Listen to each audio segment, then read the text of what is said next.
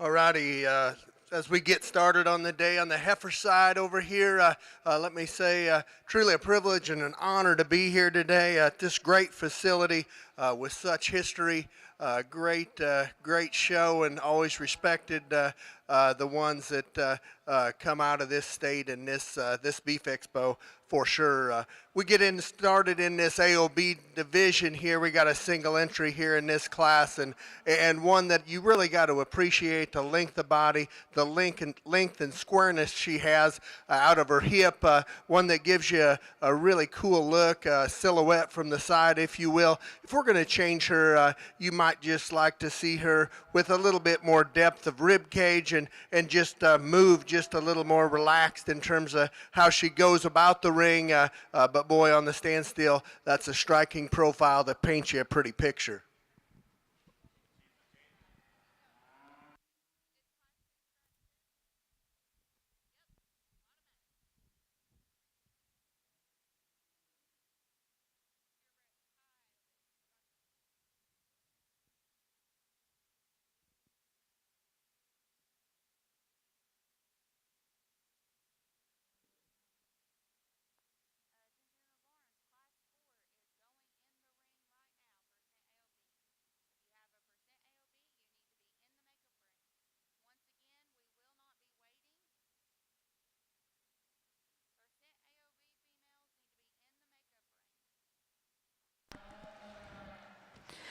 Getting our show started off here in the West Hall. We started out with our AOB division. Those are our pure AOBs. We had a single entry in that division. So your champion AOB went to Austin Pateau from Cynthiana, Kentucky. Congratulations to him. Coming in the ring now, we'll have Class 4% AOB heifers.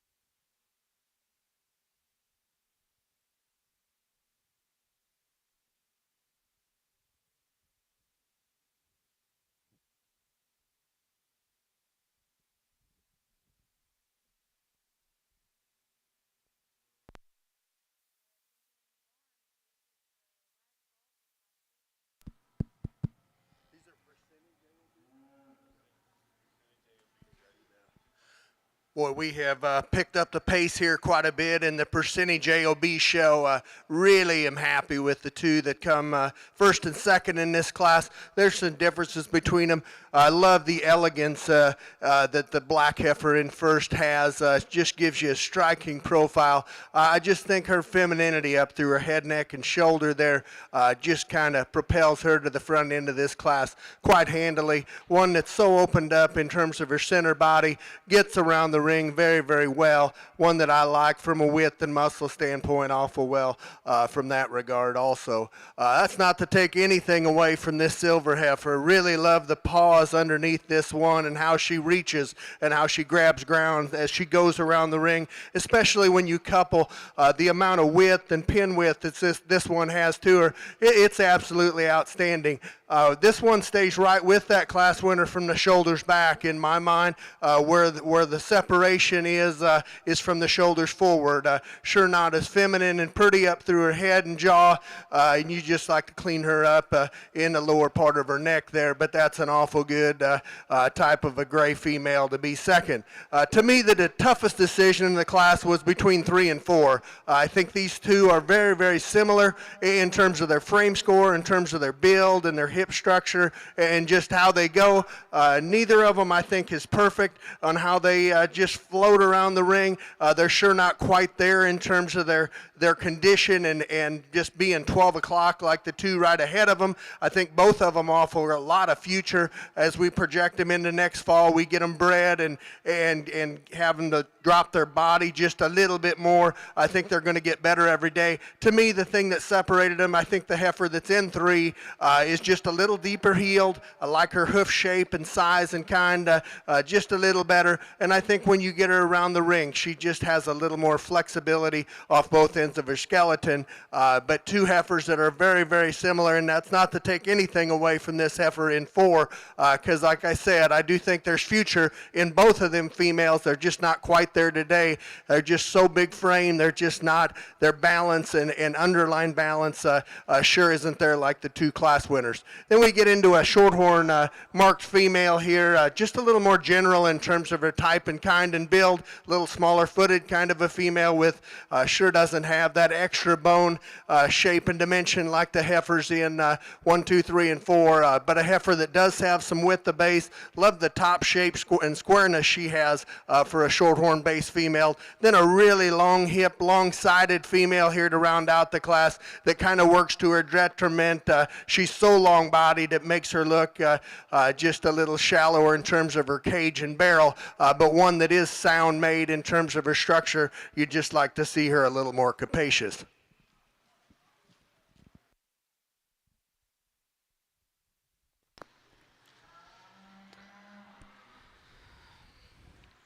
Results from Class 4. First place went to Reed Utterback from Elwood, Indiana. Second to Landon Berry from Rockville, Indiana. Third to Caitlin Larimore from Salem, Indiana. Fourth went to Allie Moore from Lafayette, Indiana. Fifth to Caden Kephart from Pleasureville, Kentucky. And sixth went to Shelby Hopperton from Crittenden, Kentucky. Congratulations to those exhibitors. Now in the ring we have Class 5. At the conclusion of this class, we will be selecting our percentage AOB division champions.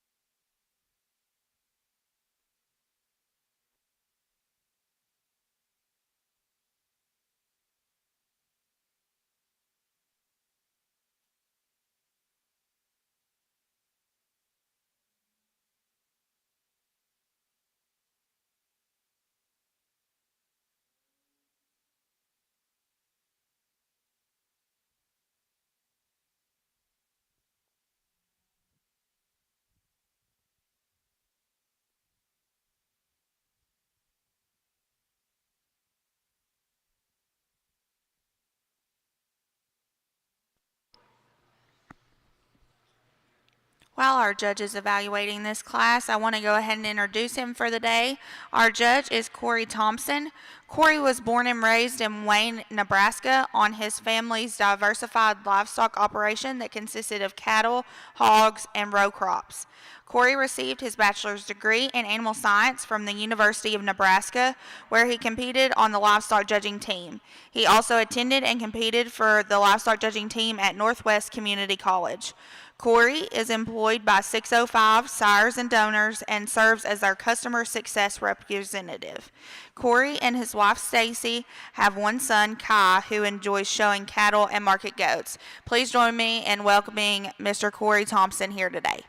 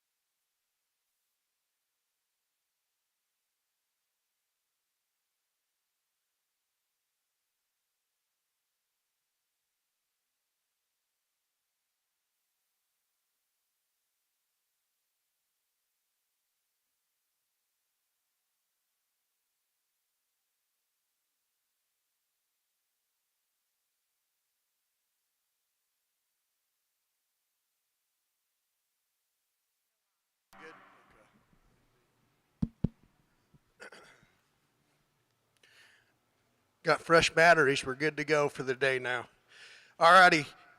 Getting back to this last class of percentage AOB heifers, we got a whale of a way to start here in this huge-bodied one that leads off the class, one that's just so opened up in terms of her center body dimension.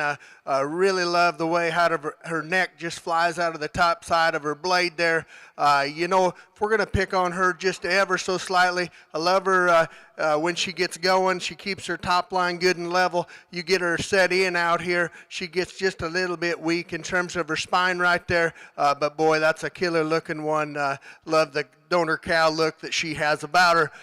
We get after that, that gets to be a little tougher to put together. To me, the second most complete one is the young lady's black one here. To me, just from an overall completeness, squareness of build, and depth of body, just a very complete female, just very problem-free. Probably doesn't have any just out there bells and whistles about her, but I thought she was the second solidest one in this particular class, so she's going to be second. This young man's red baldy female, now she's got the biggest pieces in the class. Boy, you love the width of stifle, the width of back, and the squareness that she has down her top line. You love that. She's jerk-necked and really tight-throated and gives you a really pretty look from the side up through her front 1/3.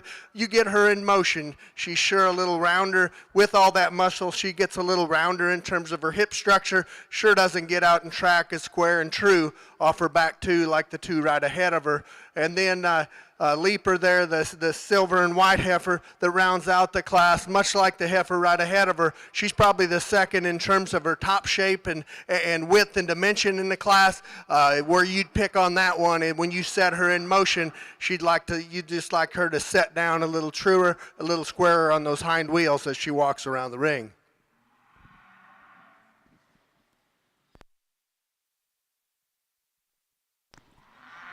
Results from Class 5. First place went to Riley Green from Mayville, Michigan. Second place went to Clara Bishop from Cox Creek, Kentucky. Third to Aiden DeShields from Poseyville, Indiana. And fourth to Caleb Crowder from Hope, Indiana. Congratulations to those exhibitors. Now in the ring, we're going to be selecting for our champion and reserve champion percent AOB female.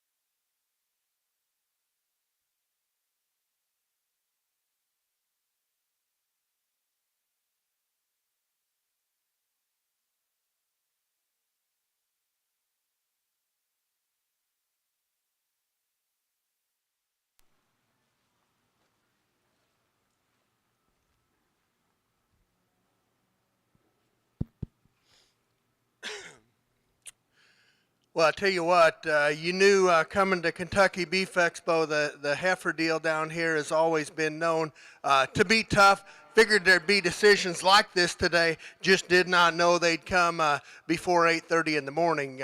But boy, in this percentage AOB deal, if it gets much harder than this, there's going to be some deep, deep water. Let's give these exhibitors in this breed a round of applause, if you will.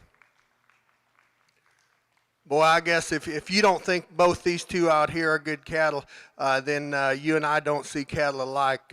Because boy, these two will have great show careers.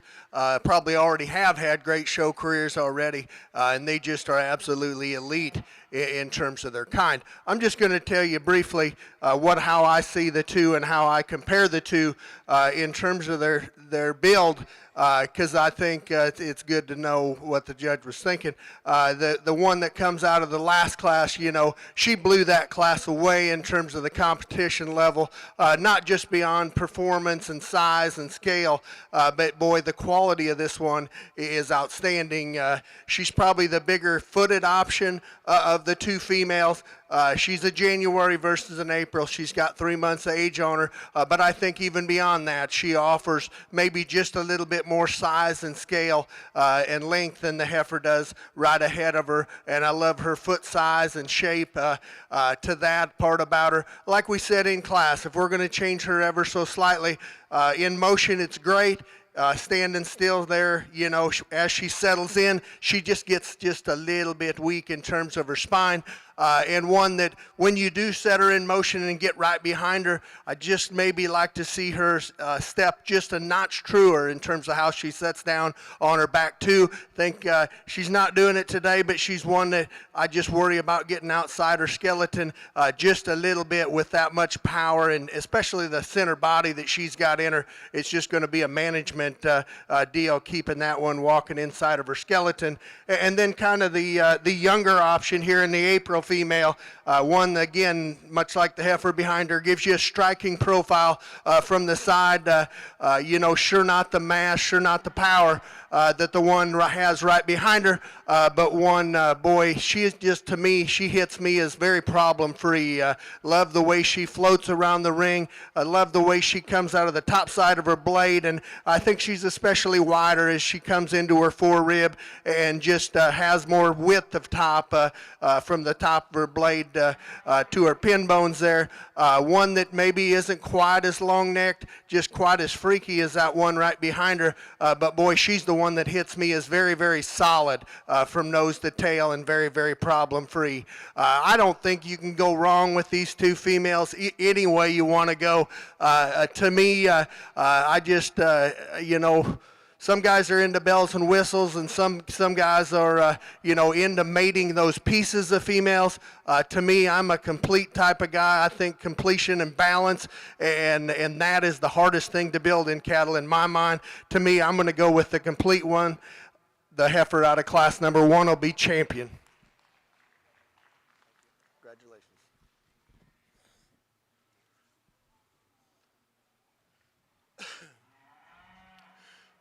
And as we bring that silver heifer that was second in class behind that that black one out of class 1, you know, that's an awfully good female. As we said in class, her back feed and how she reaches and grab ground is outstanding. One from the shoulders back, I think, is still absolutely competitive out here. You just change her head shape and her femininity up through her front 1/3. To me, easily the second best one in this breed, and a very, very tough breed, is going to be this young lady in the pink shirt. She'll be reserved.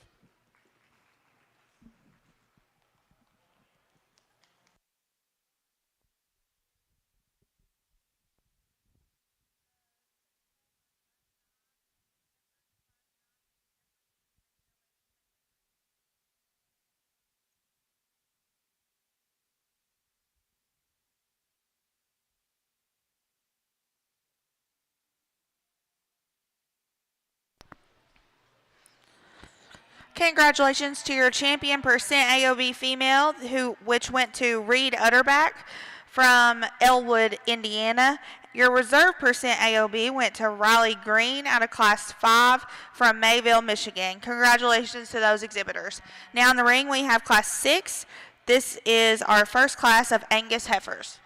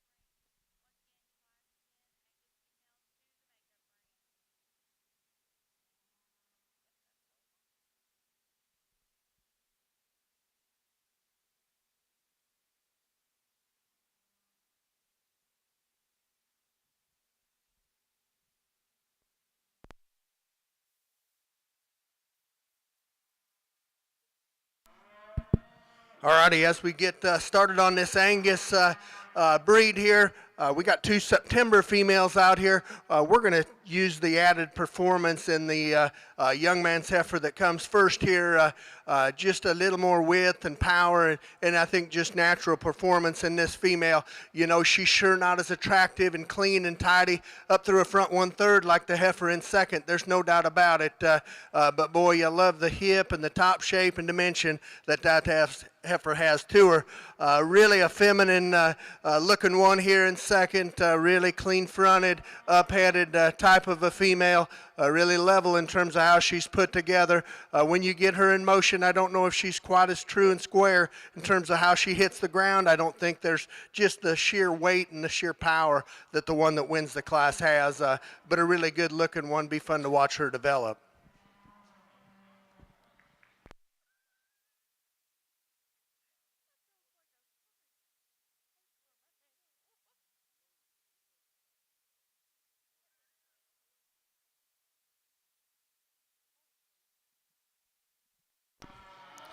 Results from Class 6. First place went to Camden Tingle from Bedford, Kentucky. Second to Seth Chunglo from Harrodsburg, Kentucky. Congratulations to them. Now in the ring we have a single entry, Class 7.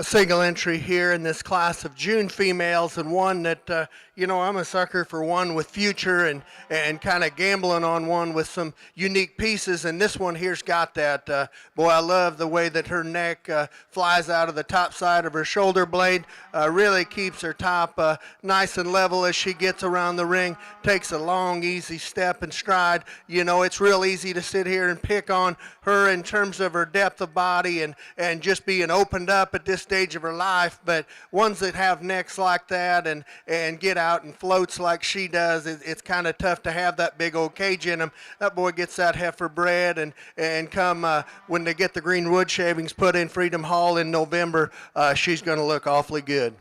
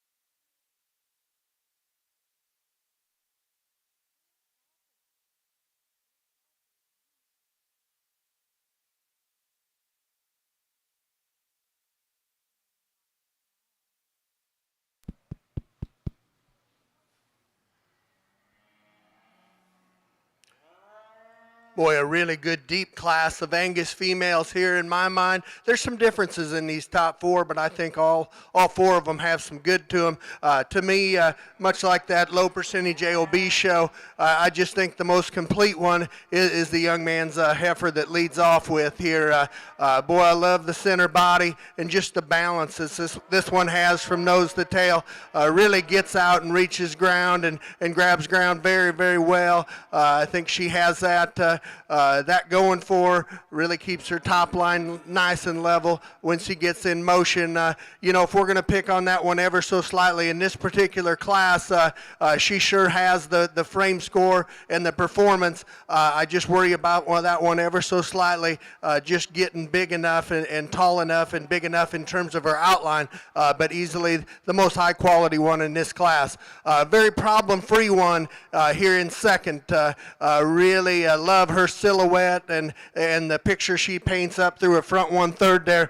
So elevated in terms of how she comes out of the top side of her blade. I love the head shape on this female. One that's just not there quite yet today in terms of her maturity, in terms of her bone work, and just her mass to run with the one that beats her. But that one's got a lot going the right direction. Sure wouldn't give up on that one. I think she's got a whale of a fall ahead of her. One that, boy, from a muscle standpoint and width standpoint, I love the back shape and the width, the stifle on this female here. And if you like power, she wins this class by a country mile. With all that muscle and all that uniqueness in terms of her width and dimension, she comes with a little more shoulder blade.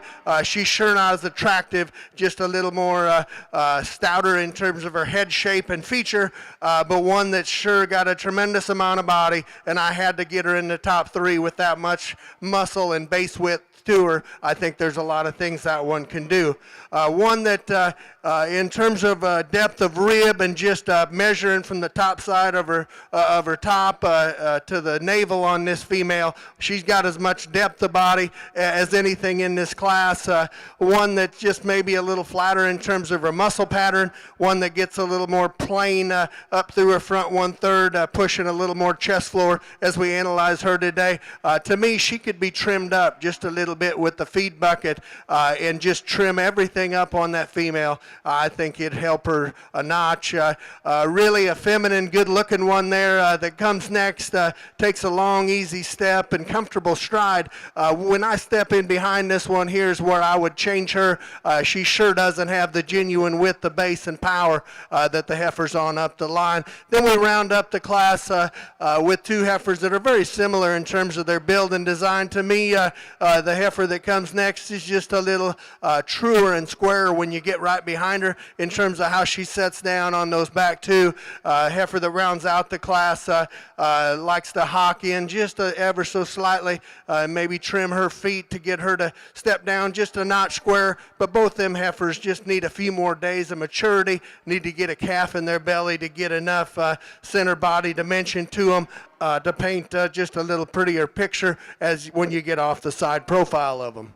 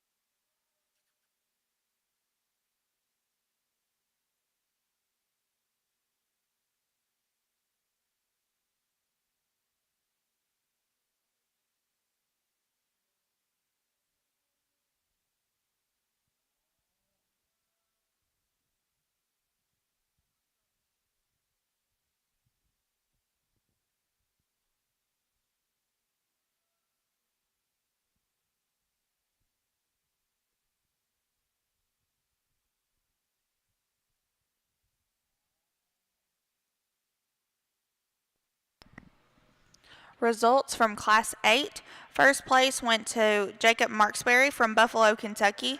Second to Clayton Day from Charabordo, Illinois. Third to Jenny Watts from Herndon, Kentucky. Fourth went to Marshall Watt of Princeton, Indiana.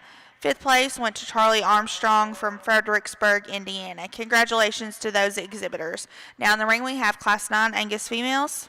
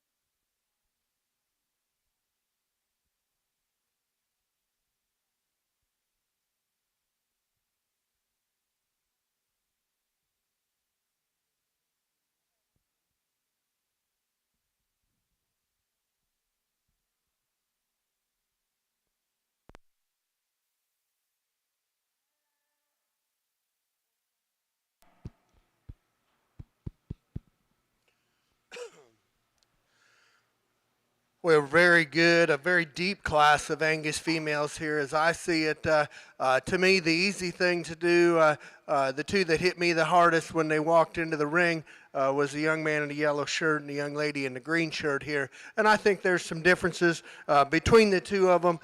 To me, I just love the presence, the natural presence that this one has that wins the class. Just so elegant, so good in terms of how she's put together in her front 1/3.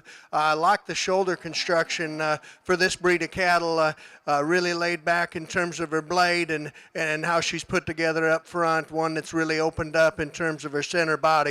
Gives you a killer look from the side and sure has some dimension to her. And I think that added dimension to me in my head what propelled her to the front end of this class. When this young lady took 2 steps in the ring with this female, I thought, here we go. This is the one that we're going to tie to in this class. She is so solid in terms of how she hits the ground off all 4 corners of her skeleton. I love that about her. One that I think stays right with the pack in terms of her extra rib cage and barrel in her. One that is very proportional and very good in terms of her balance and how she's laid out in her skeletal build and design. When you step in right behind the 2 females in this class, to me, she's the one that gave up just a little dimension, a little width, a little pin width and power. To me, if that one comes with that as she develops into a bred heifer, I really think that's a solid foundation that young lady has to stand on there with that great female. Very good pair of females. One that, boy, you love this one in 3rd from the side. One that's so dimensional in terms of how she's put together. I love the way you come out of the top side of the blade and into her forerib.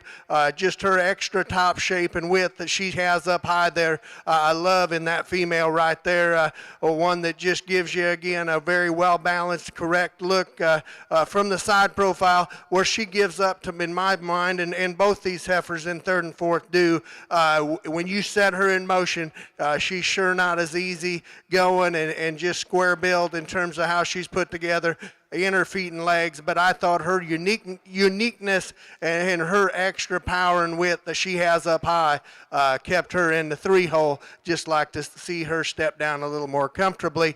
One that the short-tailed here in heifer in 4th, one again like the heifer ahead of her, she's sure her uniqueness keeps her up here in the top end of the class. One that you just like to stretch out and reach how she goes off her back too and steps around the ring, but a very long-hipped, long-sided female gives you an awesome look. Young lady does a great job of showing her.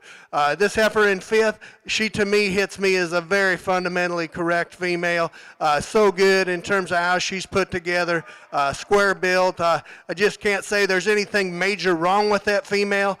She just, when you step in behind her, she just doesn't have that width and dimension as the 4 ahead of her do, but that's a correct built one. Sure doesn't have that extra length and extension, the extra bells and whistles, but that one is very, very correct in terms of how she's put together. This young lady in the gray sweater here, now here's one I tried to work her on up in the class because I do like some things about this female. Really a smooth-shouldered one that I love the way her neck ties onto that shoulder blade. One that I think has a lot of pieces to do some awful cool things. What I couldn't get around on her is her hoof shape. She's just a little shallower heeled type of a female. I just worry about that one as we project her in the fall and have that hoof stay correct, but that's a unique built one. I just wish she stood down on a little more hoof. Really a long-sided, long-hipped one here that comes next. These next 2 are a little bigger frame. They're probably the 2 big-framed heifers in this class. To me, she's the one that is just a little leveler in terms of her hip, leveler in terms of her tail head as the heifer that comes next. But, you know, both these heifers just sure don't have that center body, that center mass that we see on up the class. Just don't quite balance up. That don't make them bad cattle. They're just different cattle, right? They're just a little bigger framed, a little longer hipped. This heifer that comes next, I could really get into this female. To me, what I'd change about her, and they did a good job of clipping it into her, but still, she's still got a little tail head. You set her in motion, she just gets a little weak in terms of her back and makes that tail head look a little high. by, but that's a stout built one that's got a lot of length aside to her. Then we'll round out the class with a little smaller frame, smaller featured type of a female, one that's got a lot of depth of cage in her, depth of rib, going to make a real easy flushing type of female for that young lady. We'd just like to see here a little bigger outlined.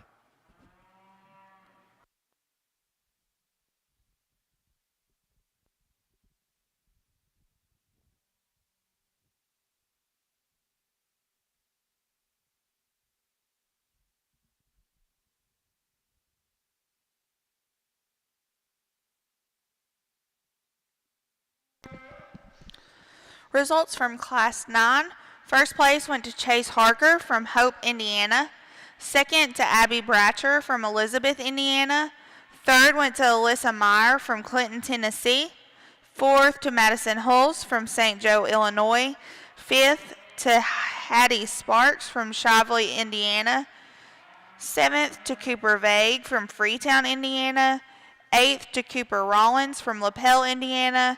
And ninth to Sawyer Noy from Lafayette, Indiana. Congratulations to those exhibitors. Now in the ring we have Class 10.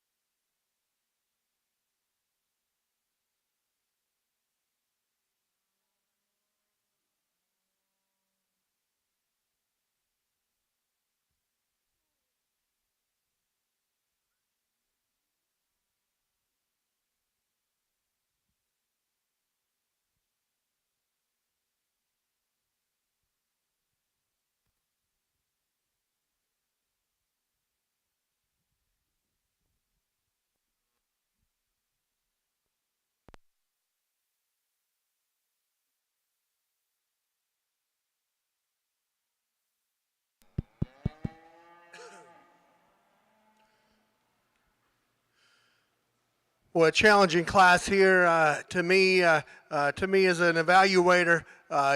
This is one of them classes they can come away. He can't decide what he likes. He used big ones, he used little ones, he used big ones, and can't decide on the type and kind. To me, I know these two aren't the same frame score. There's no doubt about that. But I just think they're the best two cattle, so they're going to stand beside each other in this particular class. To me, in a perfect world, I'd combine the two of them because I like the extra, the bells and the whistles and the the extra frame in the heifer that wins the class. I love the moderation and the depth of body and the cow look that one in second has. But I just gravitated toward the extra quality that this one has that wins. And I think for this age of cattle, you know, they probably need to be more toward her size in this particular class. Really a good shouldered one, really feminine looking up through her front end, and I think she gets around. She's a little anxious out here, a little timid, but I think as she settles in, the longer she's out here, I think she's more than adequate in terms of her structural build and design. A really elegant female there to lead off with. Like I said earlier, I love the moderation of this female, love the back shape that she has in her and how she comes out of the top side of her blade.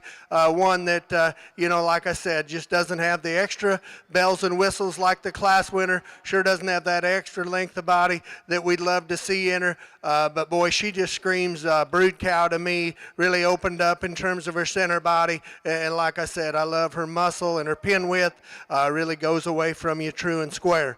One that this young man does a great job of showing in the 3-hole here. She gives you a killer look from the side. He gets her top down, get her sits or set up.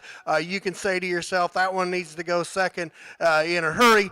To me, when you get her in motion, I just like to see her keep herself more composed in terms of how she holds her top line, just sets down just a little underneath herself as she goes off her back too, but a really huge bodied, big bodied one there in the 3-hole, got a lot of length aside. Young man does a great job of showing her. Another one, kind of like the heifer in second, that's just very conventional in terms of her build and design, is this young lady's heifer here that comes fifth. Sure doesn't have that extra long hair coat on her today, but that's just fundamentally really, really nice cattle, just not quite big enough, quite long enough in terms of her type and kind to run with them on up in the class, but that's a fundamentally very well built one, just in a little smaller framed, a little more frailer built package, but I love the muscle and the look that she has. One that we round out the class here, she's an awful nice one here to round out this particular class. Long and level in terms of her hip, really good in terms of her top line, gives you an awesome look when you get off the side of her. When you step in right behind that one, you just like to add a bunch more muscle to her to run up any higher in this particular class.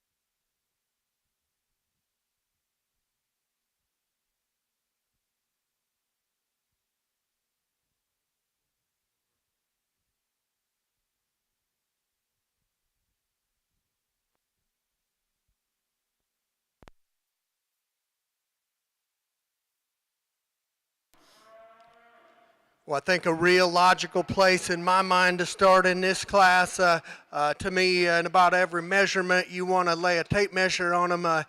This heifer does so she wins the measurement contest in every regard. And I think beyond that, you start mixing intangibles and wanting them flat shouldered and a little better looking and just a little softer in terms of how she goes.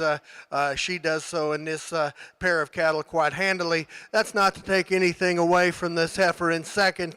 In terms of top shape, and you get up on top of this one, she is a wide built animal, but with all that width and dimension comes some issues in terms of how she goes around the ring. Just a little bit more restricted off both ends of her skeleton, and sure not as attractive up through her shoulder and up through her front end.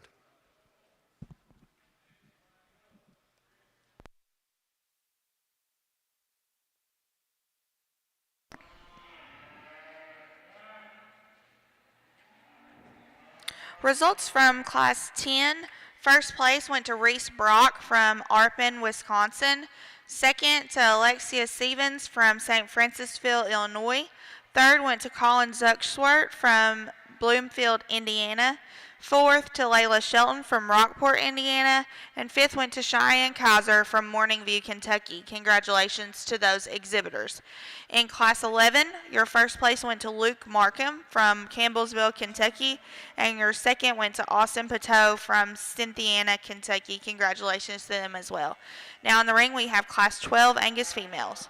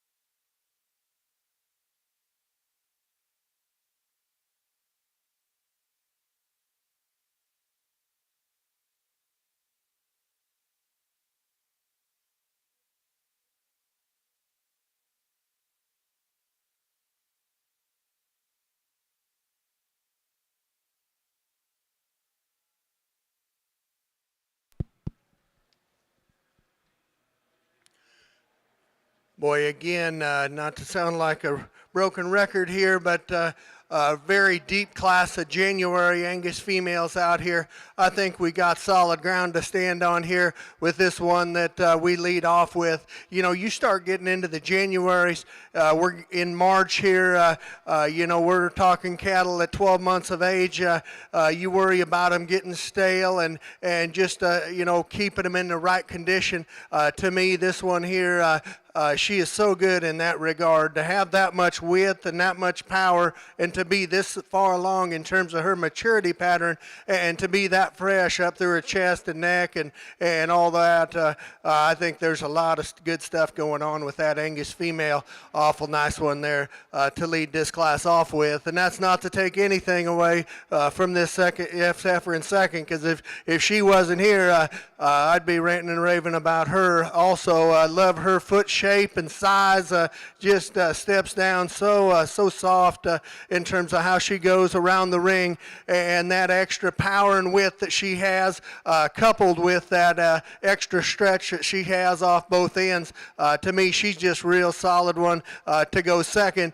You know, if we're going to criticize her, we talked about how fresh that one was that won the class. To me, in my mind, I would just lean that one up and just back that feed bucket off of that one just ever so slightly. She's got so much depth of rib cage and she's so good in terms of her center body. I just think if you kept that one a little leaner and fresher, it's going to make her just look a little neater and tidier up through her front 1/3. And again, in that regard, that's what I love about this heifer in third. And to me, she was somewhat in contention with that third for that second hole in this class because of that. She's maybe on the other side of the spectrum. She's just a little behind in terms of feed, in terms of maturity, but one that when you set her up from the side view profile, boy, I love the how good she is through her chest floor, how she ties that head, neck, and shoulder together. Just an awesome built female. I just wish there was a notch more of her out here today. I could see that one come this fall in Freedom Hall looking awfully good. It's an excellent female. I just wish there was a little bit more to her. One that, you know, we talked about that heifer in second being big-footed and good-footed. This one might be as good-a-footed and just big and rugged in terms of her bone and footwork as anything in this class. Really like the way she goes around the ring. Really a square-built female. Where I'd pick on this one is she's pushing just, I don't think she's really heavy condition. She's just one that naturally pushes her sternum ahead and just has a little more natural chest floor to her, but boy, you know, them ones that are built like that got a little chest, they make tremendous females, and this young man will have a lot of fun with that one, breeding her going on in the future.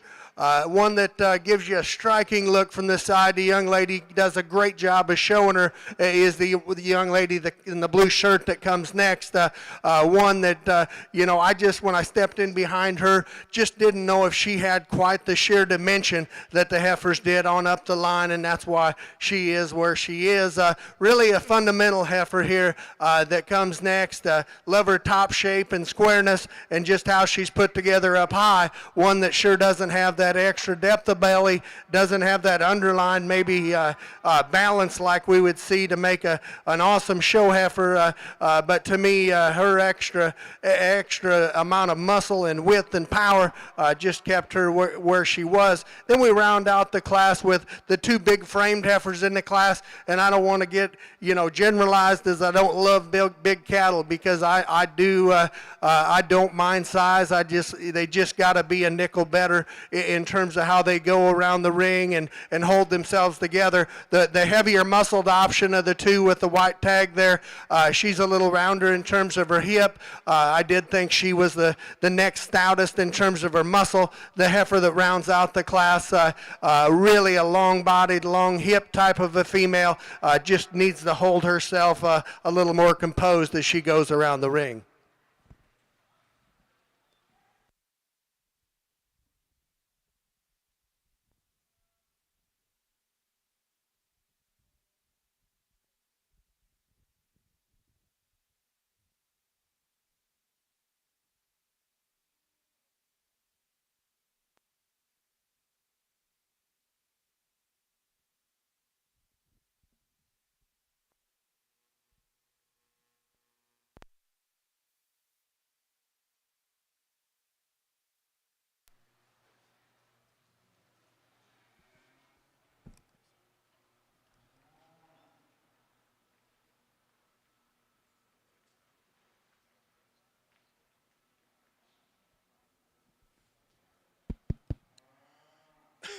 Got a single entry here in this class of December females. One that we're getting up there in age a little bit, and with that, this one, boy, she's got a tremendous amount of barrel in her. One that if we're going to change her ever so slightly, we'd like to set her back in her shoulder blade just a little bit and in that knee.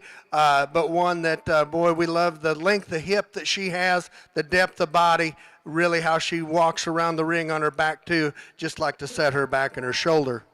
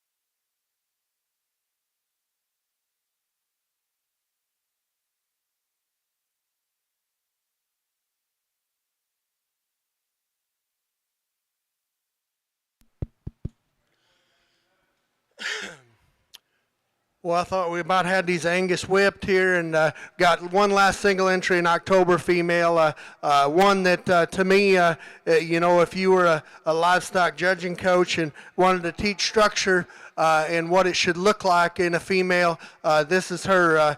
Boy, she picks them up and sets them down and bends and reaches and just does everything that you could teach a judging kid. I love the feet and the legs, and especially the foot shape underneath this one, and how she's built structurally. We'll get her back out here in the champion drive and talk her a little harder, but that's an awfully good one here to round out your Angus show.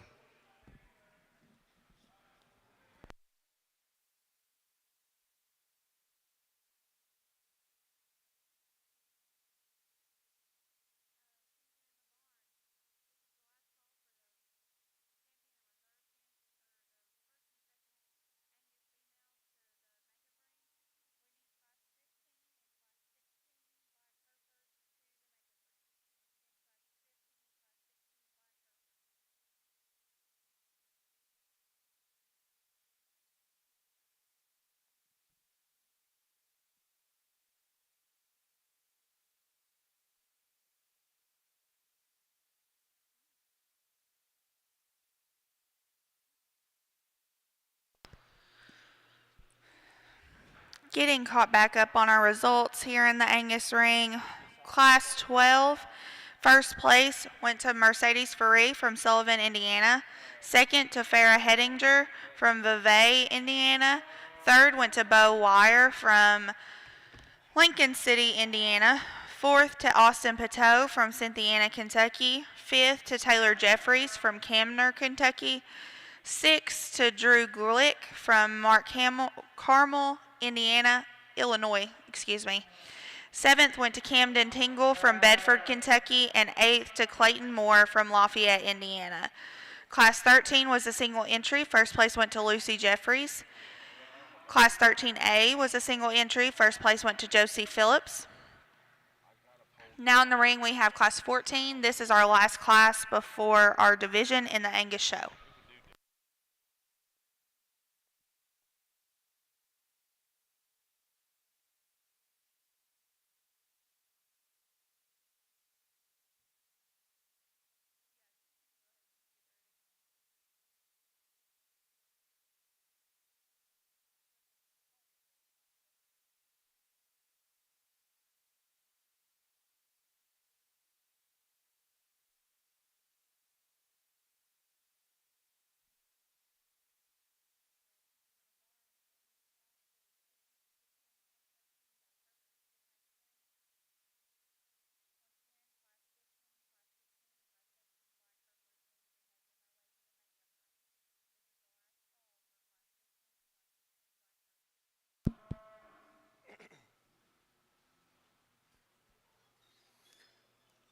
They fibbed to me. I guess they found few more Angus back there to sort through.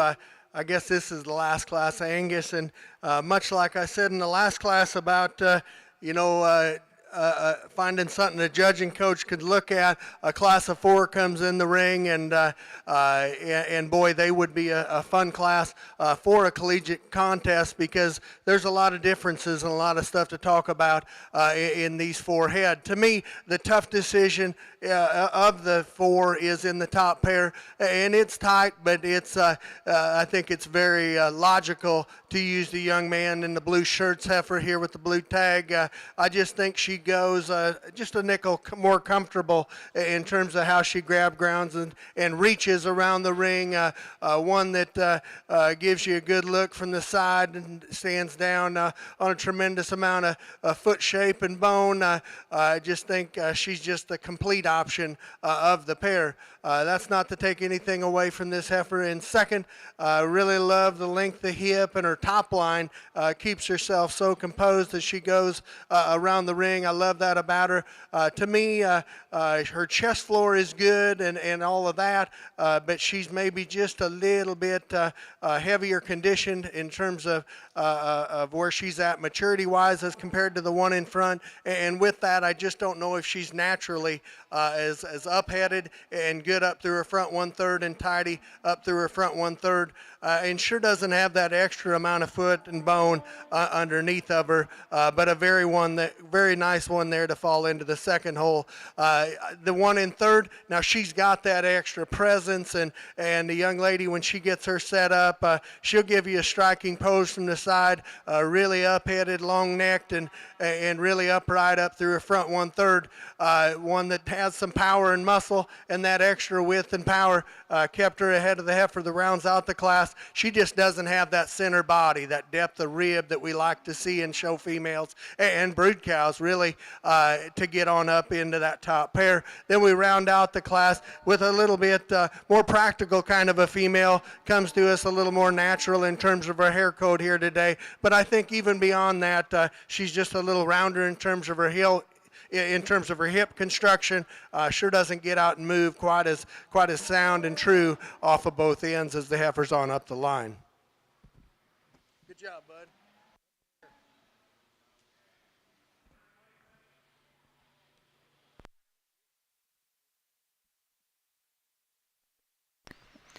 Results from Class 14. First place went to Jacob Marksberry from Buffalo, Kentucky. Second to Micah Smith from Cedartown, Georgia. Third to Katie Honeycutt from Harrodsburg, Kentucky. And fourth went to Caden Hayes from Taylorsville, Kentucky. Congratulations to those exhibitors. Now we will be selecting our champion and reserve champion Angus heifers.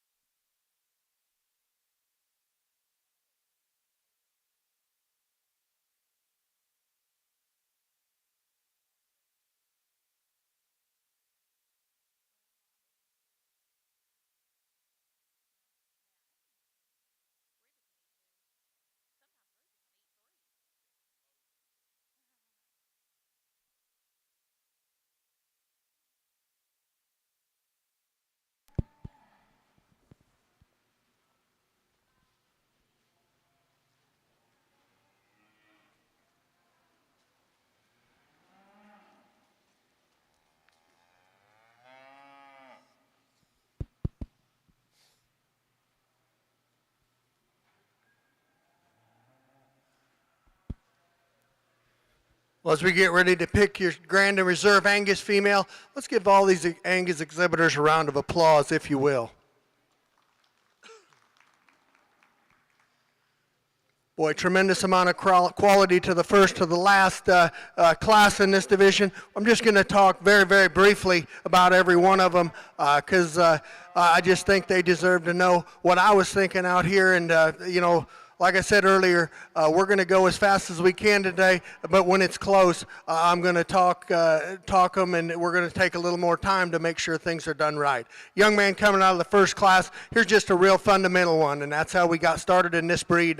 Just very fundamental, doesn't have the extra bells and whistles on that like the heifers have on down the line. Real fundamental. This heifer that the young man in the blue shirt out of the second class has, I'd like to name her Future. I think this one here, to me, I see a great deal of future in this one. She's sure not there today, but you can just see some unique intangibles in that one that are hard to make. Just so good up through her front end, and for as freaky as she is, she's laid back in her shoulder blade and knee, one that I can just see a great deal of future in.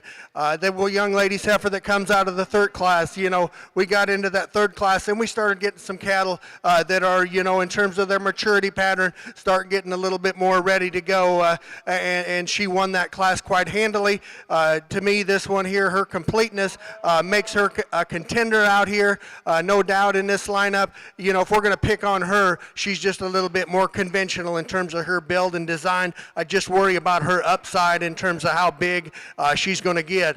One that from the standstill, when the young man gets this heifer out of class 4 setup, she gives you as striking of a profile as any in the lineup. There's no doubt about it. You step in behind this one, I think she's got as much true back shape, width, and dimension from nose to tail as any heifer in the lineup. Where I would pick on this one ever so slightly, when she comes at me, she likes to pigeon just a little bit on her front too, and I would just like to see her step down just a nickel more comfortable, really on all 4 corners, but in terms of muscularity, look, power, uniqueness, very, very good female. And then we get into a bigger framed one out of class 5. Beyond that, you know, she was in that class that there was bigs and littles and kind of in between. Just like to moderate her a notch more to make her a contender. Just a real solid general one here to come out of the 6th class. Just doesn't have the bells and whistles like the heifers on either side of her, but a fundamentally good type of an Angus female. And then we got young lady in the purple sweater there out of the next class, one that just gives you a striking profile. She's a January female, and that's really all 3 of these, or all 4 of these last 4 females. When you start get to this age of female, it's so hard to keep them good through their chest floor, keep them lean in terms of their body composition, and these 4 exhibitors have done a tremendous job in that regard. I love how that one's head, neck, and shoulder ties onto her skeleton so well, reaches and goes off of both ends. Excellent. You know, if we're going to nitpick on her ever so slightly, and I mean it's being critical as heck, you might just like to see a little bit more set to her hock in terms of how she goes, but she covers her step, and it's all good that away. That's getting awful critical of an awful good Angus female.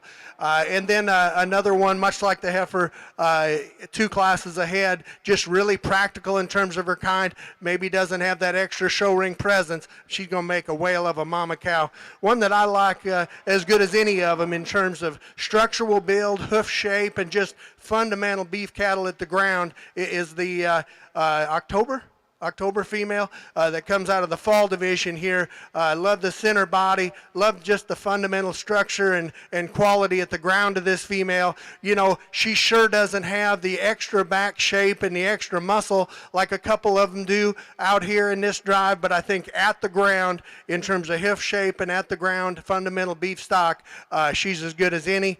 And I think she's sure a contender from that regard. And then we round out the class here with, again, one that probably has as much width and power and just dimension to her as anything. She's as big featured as any heifer out here.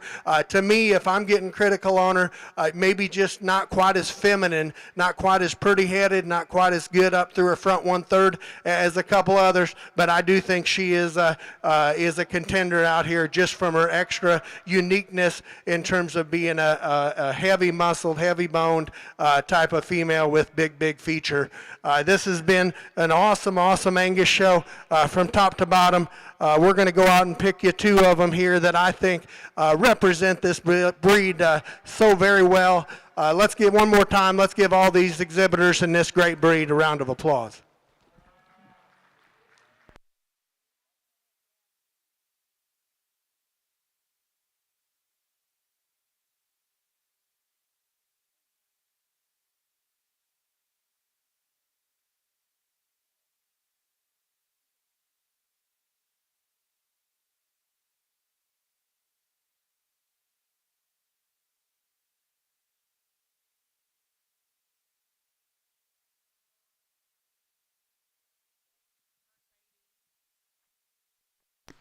Congratulations to your champion Angus female, going to Mercedes Ferree from Sullivan, Indiana, out of Class 12.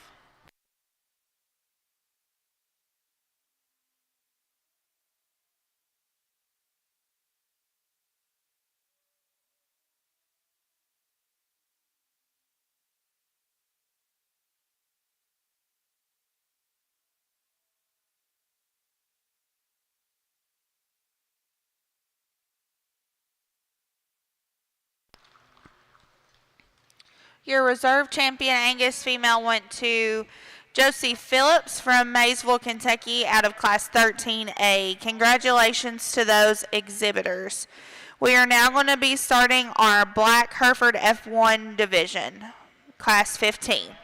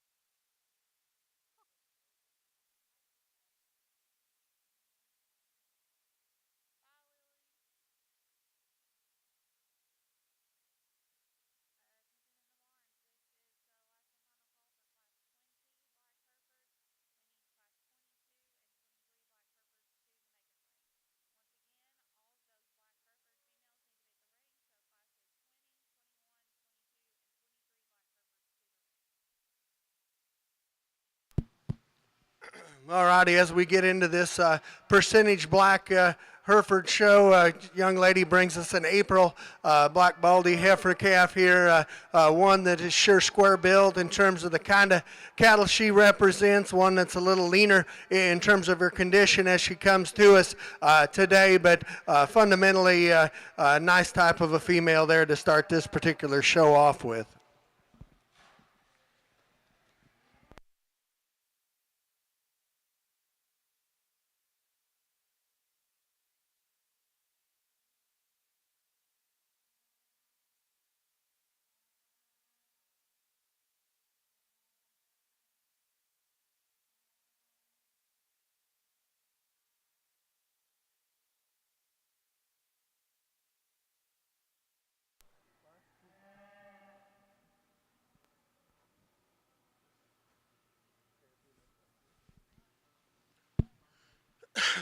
Another single entry here in this particular class of percentage black Angus female, one with comes to us a little more aged and a little more advanced in terms of her maturity, but one that sure has a ton of meat and muscle to her.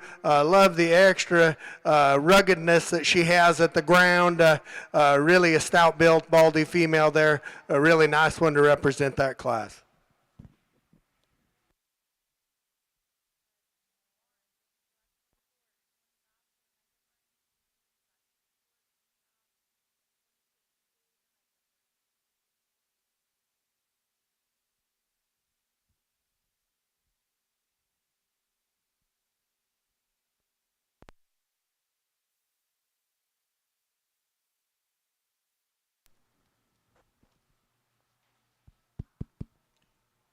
We get this pair of females out here to pick a champion. Percentage black Hereford. I guess, like I said earlier, we'll take time when it's hard and go faster when it's easier. To me, the easy thing to do, the young lady in the multicolored shirt there, she's got the one that's got the muscle, the extra ruggedness to her. She's an awful nice brood cow prospect. She's going to be your champion. Young lady with the calf out of the first class, she'll be reserve.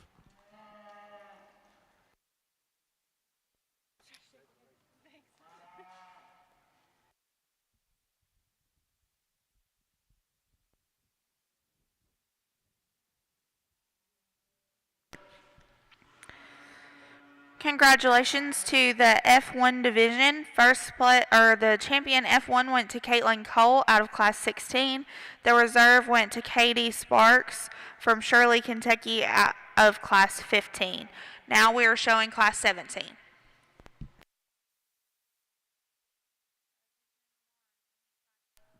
We get started on the purebred black Hereford division. Boy, a very heavy muscled, stout featured one here. Young man brings us in this white-footed female, really big-footed for her age. Got a lot of meat and muscle and mass to her. We'll look for her back out here in the champion drive.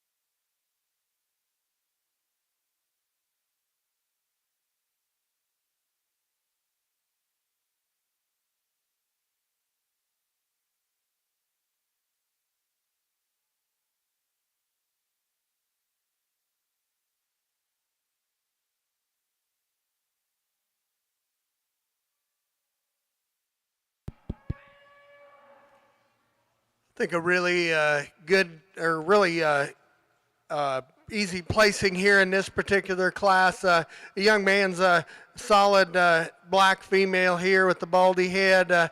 She just got a little more to her. You start at the ground. She's a bigger footed female. She's just sure a lot more genuine width and dimension from nose to tail in this particular female. I just think she wins the class quite handily. We get beyond that young lady that comes second.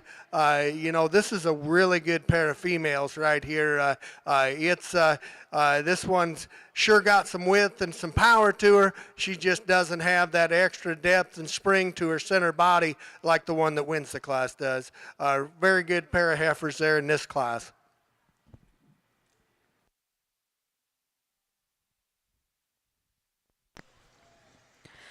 In Class 17, we had a single entry. First place went to Brendan Jones from Shoals, Indiana. Out of that last class, 18, first place went to Cole Darledge from Norman, Indiana. Second place went to J.C. Sims from Renzi, Mississippi. Congratulations to those exhibitors. Now in the ring, we have Class 19.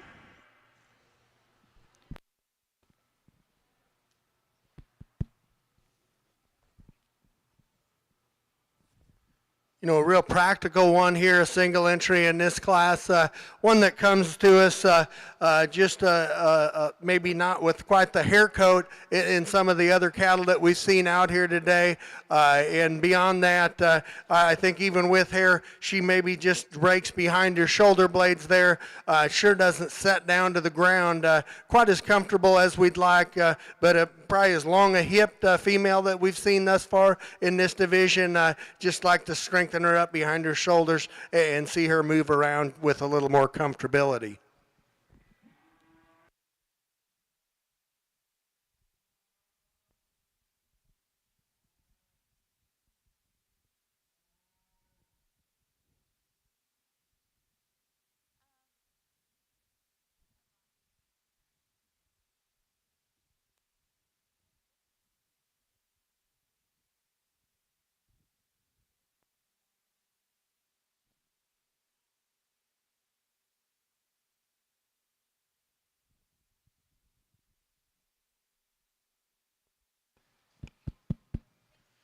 Another single entry here in this class, and one that sure lean in terms of her condition. One that I think a few more days on feed is going to help her.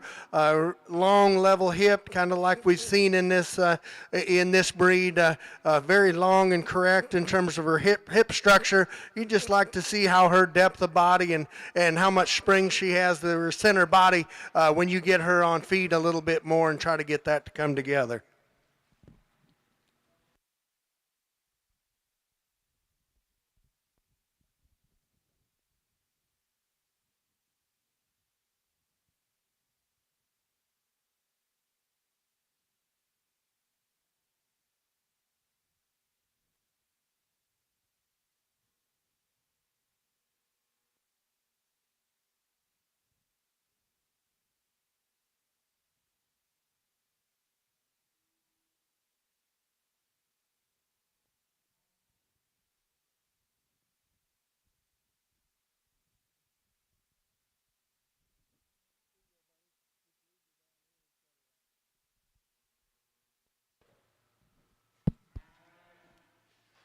Another single entry class, and much like the one that was just in here, I think a few more days on feed for this one, just to see where we're at on things is going to help her a bunch. If we're analyzing her today, we'd sure like to see her with a little bit more depth of rib and a little bit more dimension to her. But hey, much like that one out of the last class, she is lean in terms of her condition, and I think is just at the start of things to come. She just needs a little bit more of that yellow number 2 in her belly, and I think a lot of stuff will change.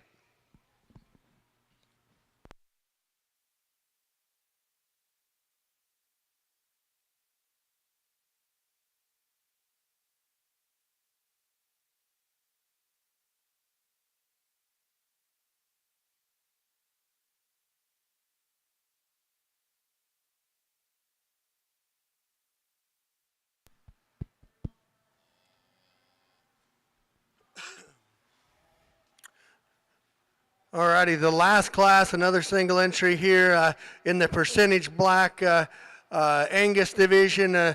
Here's one that, the way she moves around the ring, takes a long, easy step off of both ends. One that has some muscularity when you get up on top of her. There's some stuff to appreciate about this one. If we're going to change her, you'd sure like to deepen her in terms of her flank, but boy, I love the structural build at the ground of this one. I think here's one we can get our head around right here.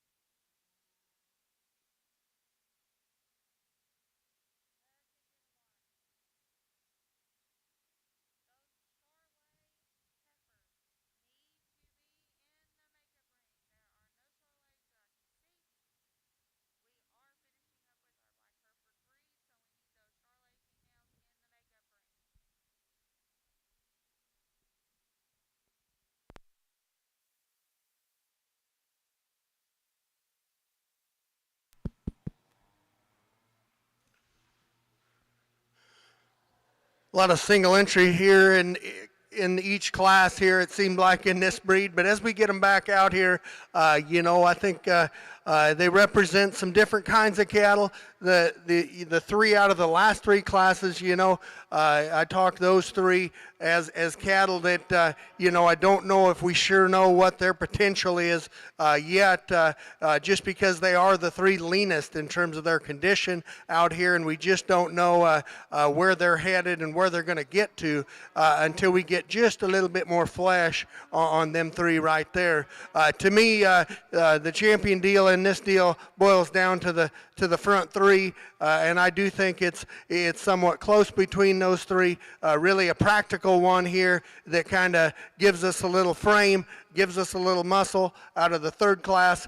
Maybe doesn't have the extra bells and whistles like the Baldy right ahead of her, but just a really practical, a really solid one there out of class number 3. Then we get the youngest one out here out of class 1.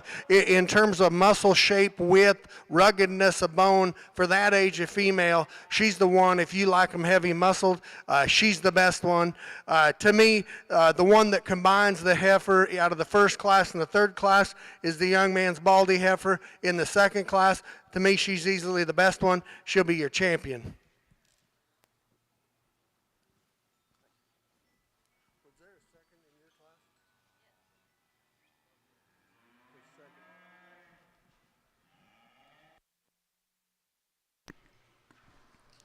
Your champion percent Black Hereford went to Cole Darlage from Norman, Indiana. They are bringing in the second place to that out of class 18.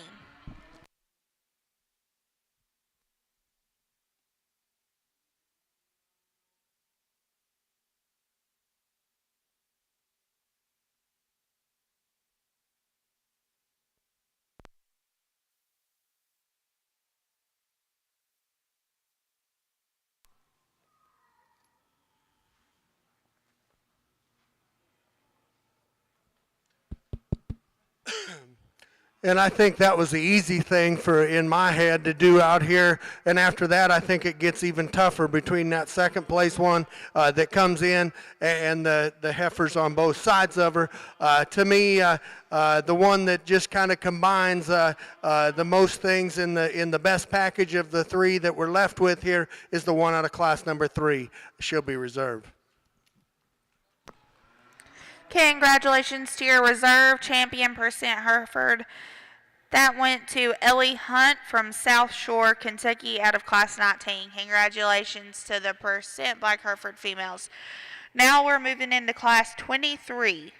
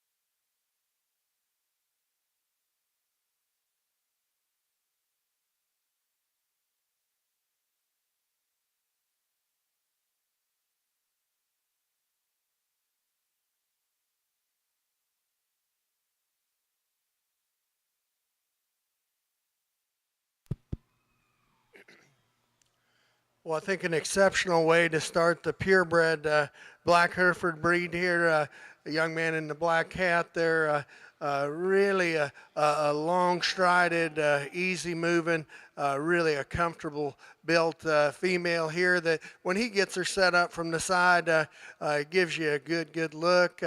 You know, maybe not quite as clean up through her front 1/3 as the young lady's Baldy heifer in second, but boy, she just screams brood cow to me in this particular breed.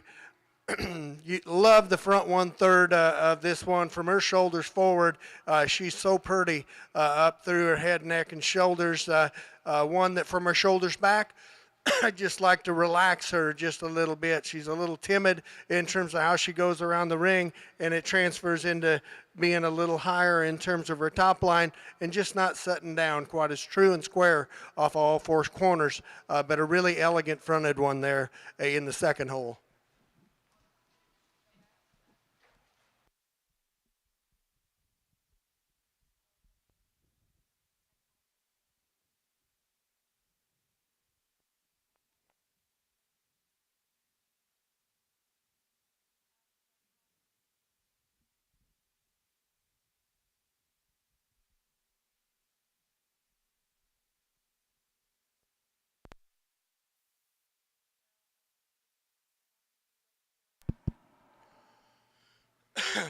Boy, in terms of presentation, here's one of the best presented ones that we've had out here in this breed, and we love that about her. Young lady does a great job of showing her, gives you an awesome look from the side when she gets her set up. You know, if we're going to pick on this one ever so slightly, when she goes around the ring, she's a little shorter in terms of how she goes in her stride. Just like to see her reach and bend her hock just a little bit more, but I love the top shape and dimension she has to her. You just like to see her come with a little sounder structure.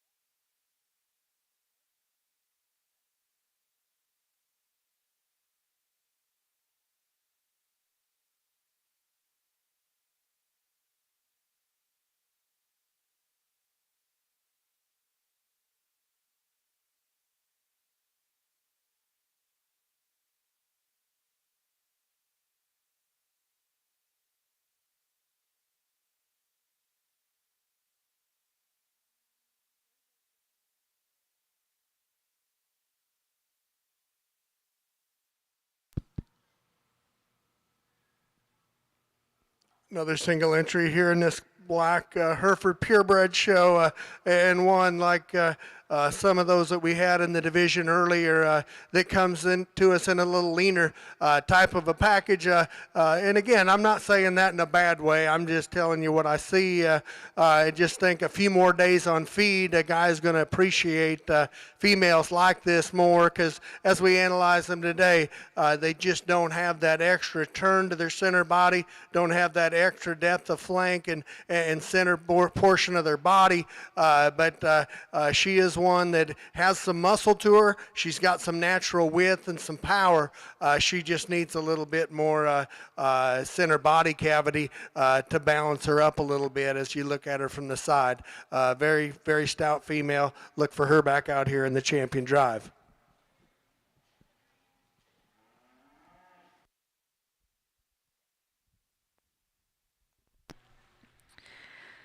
From Class 23, first place went to Keaton Grohlman from Abingdon, Illinois. Second place went to Emily Tabor from Garfield, Kentucky. Class 24 first place was Emily Tabor from Garfield, Kentucky. And Class 25 first place went to Bailey Miller from Greenup, Kentucky. Congratulations to them. Now entering the ring, we're showing for our champion and reserve champion Purebred Black Hereford.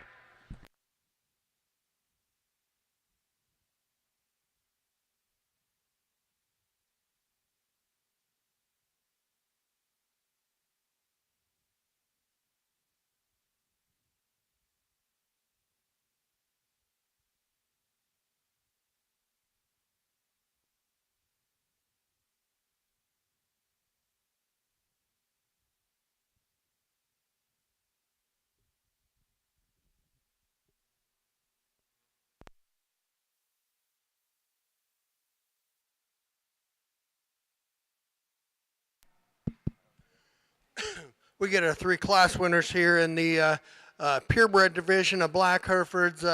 Let's give these three exhibitors and all the exhibitors in this breed a round of applause, if you will.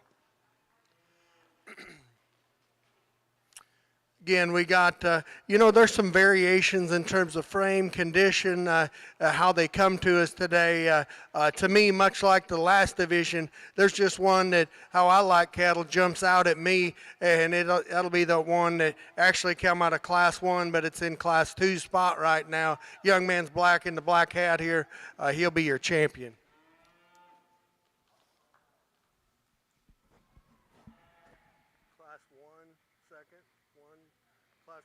Is that a single entry? That was single. Really like the big features that one has. So flexible in terms of how she goes and sets down comfortably in the way she goes around the ring. And I like the added with all that flexibility, the amount of muscle that she has. And beyond that, to me, the one that just follows her in terms of that extra power, the extra performance, is the young lady in the multicolored shirt out of Class 2. She'll be a reserve.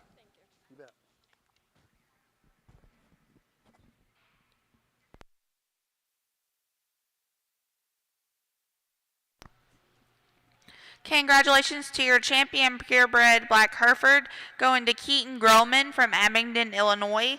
Your reserve champion purebred Black Hereford went to Emily Tabor from Garfield, Kentucky. Now in the ring, we're showing Class 26, our HX Black Hereford division.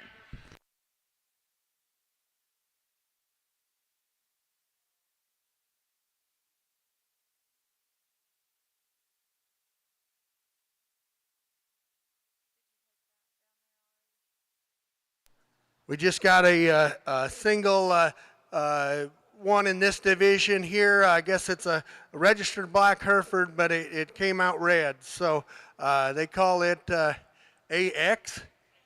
8HX. Okay, you bet. So we got a single entry. She'll be your automatic champion, and one that could have stood some more competition. Here's one that's fundamentally got some power and some performance to her for her age. Sure has a correctness in terms of the way she's put together. A really nice one to represent this breed.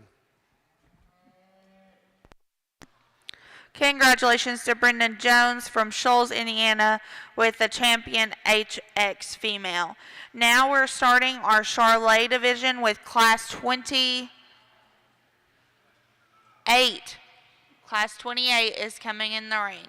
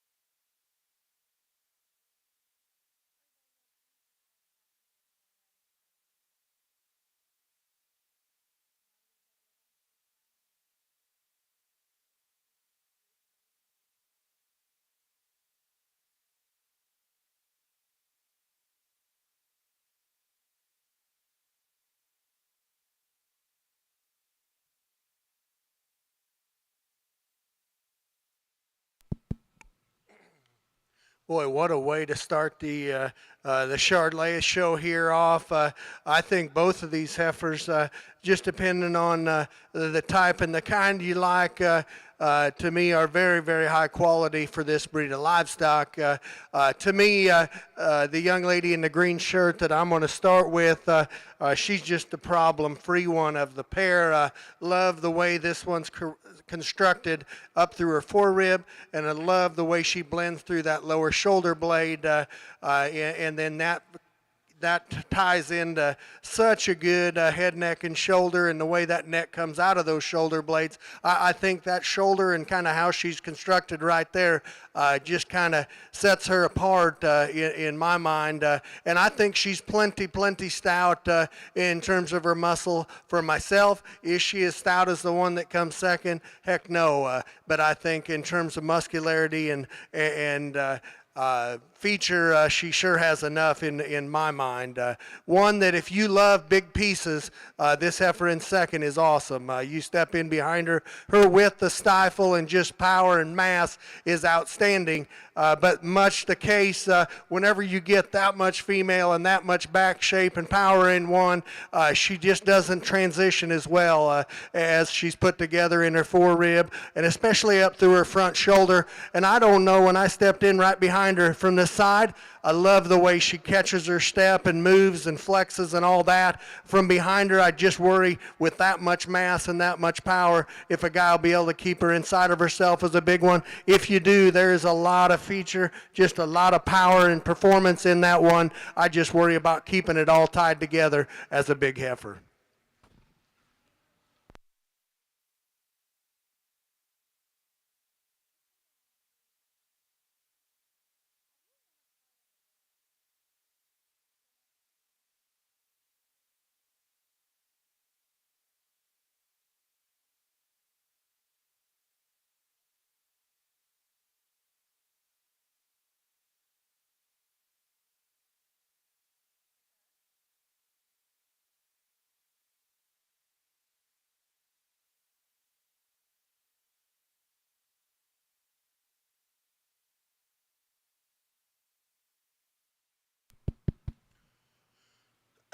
Got a single entry here as we round out the Charolais show, and one that, boy, is just chock full of meat and muscle.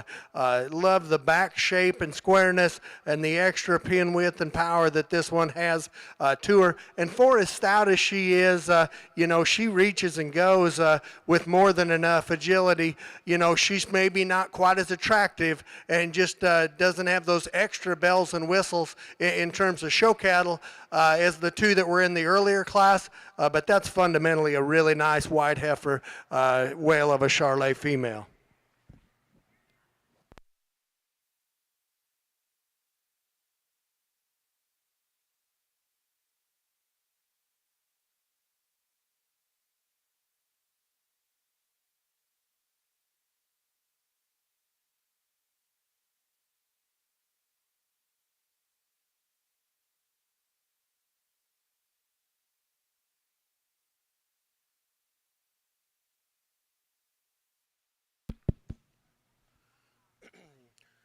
Boy, for only 3 head here in this Charolais breed, the competition has been very, very, very good. All 3 of these heifers are exceptional representatives of Charolais cattle. Let's give all 3 of them a round of applause, if you will. Young man out of the second class, like we just talked, fundamentally such a wide build, such a stout-featured one that we like a lot of things about in terms of him making that female a brood cow someday and putting her back in his herd. She's going to do an awesome job for him. She doesn't maybe have the extra attractiveness of the heifer on either end of the deal. To me, that was a whale of a class that came in there. 2 tremendous females. I'd be remiss if they weren't your grand and reserve. Young lady out of class 1 will be champion. That second place will be reserve.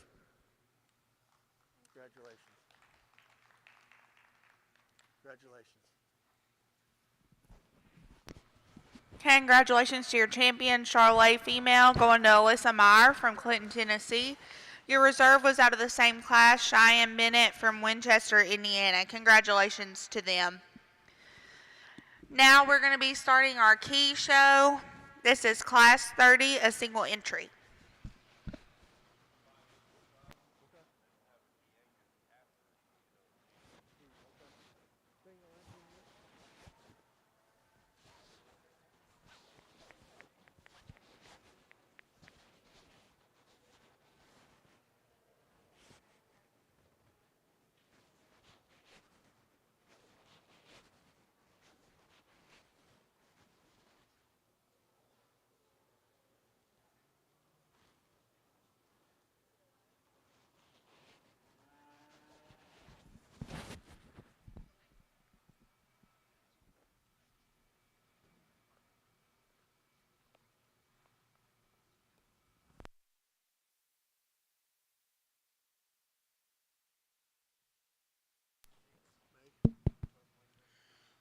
Alrighty, as we move on to the key breed here, young man brings us a young May female. Here's one for a single entry class that can sure stand some more competition. Really a square built type of a female. Love the extra extension that she has to her step as she goes.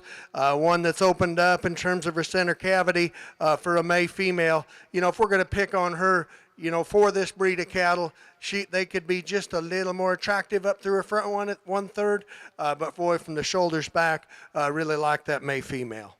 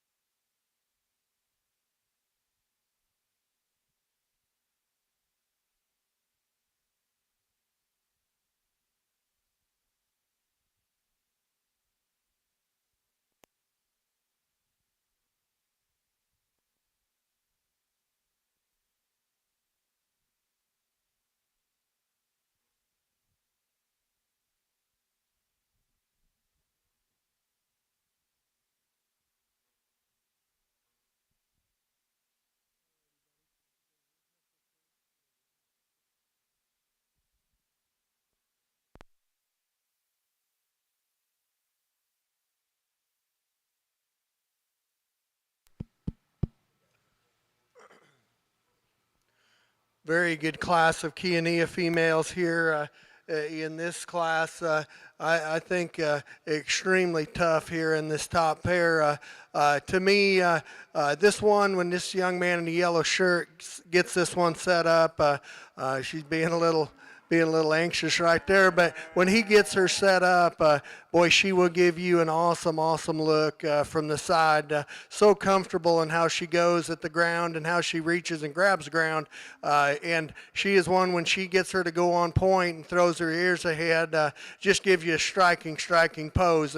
One, when you step in right behind her, I think the thing that decided it for me, I think she's just a little punchier in terms of how she's built out of her hip and down through her lower quarter. If we're going to nitpick on her, and I mean it's just an ever so critical, I'd get rid of that little bit of throat latch she has, and then I mean it's on like Donkey Kong. But that's a sound built one with muscle that wins the class. The really, really safe one here that's in the second hole. She's huge bodied, she's sound at the ground as well. To me, when you get up on top of this one, step in right behind her, she just doesn't have the natural shape and dimension that heifer that wins the class. She's sure not as attractive and just doesn't have that extra long neck like that one that wins the class. But that's a big-bodied, safe, awesome one there to be second, and a very good pair of key females. The one that comes next here in the third hole, you know, she just ran into a really good class here today. She's another one I like from a fundamental structure standpoint. She's soft and elegant in terms of how she goes around the ring, much like the heifer in second. You step in right behind her, she's sure not as stout built and just wide as the one that wins the class, and I'd change that about her. Just give her a little bit more heft. Bigger framed one, the biggest framed one there coming in the fourth hole. She's one that I could really get my head around if she just sat down a little more comfortably. I don't know if it's the surface, the wood chips, or what the deal is. She's just wanting to kind of get up on those ankles and just not as comfortable in terms of how she sets down. Really heavy muscled one that rounds out the class. Love the back shape squareness that she's got to her. She just maybe not quite as big in terms of her outline, as long bodied. Sure doesn't set down as true and square off her back too.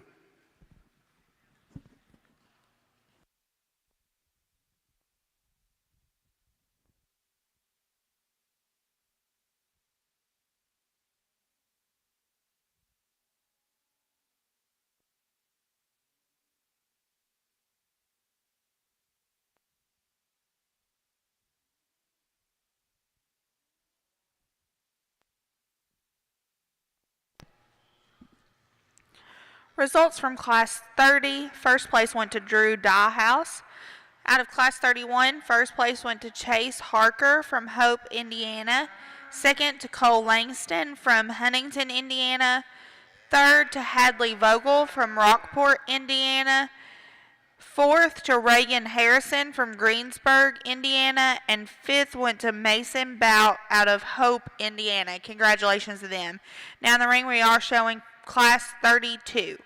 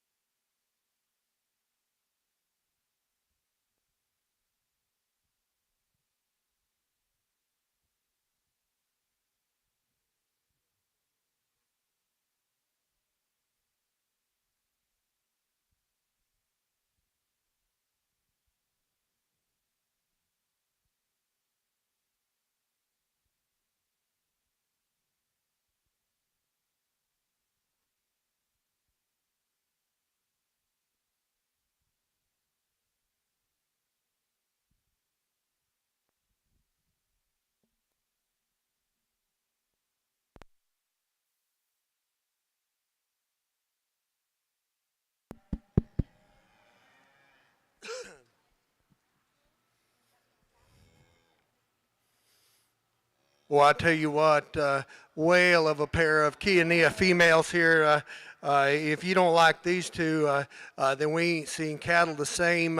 You know, when they took about 4 steps in the ring here, and these two were side by side there, I thought, boy, this is going to be a lot of fun to sort these two, and it's going to be close and all of that. You step in behind these two, the facts of the matter is that's a really nice heifer there in second, but you could put her inside of that one that wins the class, and there'd be enough room that she could roll around pretty good.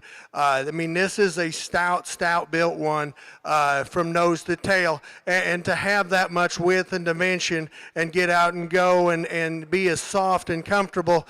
You know, we've been making excuses about this one and that one on this surface and wood chips and all that.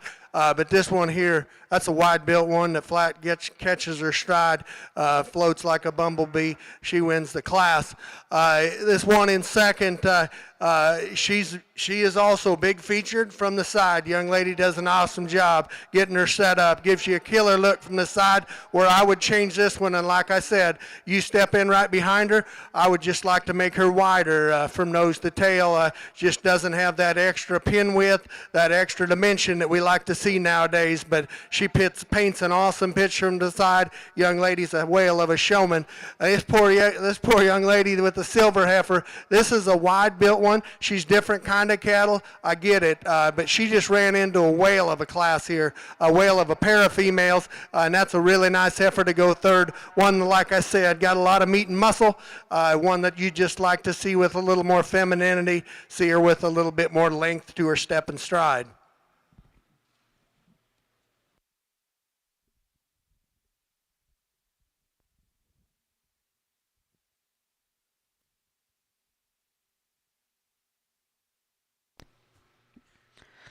Results from Class 32. First place went to Riley Egbert from Botkins, Ohio. Second to Haley Pauley from Maysville, Kentucky. And third went to Callie Richardson from Warren, Indiana. Now in the ring we have Class 33.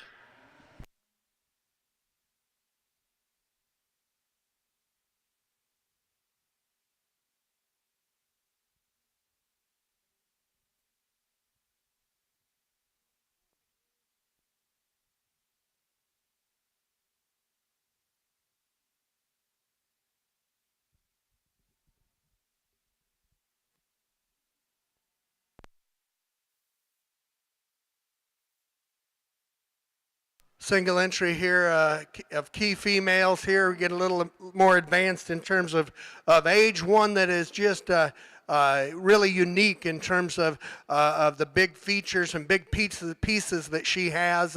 You know, in a perfect world, you maybe put them pieces together just a little neater, maybe just doesn't get out and go with as much reach and flexibility as the few that we've seen in this breed. But boy, you sure got to appreciate the top width and the squareness she has when you get up on top of her. Got a ton of cage and barrel in her, and sets down on a tremendous set of big old sound feet. Just like to see her reach and go a little off both ends.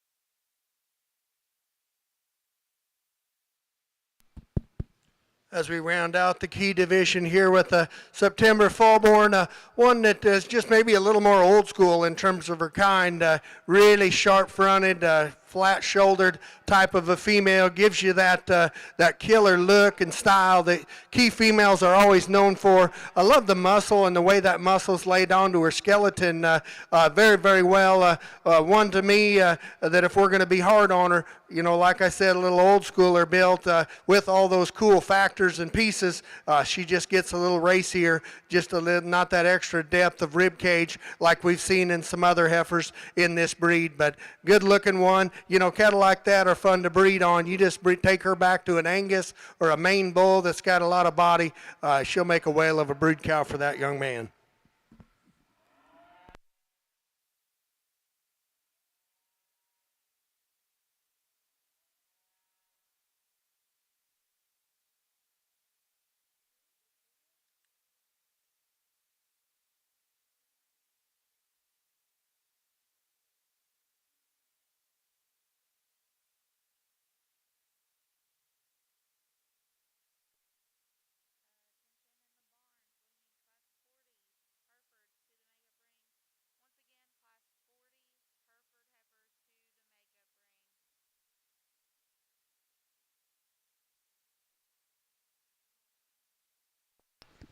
Congratulations to our single entries finishing out the key breed from class 33, Amanda Purvis from Versailles, Kentucky. And your first place in class 34, Tanner Weinel from Butler, Kentucky. Congratulations to them.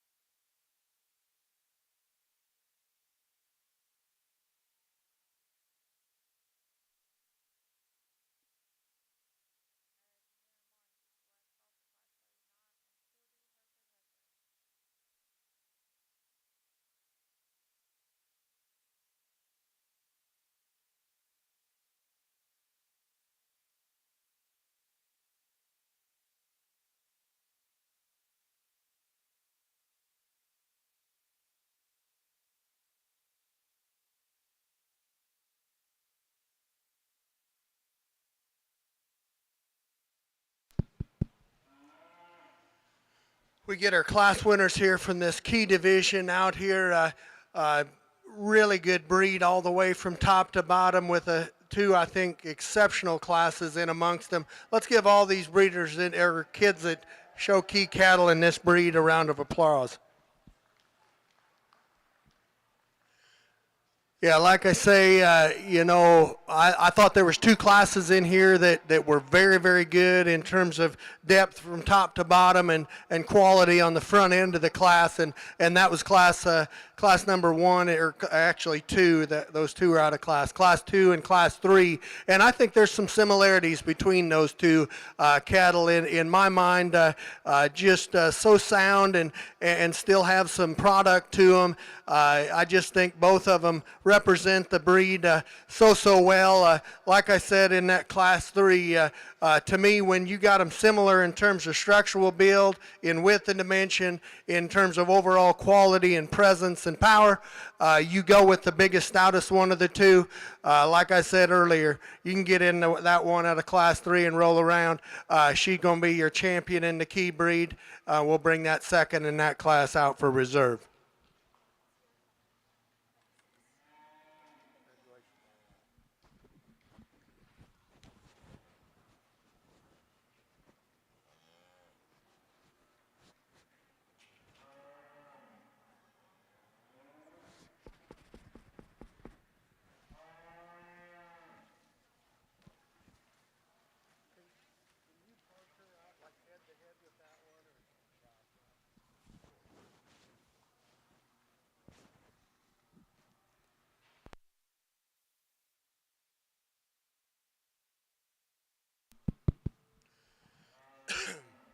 I think it gets a lot closer for me out here for reserve in this breed.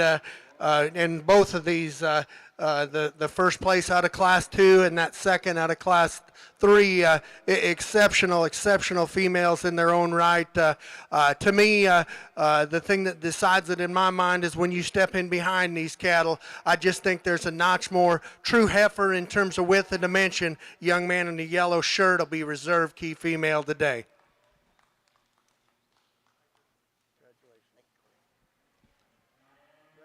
That's very nice female. Very good. I'd be proud of her.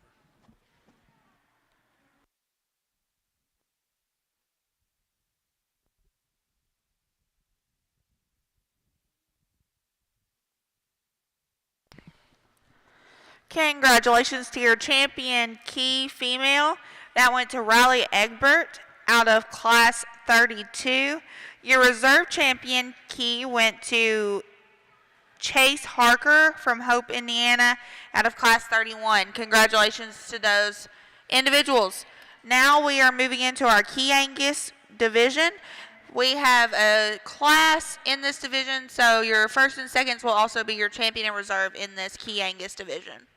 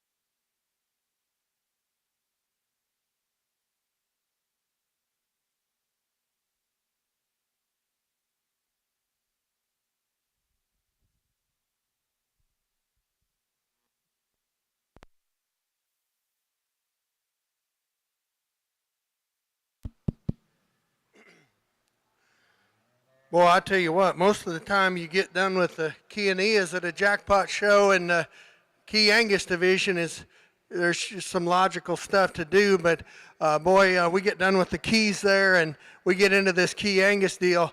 This is a whale of a trio of Chi-Angus females. If you're a Chi-Angus enthusiast, I would be just tickled pink of where that breed of cattle is at right now. To me, it's very close between these two in this particular class. The thing that separates it in my mind is rear leg structure. I think the heifer that I'm going to use to win the class is just a little solider in terms of that regard. I like the way she hits the ground in terms of a big soft foot and really reaches and goes with a little more flexibility in terms of how she utilizes her hock and hind leg. And also beyond that, I think she's a little smoother in terms of her lower shoulder and how she ties that shoulder into her forerib. And her underlying balance and just her length of body is very, very good in my mind. But very close. She gives up some power. She gives up some dimension to the heifer in second. There's no doubt about it. In terms of a bigger outline, a heavier muscled, stouter featured one, this one in second is very, very good in that regard. To me, as she goes around the ring, I'm not saying there's like long-term problems there, but she's maybe doesn't have that extra amount of set to her hock, just doesn't set down with that extra comfortability that the heifer that wins the class does. Very long hipped, level hip type of a female. It's going to be fun to watch them come back here to Louisville this fall in terms of big cattle and see where they're at. That's two tremendous Chi-Angus females, a lot of quality. And that's not to, I didn't spend as much time looking as this female in third in terms of presentation and one being fit. She is to the nines, there's no doubt about it. Huge barrel in this one. I love the center body cavity in this one. It's as good as any of them in the class. She's maybe not quite as big in terms of her foot size and her bone work, and doesn't maybe have that extra show ring presence and elevation of her neck out of her shoulder blades like the two class winners. And I'd like her to stay a little more composed in terms of her tail, head, and top line as she goes around the ring. But boy, that's a stout built, huge bodied, whale of a brood cow to be third in a tough class of Chi-Angus females.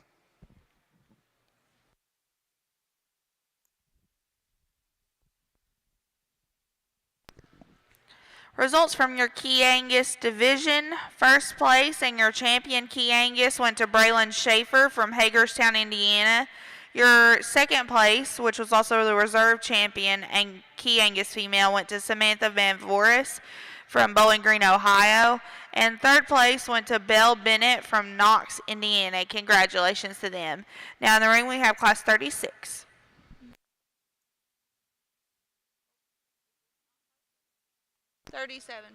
Excuse me, this is class 37 in the ring.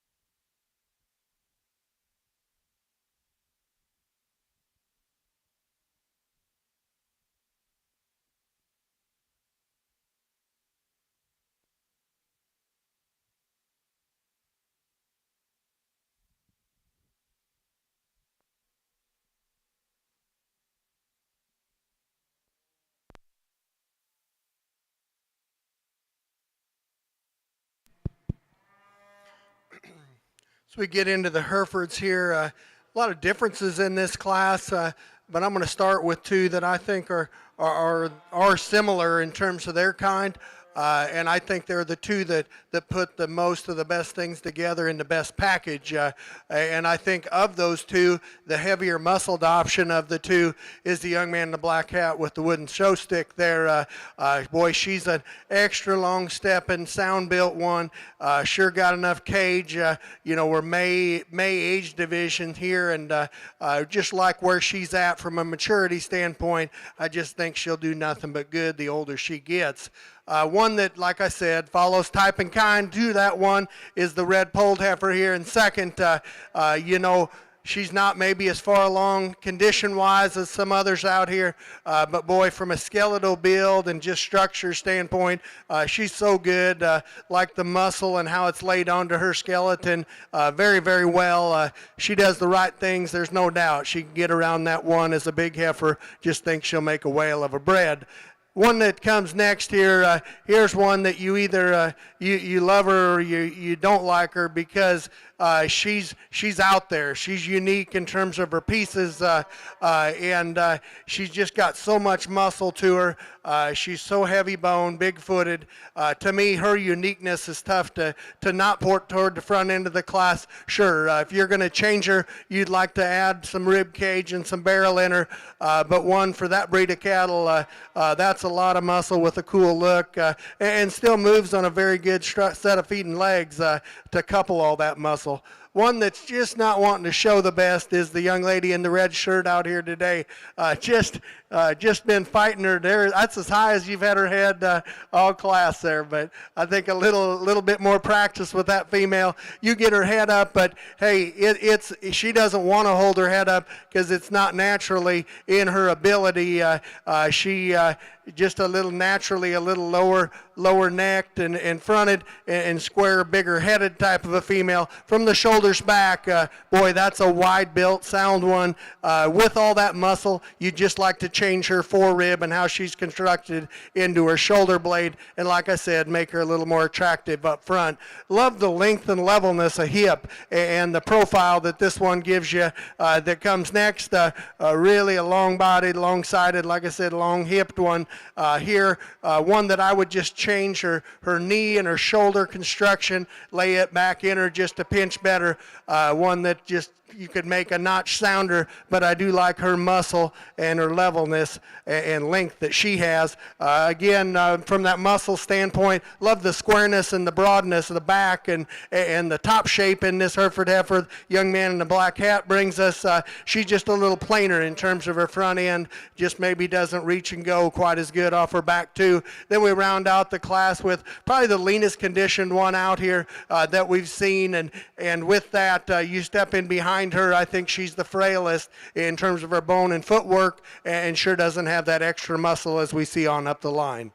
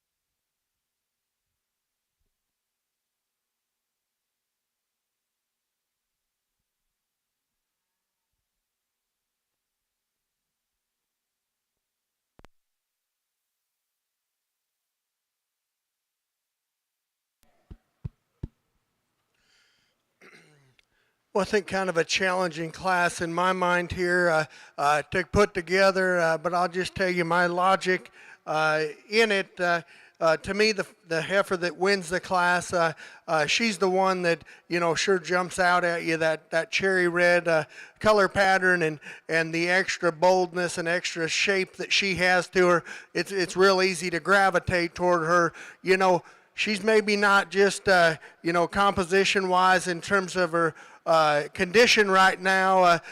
She worries me just a little bit there. Just maybe keep an eye on her condition wise, because to me, I mean, her chest floor doesn't show it, but that thing's woofy, and a lot of it has to do with her just having that extra power and shape to her. One that from the shoulders back, I just think just dominates the class from that regard. If we're going to pick on her, she maybe doesn't have that tidiness through her front 1/3, that extra neck set and high tying look like some on down the class. But boy, from the shoulders back, that's a lot of female. The one in the second hole, she probably fits me just a little bit better in terms of where she's at for this age of female.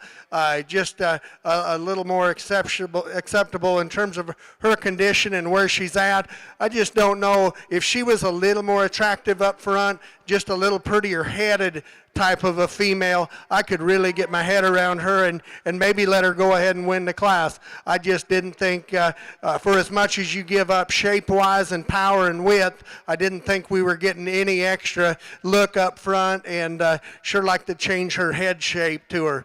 Really a big framed one. The biggest framed one here is the heifer that comes third. Her length of body and length of hip is outstanding. Really a long-necked, tight throat-latched type of a female. Gets around the ring very well. I would change her hoof shape just a little bit. She's a little frailer, longer type of feet on this female. She's got a little extra fill on the left side there. It kind of makes her look a little up in her loin as she goes around the ring. But she's an extra long-strided, free-moving type of female with a lot of product to her. I'd just like to change her top line, see her a nickel more for as big as she is, with a little more body shape and dimension to her. One that I was really getting into, lady in the blue shirt there, gives you an awesome look from the side. When I stood in behind her, just didn't know if she had enough shape and power to her. A young lady in the purple shirt's doing a great job of showing this goggle-eyed heifer. One that is sharp-fronted, really square-built, cool-looking from the side. One that with all that look and power that she has, you'd just like to see her step down with a little more comfortability on her back too. And one that's got that extra long-strided and long step off both ends is the young man in the black baseball cap here. This heifer, she just doesn't have enough product. Gets a little rounder in terms of her hip structure and just sure doesn't have the width and dimension that heifers on up the line have. Really good class from top to bottom. A lot of differences between them all.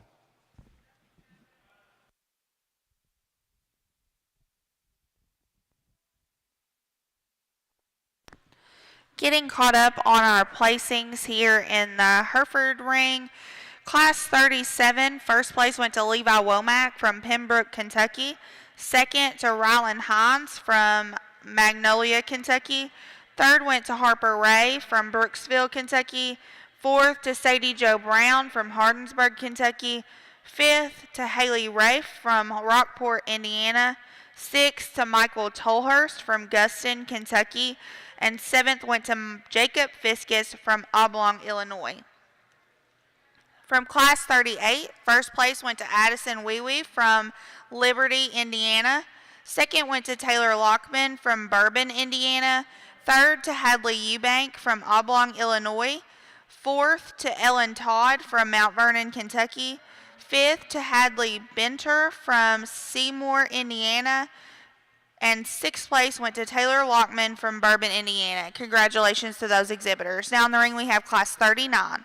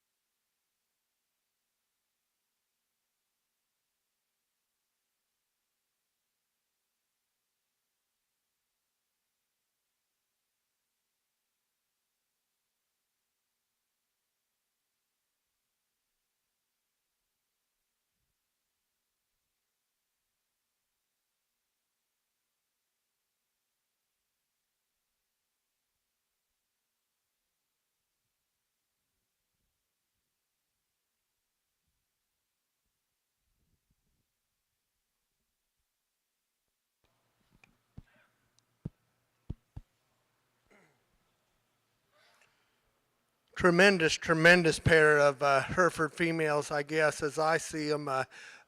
We've dealt with a few Herefords over my lifetime. We've had a few of these cattle, and boy, when they're this good, they're just a tremendous lot of fun to look at. To me, there's obvious differences between these two females. There's no doubt about it. To me, the young man in the blue shirt, the one I'm going to use to win, there's no doubt she's out there, right? She's on a tangent. To me, getting cattle like this, especially in this breed that are as far out there in their pieces, not only size-wise in terms of her big, bold rib cage, in terms of the wide pin set, and just tremendous amount of shape that she has, but she puts all that together with a very elegant front 1/3 to her. To me, where she wins the class by 100 miles, if she's just a little solider in terms of the way her shoulder's constructed, how she blends into her forerib, and how she sets in her knee. I would just like to tone stuff down a little bit in terms of the size of shoulder she has and blend a little better. And there's no doubt about it. She's a little, anytime you make them as freaky as she is, they're going to be a little bit more upright in terms of their shoulder and in their knee. You know, that's getting awful critical of a very, very good Hereford female. But when they're as good as these two are, you got to be. Just could not keep from using the unique pieces of that one right there. That's not take anything away from this one. And there could be a day here come this fall when they get back here to Louisville where I look kind of silly, because there's no doubt about it. This one is very, very solid, very balanced. She blends better in terms of her shoulder blade into her forerib there. She's very sound at the ground. They're both good that way, I think. She's a lot safer, right, than the heifer in first, but she's sure not as opened up, as big and bold in terms of her body, doesn't have the extra muscularity, and sure doesn't have that extra look that cranks your neck around and makes you want to go see a chiropractor like that one that wins the class. That's not take anything away from these two in third and fourth. This was a good class of Hereford females. The 2 and 3 and 4 are bigger outline. They're longer bodied type of females. Heifer that comes next, the white necked one there, one that sure doesn't have that extra depth of body like the two that win the class do, but a really sound built one that's got some meat and muscle and mass to her. And then the young man with the leather harness there that rounds out the class, much the same way, big and bold in terms of her upper rib cage. Love that about her. Just doesn't set down quite as comfortable, quite as neat as she moves around the ring.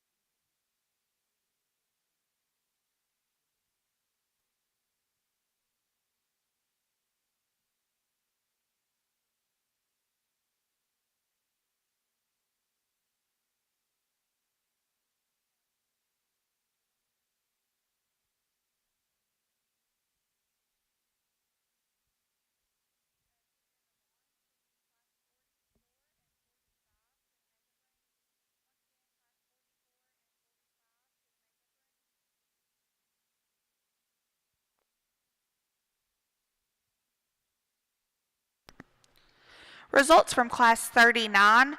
First place went to Huck Gray from Knottstown, Indiana. Second went to Whitney Swaim from Rockville, Indiana. Third to Bo Todd from Mount Vernon, Kentucky. And fourth went to Luke Hayes from Mockport, Indiana. Congratulations to those exhibitors.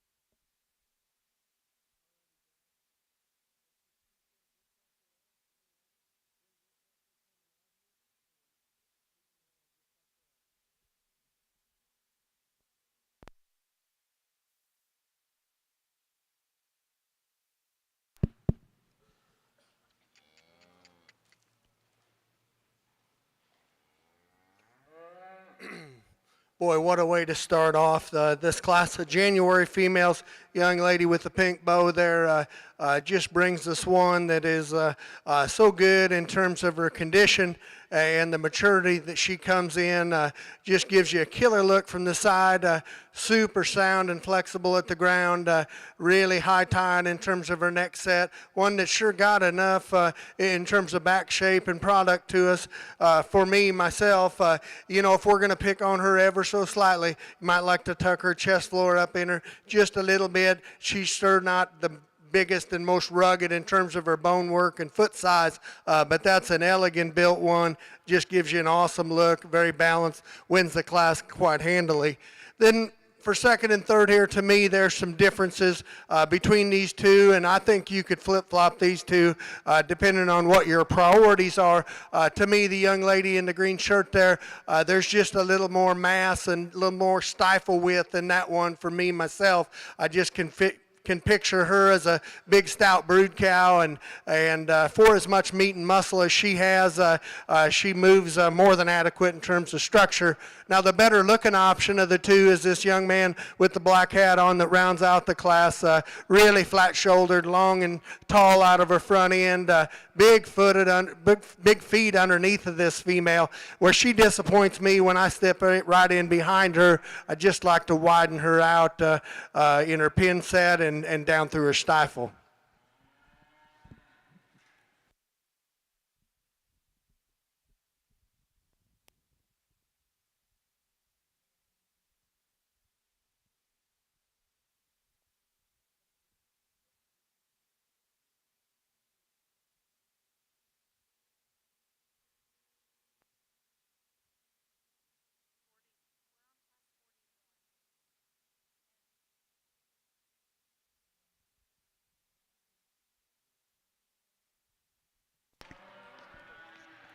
Results from Class 40. First place went to Quentin Ray from Brooksville, Kentucky. Second to Olivia Eubank from Olahaz, Illinois. Third to Levi Womack from Pembroke, Kentucky. Congratulations to those exhibitors. Now entering the ring, we have Class 41.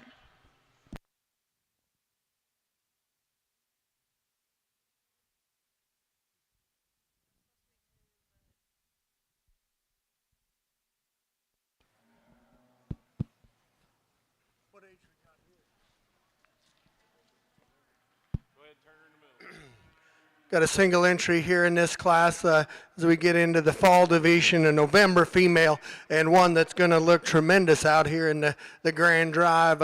Really a sound built one that you like a lot of things about. Young man gets her set up right there, gives you a killer look. We'll talk about her a little more here in a little bit in the Grand Drive.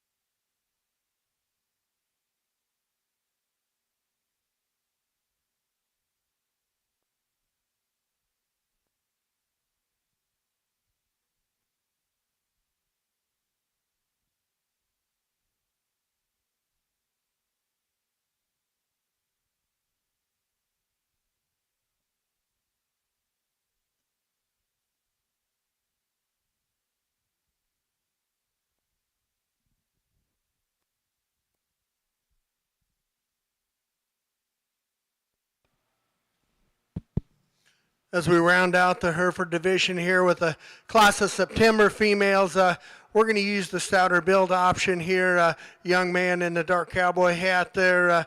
I just think there's a little more top shape and a little more muscle expression to this female. You know, if we're going to pick on her when you set her in motion, you just like to keep her more composed in terms of her top line and her tail head and how she balances up there. But I think of the two, I just like her in terms of a width and power standpoint. One that's a little leaner in terms of her condition is the darker red one right there. You know, she reaches and goes plenty good. Just like to see her with a little more pin width and power from nose to tail.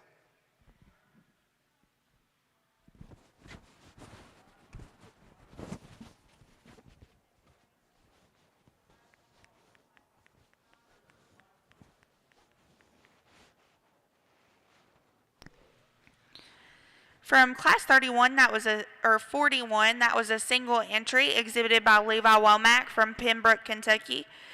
Out of class 42, your first place went to Grant Helsinger from Germantown, Ohio, and your second place went to Jackson Massey from Pikeville, Tennessee. Congratulations to those exhibitors. We're now going to be exhibiting for our champion and reserve champion, Hereford Heifer.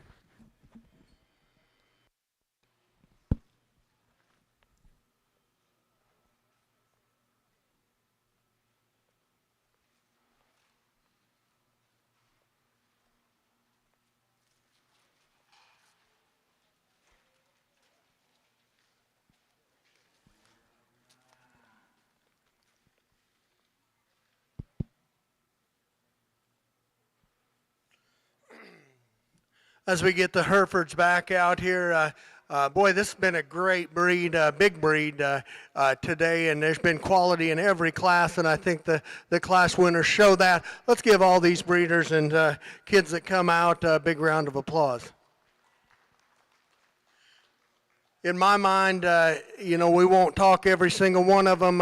To me, it boils down to three head, and that's class 3, 4, and 5. That heifer that come out of that, that was a single entry there in class 5. I think there's a lot of quality to that female. You know, she's one of the oldest two out here. There's no doubt about it, but keeps herself together very, very well. Lean in terms of her condition. I like where she's at in terms of her maturity. Stands down on a big old foot, and I think moves plenty good. One that, you know, we're getting into a little older age, gets just a little weak in her top, maybe not quite as sleek and attractive up through her front 1/3 as the two other ones, but boy, from an overall completeness standpoint, I think she's got to be a contender. One that just gives you a striking pose is the young lady with the pink bow. She's long and tall, and love the way that neck comes out of her shoulder blade. Really sound and agile as she floats across the surface here today. I could really get into this one if her chest floor was up in her just a little more, and she was just a little bit more rugged in terms of her bone and footwork, but a really good-looking, sound-built one. Be fun to breed on that one. And then, to me, the freak on the leash, and not very often do you say a Hereford is a freak on a leash, is the white-necked one of the young mans out of class 3. Here's one that is just, she's out there, right? And you get her to a national Hereford show and a national Hereford judge looking at her, and hey, she might be too far out there. But today we're at a jackpot show in Louisville, Kentucky, and to me, I personally like cattle that push the needle. And let me tell you, for Hereford heifer, she pushes the heck out of it. And to me, just how I breed cattle, how I like to look at them, as long as they're good at the ground, they're solid in every regard, and they're out there, and there's something different, I like them. I like her. She'll be your champion Hereford.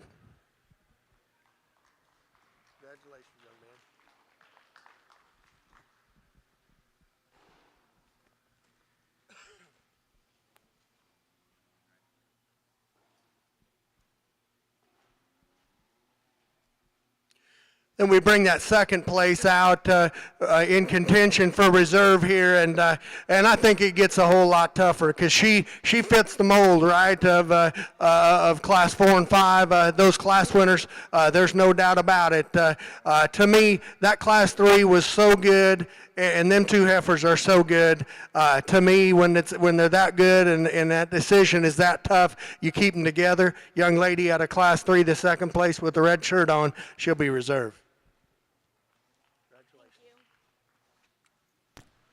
Congratulations to your champion Hereford going to Huck Gray out of Class 39. The reserve was second in place to that animal in class, Whitney Swain from Rockville, Indiana. Congratulations to the Hereford individuals. Now we're going to be moving into our Limousin breed.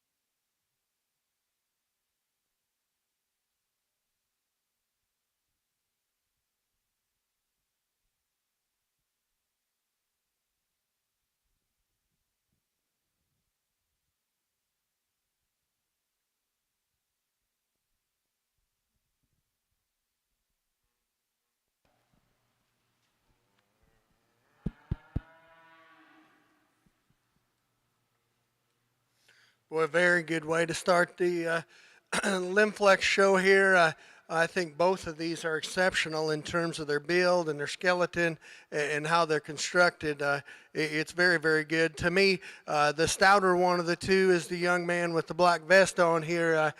She's just a little bit more opened up, I guess, is what I would say. And with that, she's also the better footed option of the two by quite some margin. Really like the hoof shape and quality that she has at the ground there.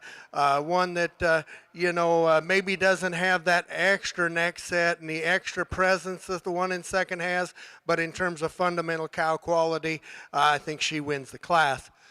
Let's not take anything away from this this heifer in second. Like I said, she's the one that really has that natural-born presence to her, really sharp, up-fronted type of a female, one that sure gives up some pin width and some power. But that doesn't probably bother me as much as she's just a little bit of a sharper-footed type of female. To me, she's going to be a little bit more of a management problem in terms of her hoof wall shape and the trimming that's going to come with that female there.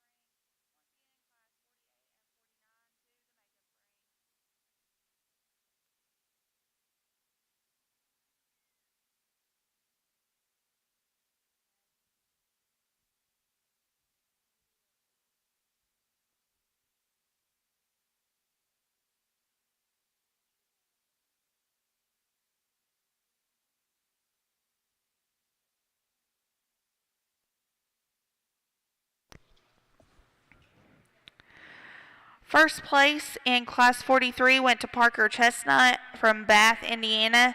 Second place went to Michaela Jo Massey from London, Kentucky. Congratulations to them.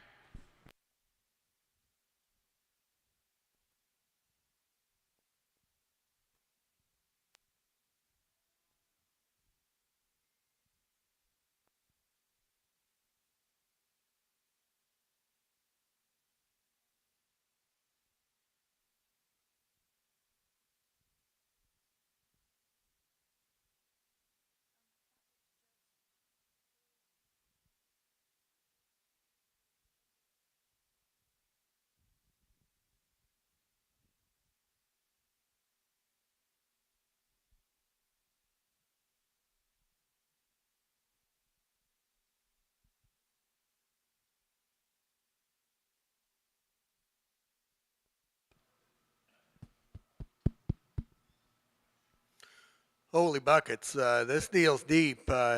You always knew that coming to this part of the world, you knew there's quality cattle, but boy, for one class of 2 Limousin heifers, this good stuff. I'm just telling you, come from a state that we think we raise pretty good cattle, this is good stuff. Heifer that wins the class, I just think she's smoother built from nose to tail. To me, is very tough for me to put a major fundamental hole in. We'll look for her back out here in the champion drive. Let's not take anything away from this heifer in second. This heifer in second is very good in her own regard. She's probably wider built of the 2 options. There's no doubt about it. But with all that muscle, just don't know if she's quite as smooth built, quite as good in terms of how she blends into that shoulder blade. But that's a very high quality female. I will say, I think that one's underline is plenty deep. I think she'd balance just plumb fine. I just personally, from a fitting side, could have done without that extra little bit of fluffiness down there to kind of draw away from her. That's fundamentally a really good heifer. Great class of females right there.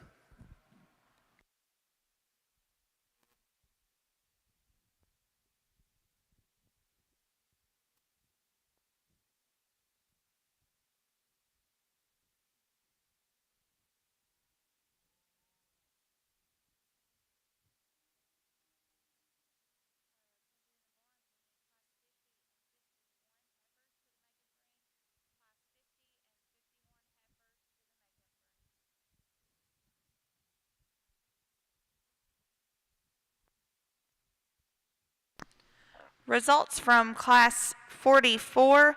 First place went to Reed Utterback from Elwood, Indiana, and second went to Claire Kessler from Crawfordsville, Indiana.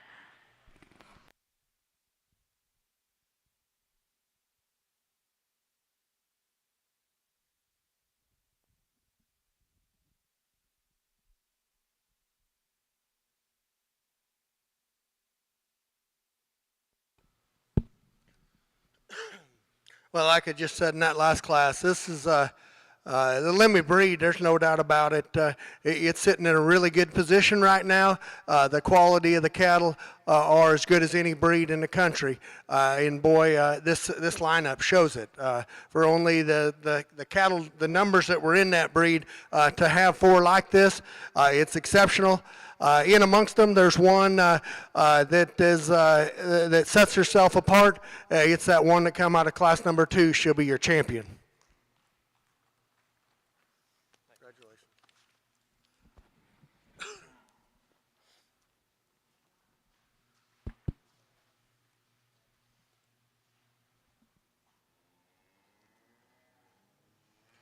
I think it gets a whole lot closer here for reserve here in this breed. To me, it's very, very close. The one that's got the big and the bold pieces is that second out of that second class, a very, very, very good female.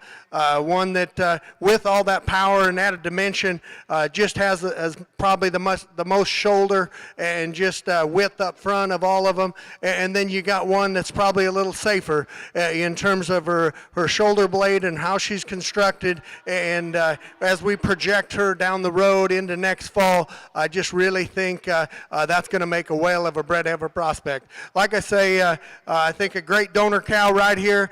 To me, I love the future of the young man in the black vest. He's going to be reserved here in this breed. Congratulations. Thank you. You bet.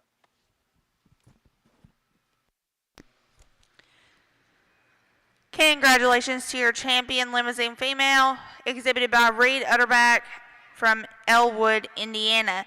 Your reserve champion went to Parker Chestnut from Bath, Indiana. Congratulations to them. Now we're moving into class 45, which starts our main breed.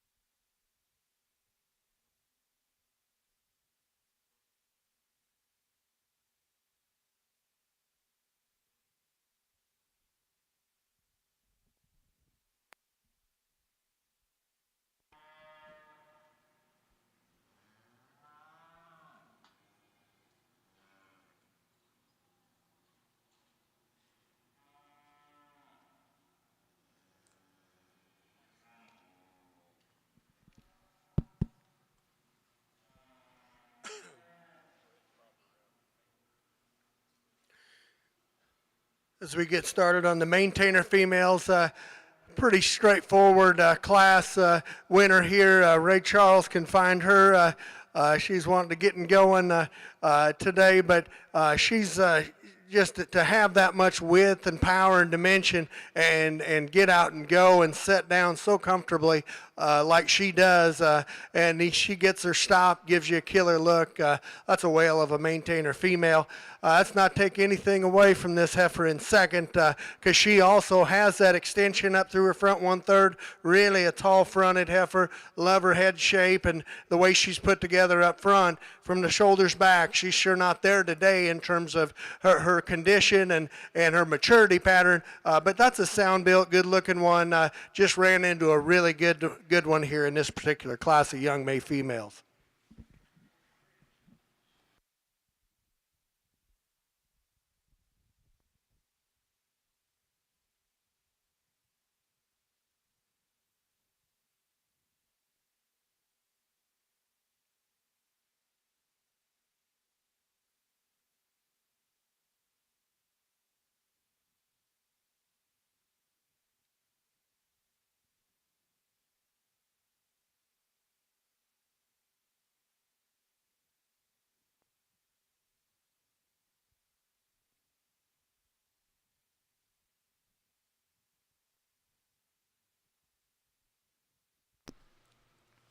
Results from class 45.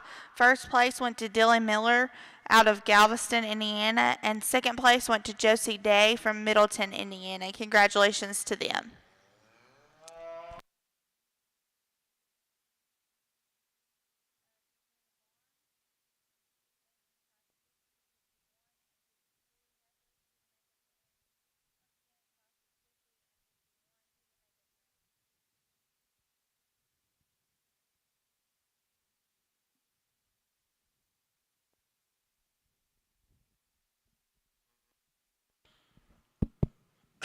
All righty, we're going to leave these March and April females just like they come in. We're going to use the young lady's April heifer to win this class.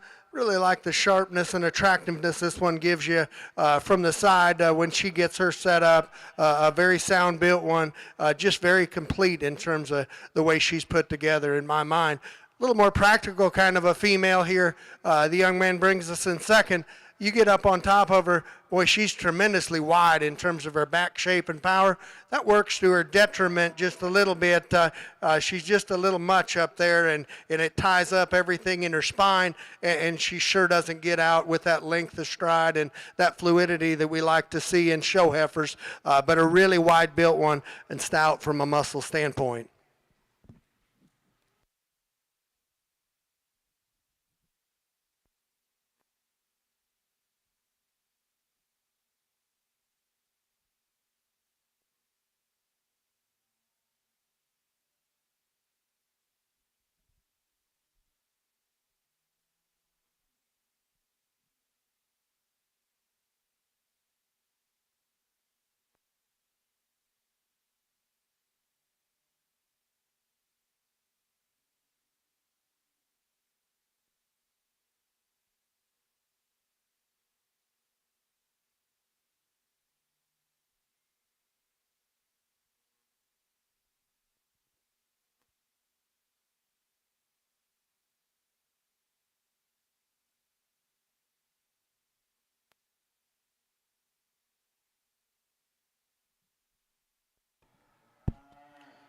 We get the high percentage Maine heifers back out here. Got 2 class winners. I think, I've kind of been raised in the Maine cattle deal, and I think we got 2 out here that represent that breed very, very well. The one out of that second class, like we said, just very complete. This one's sound at the ground. She's sure wide enough in terms of how she's built. Maybe not out there in any regard in terms of bells and whistles. Long, doesn't have that long freaky neck. Doesn't have big wild pieces. But in terms of completeness, in terms of good fundamental cattle, she is very good. And then the young lady that comes out of Class 1 with the pink shirt on here, you talk about bells and whistles, she's got them. Extremely long and tall, and just has that natural born presence. It's something that's got to be bred into them cattle. And I know people say a good showman can do this and do that. To me, cattle either naturally or fundamentally built to have that natural presence, or they don't. A good showman can get them set up, but that presence is bred into them, and she's got it. Huge-footed, sound built at the ground, and I think in terms of muscularity, she's the best one. She dominates this breed. She'll be your champion.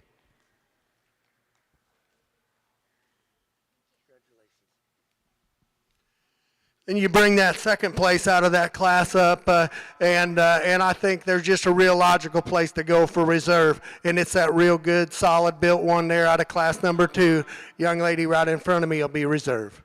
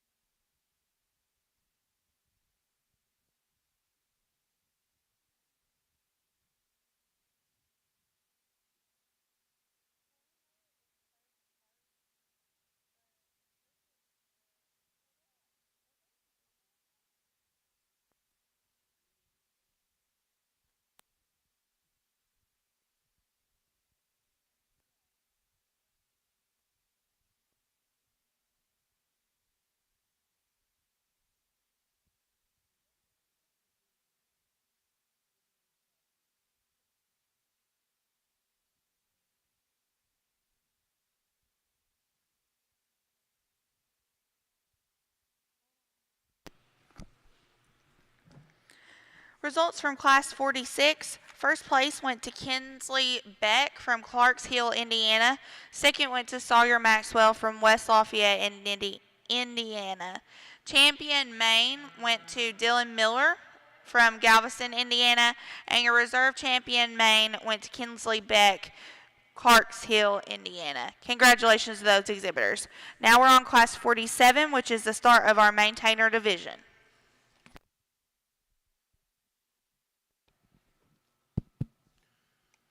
We get started on the Maintainer females here. lot of differences between these three heifers here. To me, I know she doesn't have the hair coat of some other cattle we've seen today. To me, with the one with the most femininity and just a brood cow look is the young man in the black shirt. I just think that one, just from a fundamental structure standpoint, muscle standpoint, she just checks the most boxes. Not saying there's a perfect answer, but the young man with the white snip nosed one here, she's the one in terms of presentation, no doubt about it. She's the highly presented one with the big hair on her. When she gets in motion, I'd just like to relax her quite a bit more in terms of her top line and how she goes off of both ends. And then we round out the class. Young ladies, really heavy muscled black and white one. Almost more of a market heifer looking deal, I guess, in my mind. Gets a little straighter in her shoulder blade, straighter in her knee, and sure a little more conventional in terms of her type and size of cattle that she represents.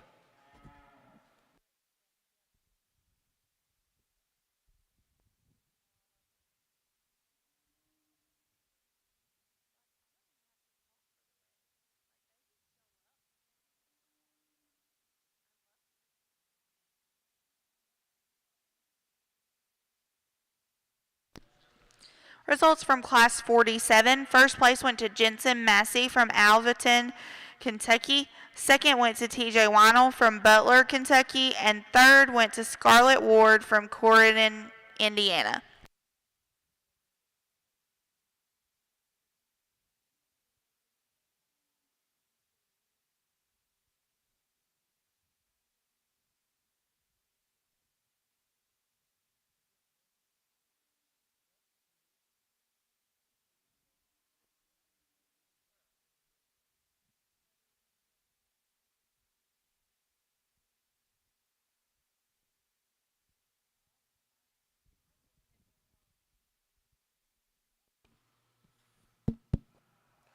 Well, an awfully good set of a pair of maintainer females here. This one that we're going to lead off with, she's a hoss.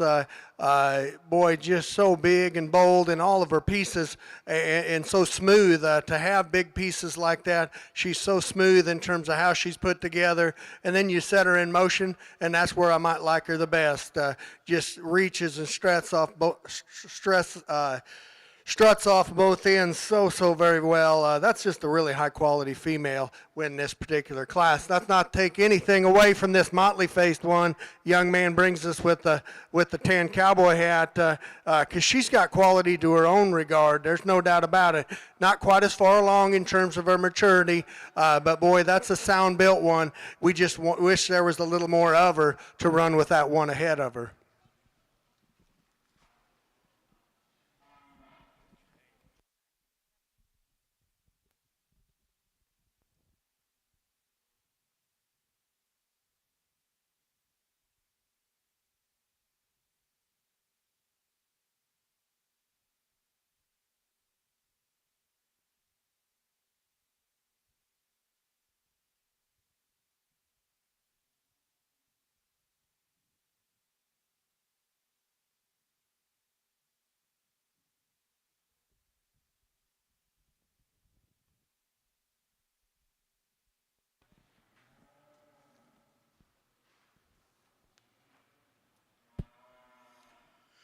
Just got a single entry here in this class of February maintainers, and one when that young lady gets her set up. Gives you just such a striking look from the side, just big and explosive in terms of the pieces that she has to her. I wish she maybe put those pieces together, just a nickel cooler.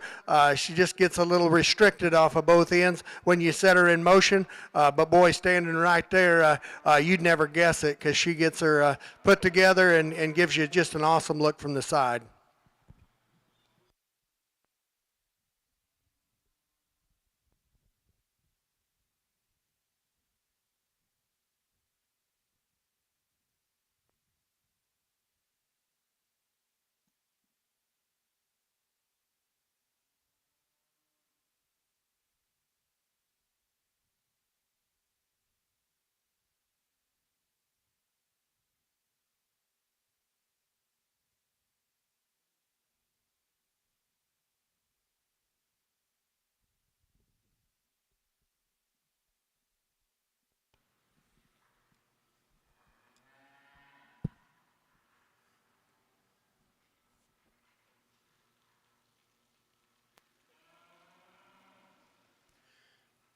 Got a single entry here as we round out the Maintainer show.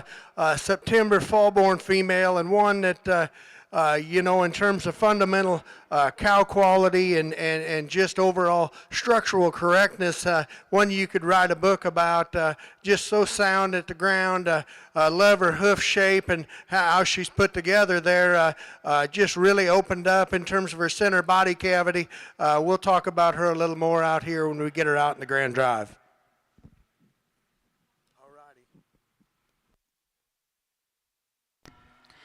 Getting caught back up on our placings.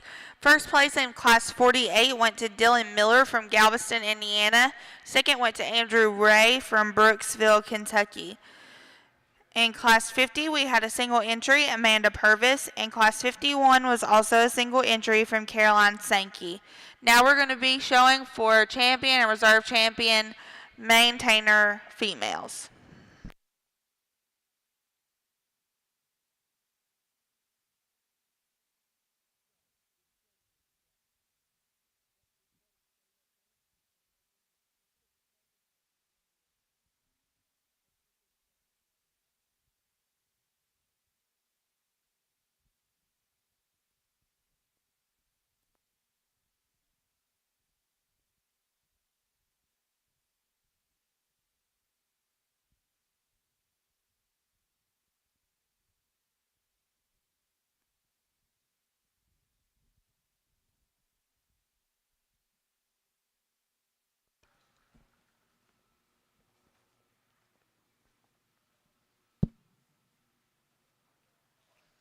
We get our maintainers back out here, and I think there's some differences in terms of where they're at, condition and maturity wise out here. But I'm real happy with the 4 class winners. To me, like I've said all day, we're going to talk them and take time when it's hard, and when it's not, we'll roll right along. To me, I think it boils down to Class 2 and Class 4 in this division.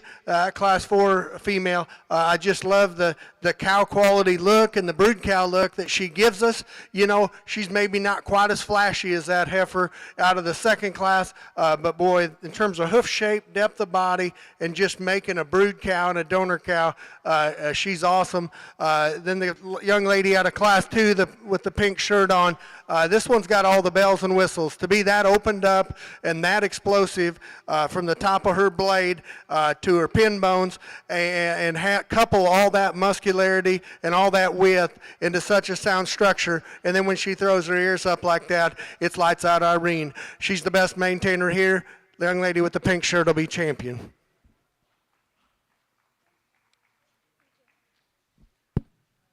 Then we bring the best-haired young man that I've seen at the show all day here today with the tan hat out here, with the motley-faced one that comes next in that class out here. That's a really complete heifer in her own regard. Maybe not quite as sound as she goes around the ring as some others out here, but a good-looking motley-faced female there. To me, the other easy thing to do in this breed is to use the brood cow prospect, the young lady. The fall heifer will be reserved. Let's give them a round of applause. Hey, you can shake my hand with that hand. Good job.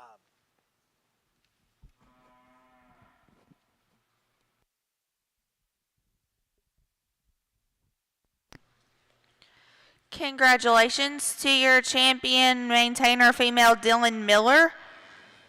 And your reserve champion maintainer went to Caroline Sankey. Congratulations to them.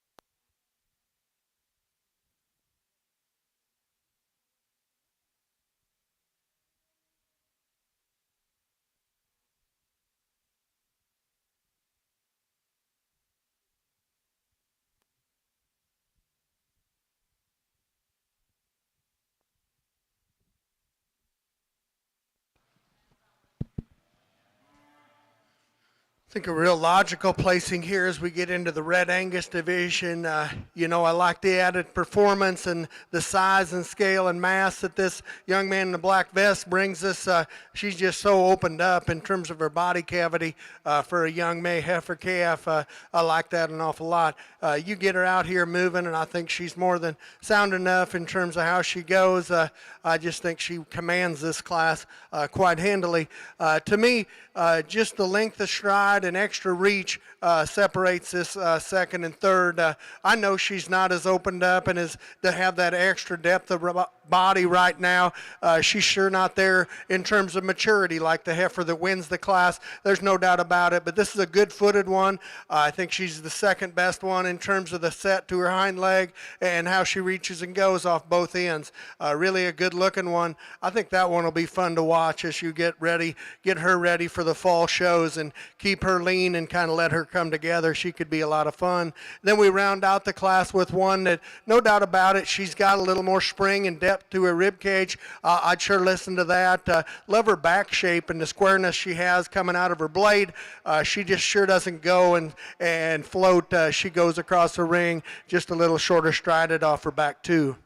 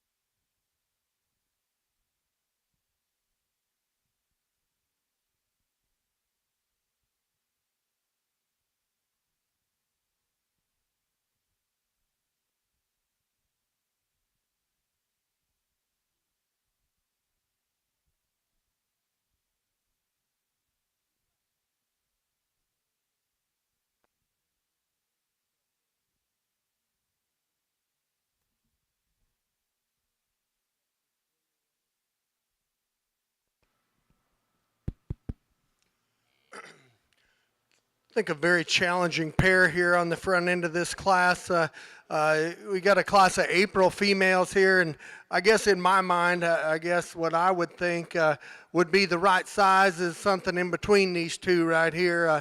I think the one that's going to win the class is the moderate option, and then we got a really high performance one there in the second hole. To me, just throwing size out of the equation, To me, in my mind, comfortably, the best built one is the heifer that wins the class. There's no doubt about it. She's just so solid in terms of how she's put together, so smooth in terms of her build from nose to tail. I really like the set she's got in her shoulder and her front knee, and the way she goes and grabs ground in her feet and legs. I just think she dominates the pair in terms of quality. I just wish there was a nickel more frame, a nickel more performance in that female. This heifer in second, that's not taking anything away from her. If you like them big and you like them long, no doubt about it, she could sure win the class. To me, she pushes a little too much shoulder, and I'd like to change the way that shoulder and foreribs blends together. And for all that size and power that she has, she can just come a little uncomposed in terms of her top line when she gets moving out here. But a very powerful, a high-performing heifer that you got to appreciate from that regard. Then we round out the classy young lady with the blue shirt. Heifer just kind of fighting her on the halter, not giving us a great look today.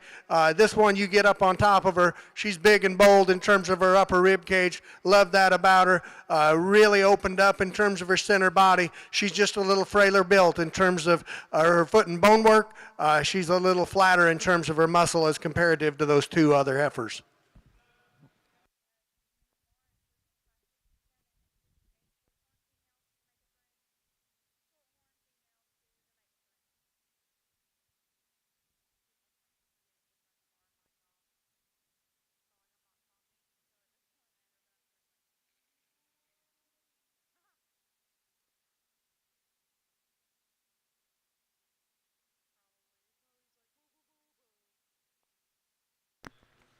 Results from Class 52. First place went to Clayton Day from Cerro Bordo, Illinois. Second went to Delaney Naylor from Connorsville, Indiana.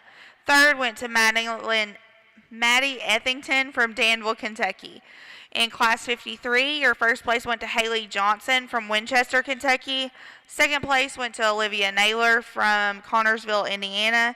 And your third place went to Caitlin Larimore from Salem, Indiana. Now we are showing Class 54.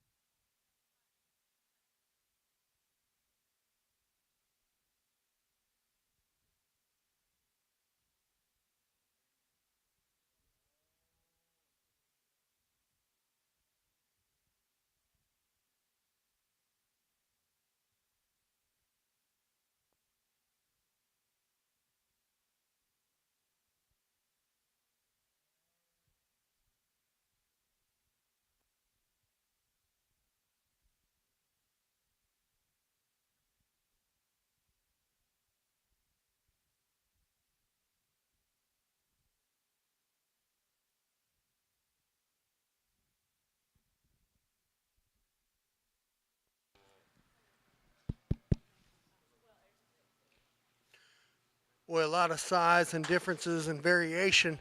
In this class of Red Angus females, feel really good about the one we're going to lead off with here. To me, just structure and angles are so much better in this female. Like the way her shoulder blade and her knee lays into her a bunch more. Young lady gets her shown and put together very well. To me, she wins the class quite handily. Let's not take anything away from this heifer in second, because she also is a big, powerful female, especially when you look at her top shape, just so big and square up high there. Love that about her. Where I would change this one is she's just a little straighter and more upright in her shoulder, a little more forward in terms of her knee. Sure doesn't set her chest floor up in her quite as pretty as the heifer that wins the class, but really I like her size and the kind of cattle she represents a nickel better than the one that comes three. This heifer in third, she's the big framed, whoa.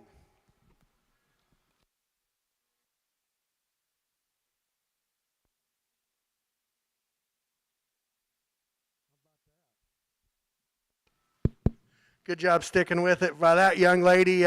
She's the big framed one there, and just like that, she goes down, she gets up, and she sets that heifer up and makes me look like a fool. But she gives you a killer look from the side, and she does a great job of showing her. To me, I just like them a little more practical in terms of frame size. She's just pushing the envelope just a little bit much in terms of size and scale for me today. Really one that is very elegant up through her front 1/3, coming fourth in this class, and I love that about her. But with all that coolness that she has up there through her head and neck, she gets a little straighter and more upright in terms of her shoulder, really gets straight in terms of her hock and how she goes off her rear too. If she was just a nickel more flexible, she sure moves up a couple places. Then we got just a real practical one here to round out this class, just a little frailer in terms of her bone work and her foot size, but one that is square built, correct in her design. We just need a little bit more heifer there.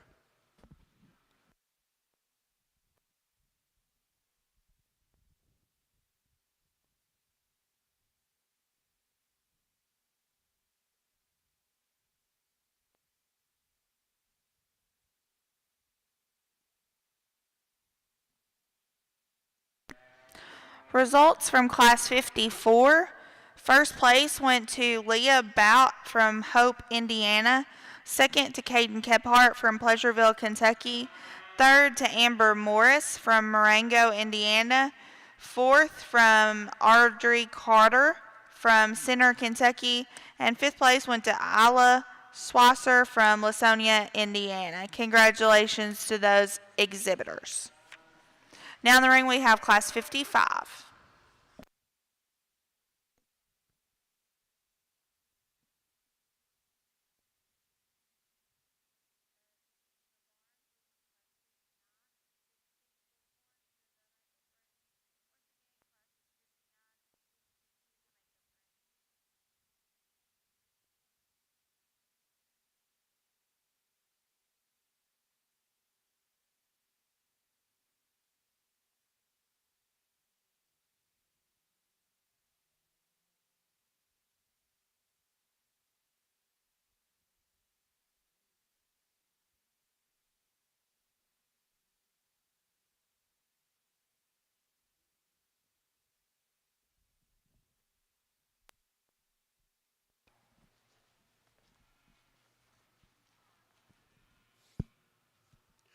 Well, I think Ray Charles could find this Red Angus female in this class. Boy, you talk about good looking and opened up, and then you set her in motion, and that's where I probably like her the best. Red Angus cattle aren't noteworthy in terms of their usage of the rear hock, and this one just bends and flexes with the very, very best of them. She's a very good Red Angus female. Then there's some give and take here between these two heifers in second and third. There's no doubt about it. I just like the extra openness to the rib cage and the practicality to this young man that comes second. She's a wide-built one. She's sure got a lot of cow look to her. She's maybe not perfectly correct in terms of the squareness of how she hits the ground and handles her hock, but boy, that's a big, bold-bodied one to easily fall into the second hole. And then we got a big square topped one here to round out the class, but with all that muscularity she has, just a little shallower in terms of her rib cage, and sure not the most flexible off of either ends of her skeleton.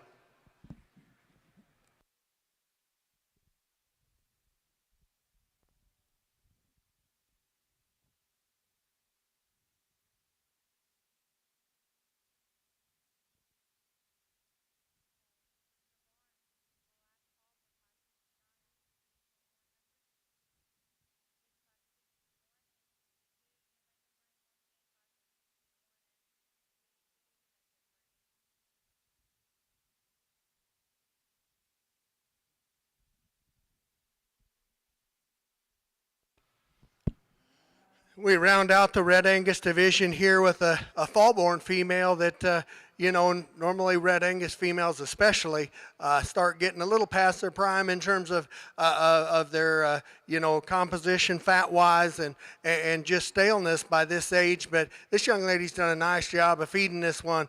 She's fresh in terms of her build and how she comes at us today. Really a sound-built one. If you're going to change her, you might just see her come to us with a little more bone and foot. But boy, that's a really fresh female. Young lady's done a nice job of getting her ready for the show.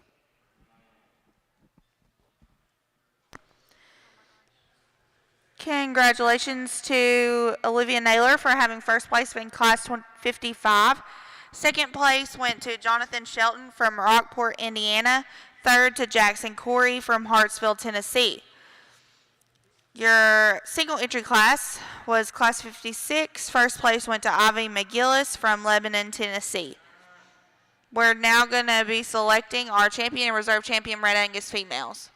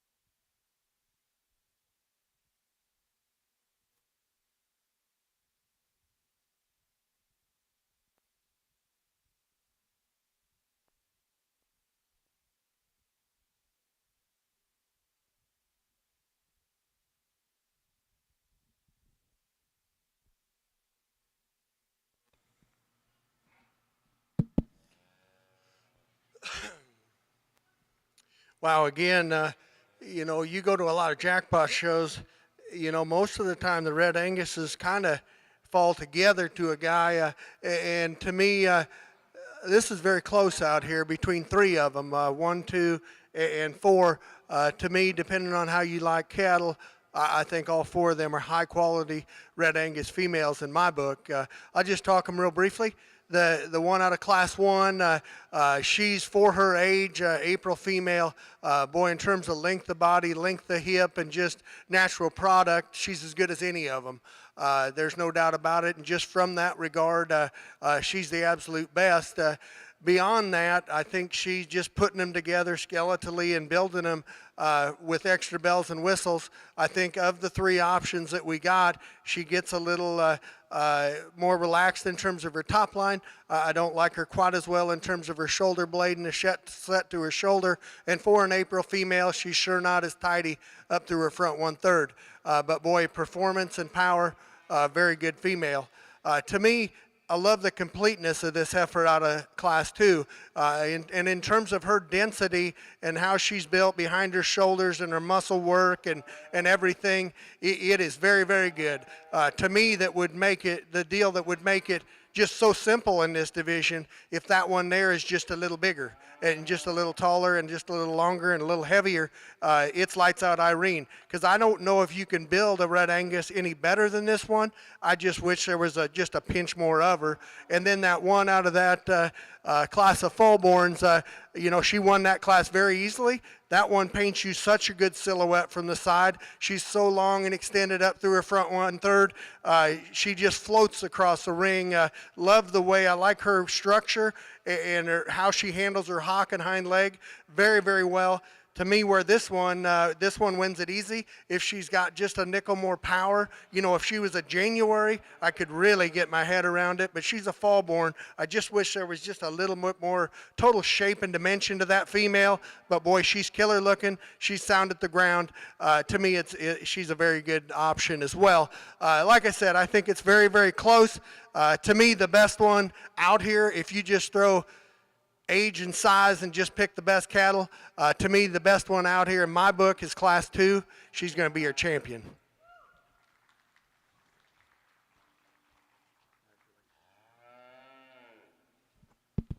Then we pull that second place out of that class, and again, much like the heifer in the first class, she was the high performance, the really stout built option in that class. Just had a little bit too much shoulder, just not as constructed quite as well as that one that we used to win the breed. To me, if you just throw size and age and everything out again and just pick the best cattle, second best one out here is that fallborn lady with the blue sweater. She'll be reserved.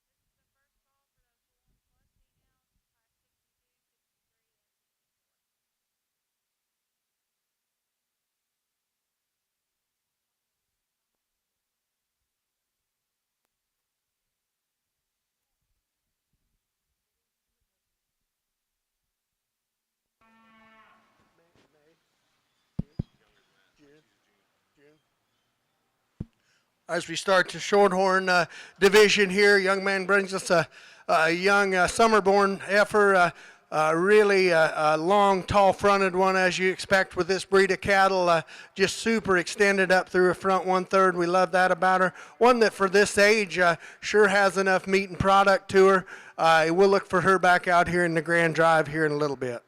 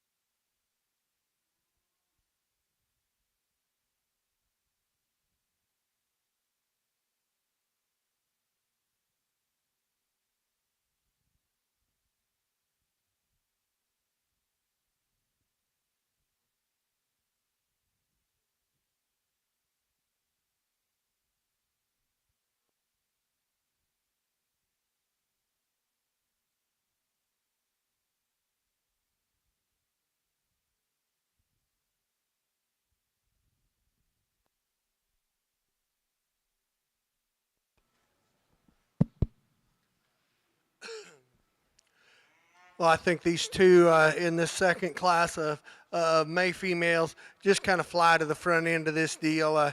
And we're going to use this heifer to win the class, this roan heifer, and not just because obviously she's got the added performance. There's no doubt about it. Maturity-wise, she's ahead of the pack in this class by a mile. But beyond that, she's just the best built one. Starting at the ground, she just reaches and grabs ground the best. She's square built in terms of her hip, and she's got the most muscle. She's the best one to me. Young man with the black cowboy hat that's second, doesn't take anything away from him. She was really good looking from the side. Young man gets her set up and gives you a striking pose as we get off the side of her. She maybe doesn't reach and go just quite as true and square as that roan heifer ahead of her, and you step in right behind the cattle, and she sure doesn't have that added pin width, that added expression as that red roan heifer does that wins. Then we get into this red and white heifer, a little longer sided, longer hip type of female, really big and rugged in terms of her bone work and how she goes around the ring. She's just maybe a little more old school in terms of her build, really big up high, just doesn't have that extra sweep to her lower rib cage like we'd like to see in terms of showing them. But boy, that's a cool looking one with a lot of meat, muscle, and product. Be fun to breed on that female. And then we round out the class here with a little more practical sized one, just not there in terms of her condition yet. And beyond that, I think she's a little more restricted in terms of how she goes around the ring and sure doesn't have the added feature like the heifers on up the line.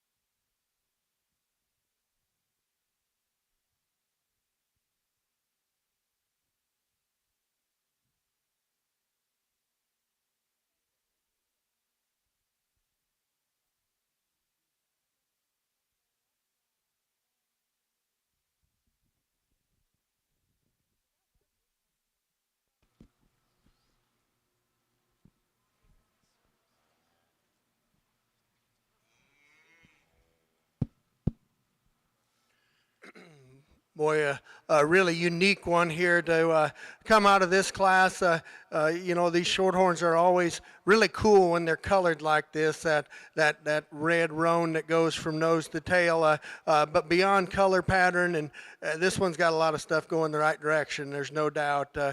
Just so opened up in terms of being wide built, in terms of her skeletal build, so good in terms of her foot shape and how she catches surface. Big and opened up in terms of her center barrel. Just a very high quality shorthorn female to come out of this class. To me, it's really give and take here between the rest of them out here. There's some differences. I think this one just maybe flexes a little better in terms of her rear hock. Keeps her pin set and her hip a little level and squarer and truer when you set her in motion. one that's sure not as extra explosive in terms of her pieces and parts as the one that wins the class. But I think she's the second soundest one. We're going to put her second. This heifer in third is so deceiving. When she's on the stand, she can give you an awesome look from the side. And that young lady, that look right there is absolutely outstanding. Big old round feet underneath this female, really square built standing there. But when you set her in motion, boy, she ducks her pins and really gets underneath of herself and likes to get up on those pasterns. But I don't know if there's just something bothering her feet today or what the deal is. But she doesn't read that way standing there. But I just like to see her track a little truer and squarer on her back too as she goes away from you. And then we round out the class here with a really sharp-fronted, attractive one this young man brings us today. But she's just the frailest built one that gives up quite a bit of performance as comparative to the rest of the class.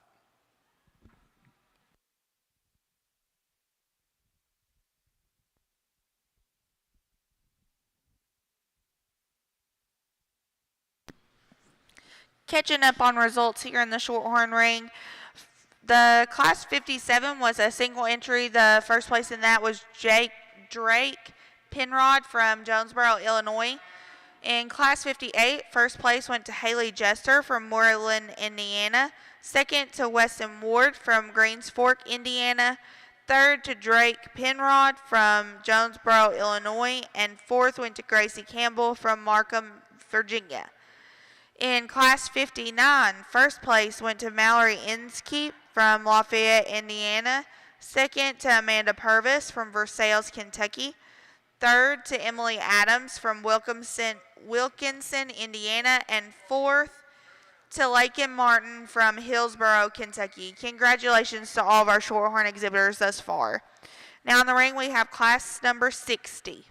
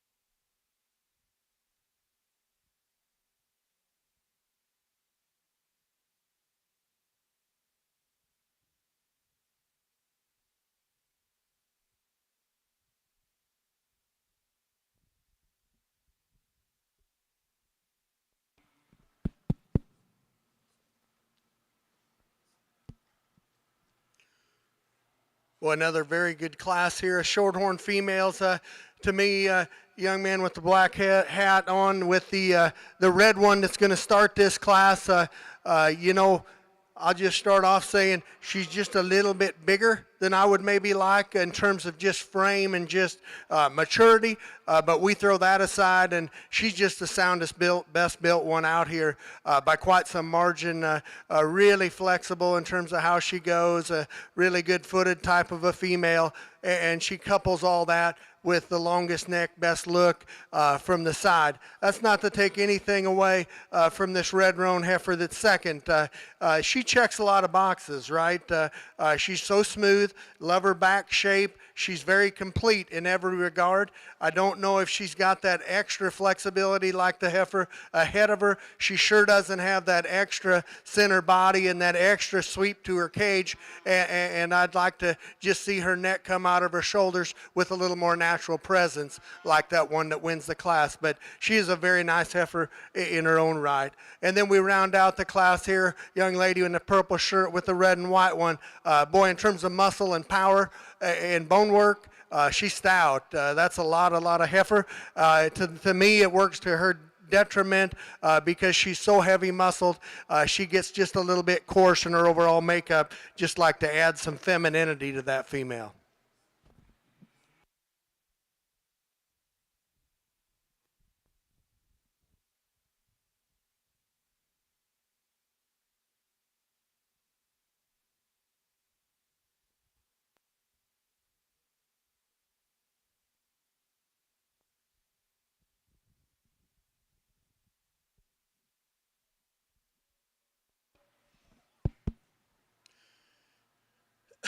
Just got one fall born here, a November female, and boy, in terms of big pieces, this one's big and bold everywhere. Just got so much back shape and width to her.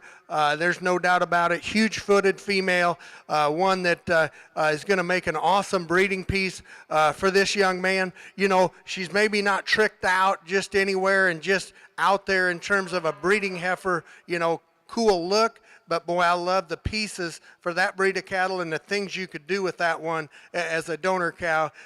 She's very, very good in that regard.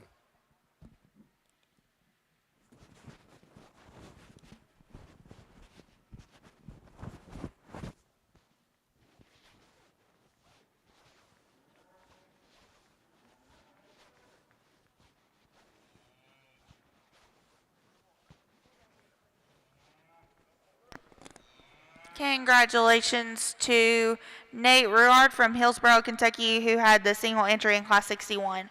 We're now going to be selecting our champion reserve champion Shorthorn female.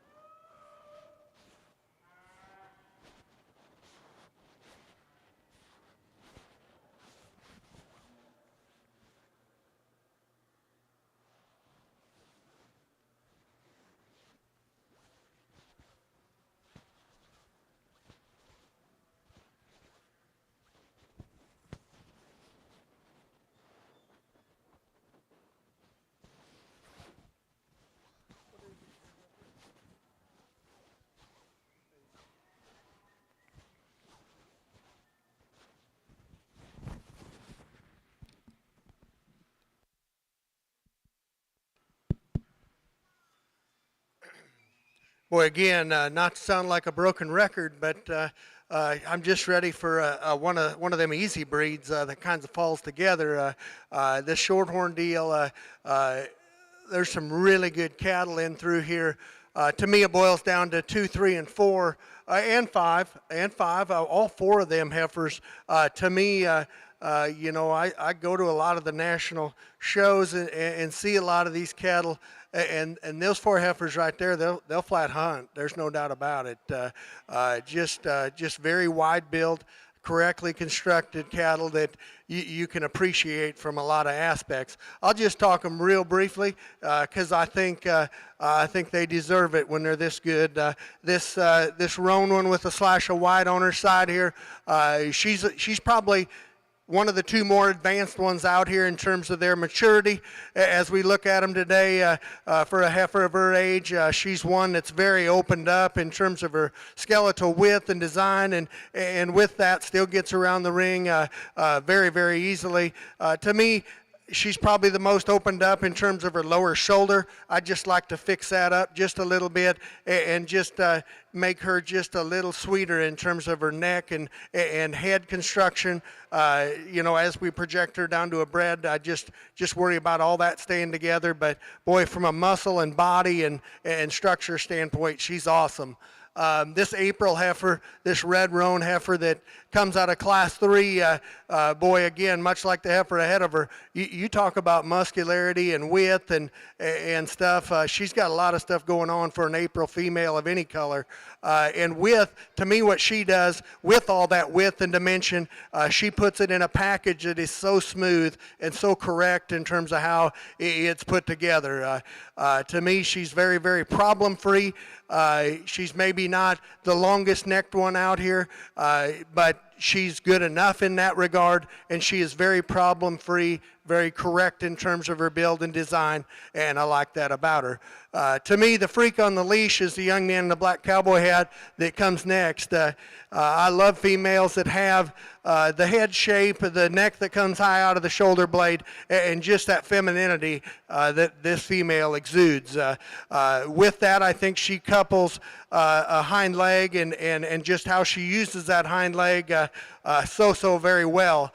To me, my biggest thing to get my head around to this female, for a January female, she maybe pushes the envelope a little in my mind, just in terms of frame size and just where she's going to end up come the green shavings this fall when we get to November here back in Louisville.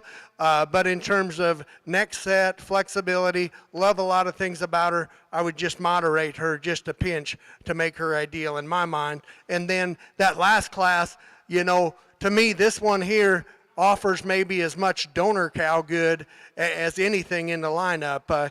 She is so wide built in terms of her construction, and I just think there's just so many bulls that would add that wow factor, add that neck set and that cleanliness in that particular breed of cattle. She's got a lot of good pieces to make an awful good donor cow for that young man. With that, that's 4 exceptional heifers. To me, it boils down to 2: the red one out of Class 3 and the red one out of Class 4 and the roan one out of Class 3. And to me, it just boils down to, you know, which one, you know, I would want to feed going into the fall, and which one I think will go on and do the biggest things in terms of a donor cow prospect. I love the size and the kind and the fault-freeness of the Class 3 winner. I'm going to use her for your champion. Young man out of Class 4 will be reserved.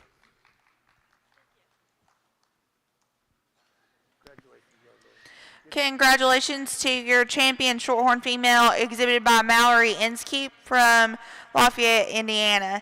Your reserve champion was out of Class 60, and that was exhibited by Lane Kaiser from Kaiser, Indiana. Congratulations to the Shorthorn exhibitors.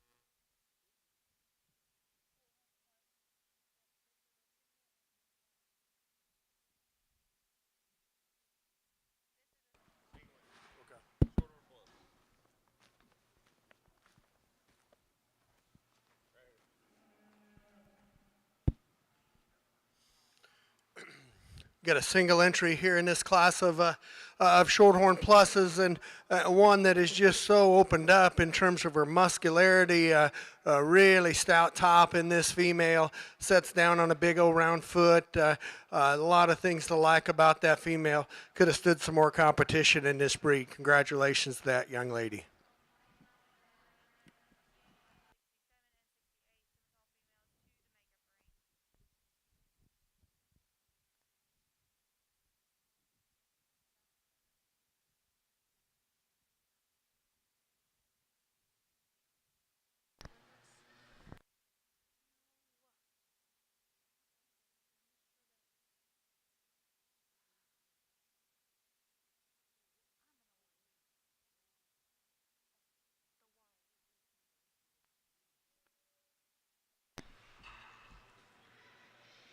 Congratulations to Emery Burnett from Litchfield, Kentucky, with your single entry in Class 62.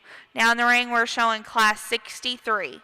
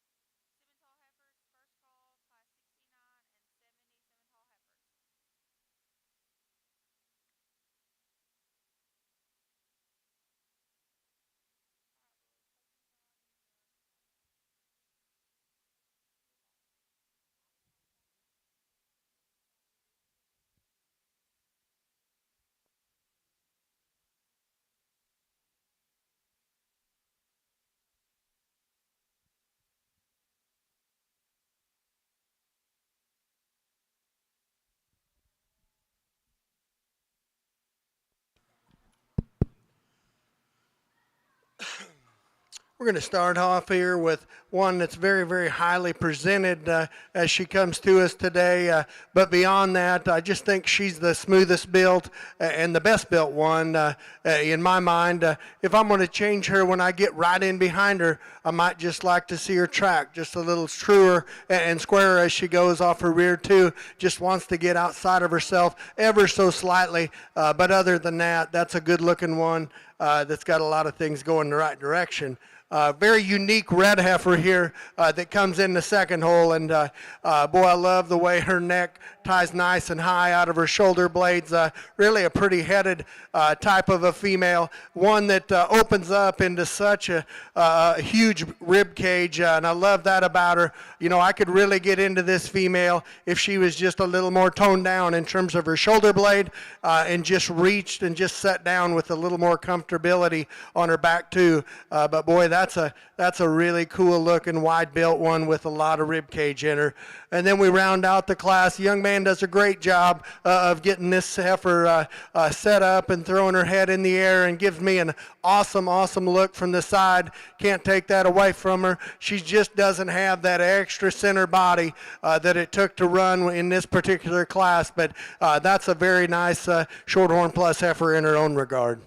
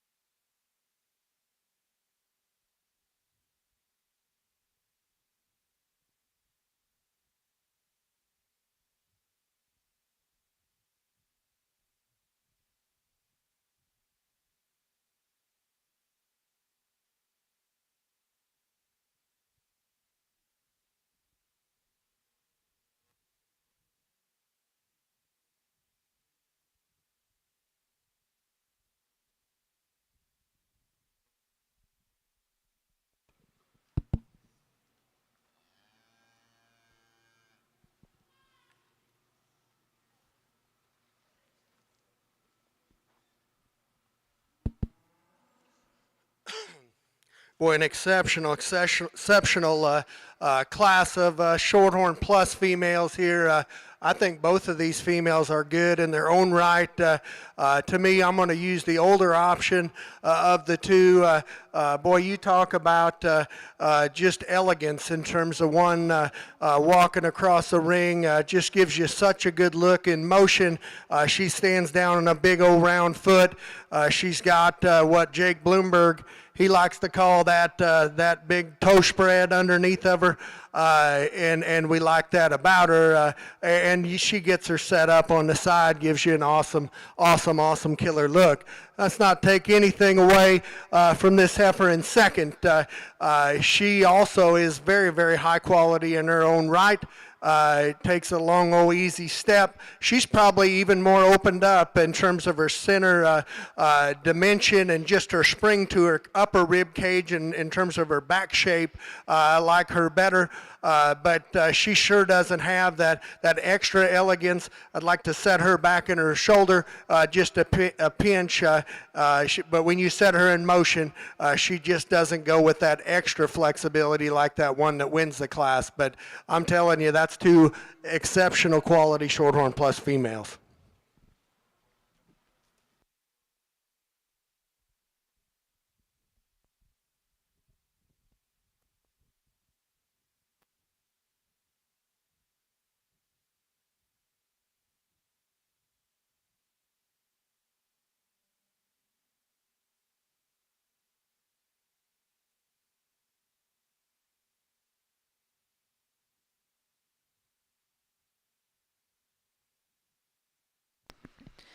Getting caught up on results in our Shorthorn Plus show.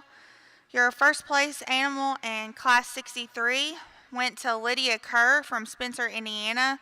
Second to Emily Adams, Wilkinson, Indiana.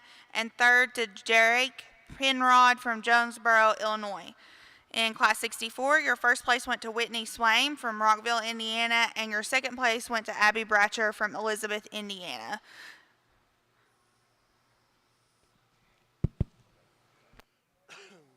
Boy, much like the Shorthorn division, I think there's some some nationally competitive females in this Shorthorn Plus division, no doubt about it. That heifer came out of Class 1, really a stout built one. Big features underneath that one. Really a cool looking one here. Young lady brings us out of the second class. Sure doesn't have the extra flexibility that the one in the third class has, but you got to appreciate the overall quality of that female. To me, like I said earlier, in the purebred Shorthorn, ready for an easy breed to sort through. To me, this one was pretty straightforward. Best two in this division were out of the third class. They'll be grand in reserve. Congratulations to your champion Shorthorn Plus female going to Whitney Swaim out from Rockville, Indiana. And your reserve came out of that same class, Abby Bratcher from Elizabeth, Indiana.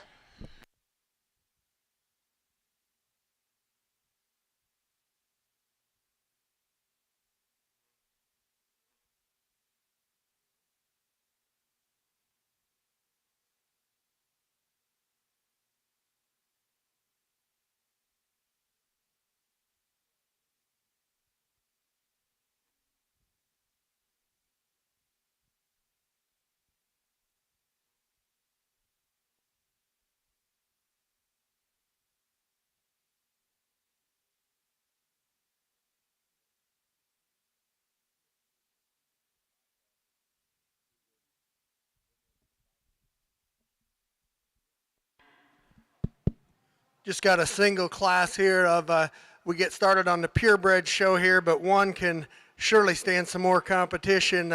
Be fun to get her back out here in the overall, but boy, huge-footed, just really good brood cow prospect here in my mind. So opened up for as young as we are here in this division. Just so opened up in terms of her center body, and to have that much width and power, be fun to get her back out here in the overall.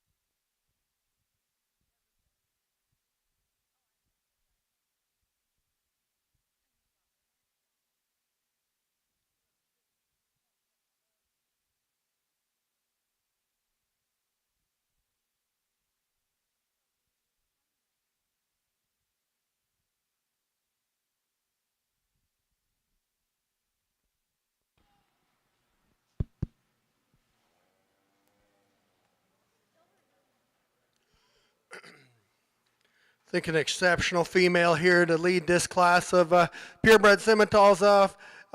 She gets her set up from the side there, and boy, this one is awful easy to gravitate towards. To have that much pin width and just sheer substance to her and hold herself together as good as she does, I think that's outstanding. If I'm going to pick on her ever so slightly in motion, standing right there, it's perfect. In motion, she likes to raise that tail head up, and it just kind of screws her balance up in her top line and correctness of her top line up. And like I say, she's comfortable in terms of her top. I just like to keep that tail head and all that just a little bit more collected, but very high quality one, wins the class quite handily. This heifer in second, you know, she was fighting this young man when she came into the ring, and I didn't know how much was her and how much she, you know, she wasn't showing herself. When she gets the standing and when she takes a relaxed step, she's just a little restricted in terms of how she handles herself on her back too. It's not terrible, but it's just doesn't have that extra flexibility that the one that wins the class. And beyond that, I just don't know if there's as much sheer power and mass and just width the stifle in that heifer as there is inside of the class winner. But boy, a big-bodied, really smooth-built one. I'd just like to put a new set of hind wheels on her, just get her to flex a little more. And we round out the class with this baldy female that's sure and more juvenile in terms of her condition. She comes to us in today. She's square built. She's good looking. I just think a few more days on feed, we'll look at her in a couple months. She'll look a whole lot better.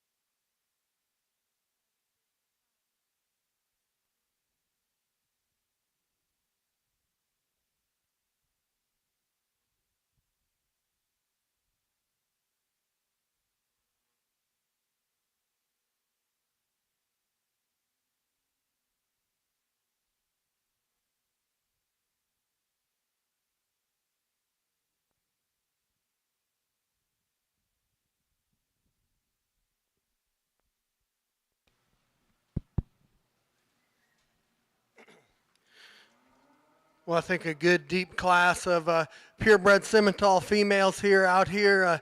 A young man with a yellow shirt. He's got a heifer that's just kind of fighting him today. Just won't relax out here. But boy, when she does, I think she wins this class quite handily. This heifer is so sound at the ground when she takes a good relaxed step. It's really, really good. And I think between these two pairs, where the decision is made in my mind is she's just so much more opened up in terms of her center cavity and just balances so good in terms of her lower rib shape and sweep. If we're going to get nitpicky on her, I think her shoulder blade is fine, but just the way that neck's kind of clipped and stuff, it just looked, you got to kind of look through some hair there just a little bit. It makes her look a little more upright in terms of her shoulder blade. I really don't think she is. She lays back in her knee plumb good, takes a big long step, and I like her size and where she's at maturity-wise, just a nickel better than the red baldy here in second. This red baldy heifer in second, this young lady, she's going to win a lot of showmanship contests with her, because as poorly as the one in first showed, this one is the other way. She shows like a dream. She just really gives you a good look from the side. I don't think she's as cool up through her front 1/3, and I could stomach that if she was big and wide and opened up in terms of her center body. But to be just a little plainer up front and still give up some center body and dimension there, I just think that just gravitated her toward the second hole. Really good on her feet and legs, really square built, and like I say, a young lady can show the tires off underneath that one, and she just kind of logically falls into the second hole. Really like this baldy heifer that comes third in terms of groundwork and how they go and how they hit their stride and foot shape. Really like that one in that regard. Just from a flexibility and fundamental structure, she's very, very good. Beyond that, I just didn't think the pin width, just the sheer mass and the power, like the two that win the class, I just didn't know if she had quite the dimension to her. But here's one that she's got the intangibles you need to start with. It'd be fun to see how she develops, goes into the fall, because she's got a lot of nice things going for her as well. Young lady with the white snip-nosed one here, she tries to get that head up out of her shoulder blade and tries to show her to the best of her ability. She just doesn't have that natural neck set, just not as naturally as clean-fronted as the three that win the class. But boy, that's a wide-bodied brood cow looking one, big old feet underneath of her, one that is just a little flatter in terms of her rib shape and muscle, and just a little plainer in terms of her design. And then we got one in terms of performance and length of hip and length of side. She's as good as any of them, but with all that length and performance, she comes apart in terms of her full rib and how she blends into her lower shoulder, pushes just a little bit more chest than the heifers on up the line. But fundamentally, she's a big-footed, good-footed type of a female. She's going to make an awesome brood cow and a heck of a heifer for this low in the class. And then we ran out the class here with this young man's doing a great job with this black female, one that is long, level hipped. We love that about her. She's going to make a great cow. She's just a little behind the rest of them in terms of condition out here. Just sure doesn't have the maturity and that extra spring of rib that some of the other heifers do. Great class of semi-heifers from top to bottom. Be fun to watch the rest of the breed here.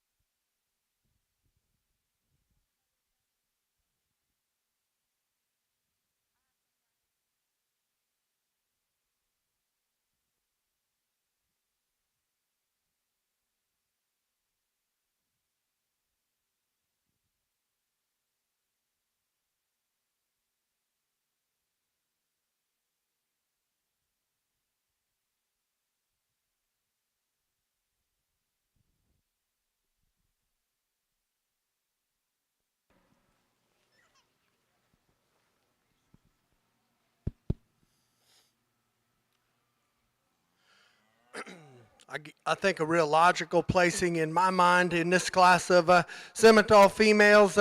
Young man brings us a really killer looking one here to start the class off with. Boy, she's got big heavy legs and big old feet, and we love that about her. Just really balanced. For Simmental cattle, it's hard to get them as balanced as this one is, and she's got it. You step in behind her, and that one's also the widest built one. I like that about her. If we're going to nitpick on her ever so slightly, when you get behind her and watch her go away from you, you'd maybe just like to see her track just a little truer and square her off those back two. But boy, that's an awful good looking one. That's getting awful nitpicky on that female. Young lady in the blue shirt here that comes second, again, one that to me was the second most genuine in terms of her muscle pattern out here. I like this one where she's at in terms of her composition today, in terms of making a bred heifer out of her. I think her angles and structure is the second best in the class and just kind of logically fits into the second hole. The one that is probably the most unique in terms of her top shape and in width of stifle is the Baldy heifer. The young lady comes third with, but with all that muscle and extra width and power that she has, she just comes apart a bit in terms of her structural build. Just maybe doesn't move that hot, quite as attractive as the two that are first and second, but boy, she'll get her set up here, give you a killer look, a lot of power, like the breeding potential of that Baldy female. Then we got the white socked one here that comes next. To me, she was just the next best one in terms of her structure. She's pushing just a little bit too much chest. Sure doesn't have that extra look like the heifers on up the line, but I do like her structure a pinch better than the heifer that rounds out the class. Probably the biggest framed, longest bodied one here rounds out this class. If this one here would just move that hock and hind leg and just get out and go and reach off both ends a nickel better, she gives you an awesome look from the side. Young lady throws her head up in the air and you love her neck and her presence. I just like to couple all that muscularity and stoutness into just a little better structured package.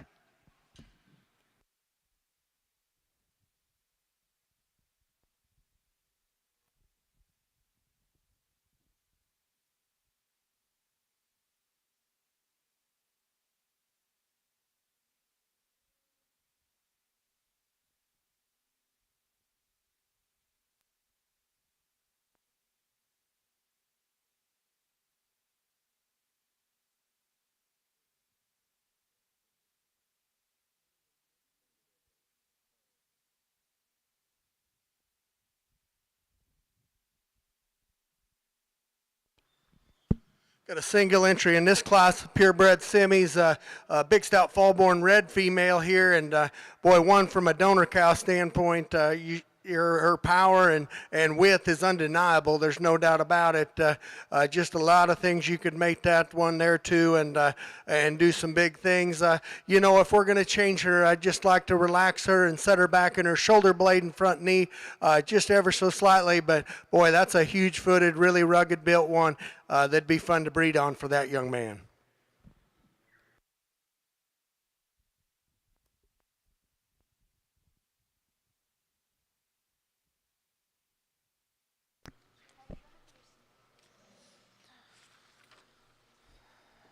While those cattle are coming in the ring, getting caught up on our placings, Class 67, first place went to Chase Harker from Hope, Indiana.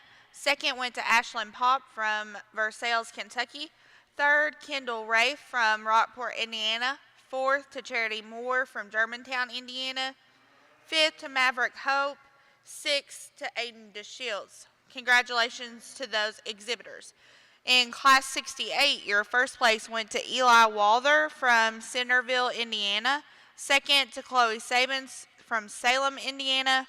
Third went to Lainey McAllister from Patriot, Indiana. Fourth to Caroline Maines from Falmouth, Kentucky. And fifth went to Emily Miller from Vevey, Indiana. Congratulations to all those exhibitors. Now in the ring, we are going to select our champion and reserve champion, Simmental female.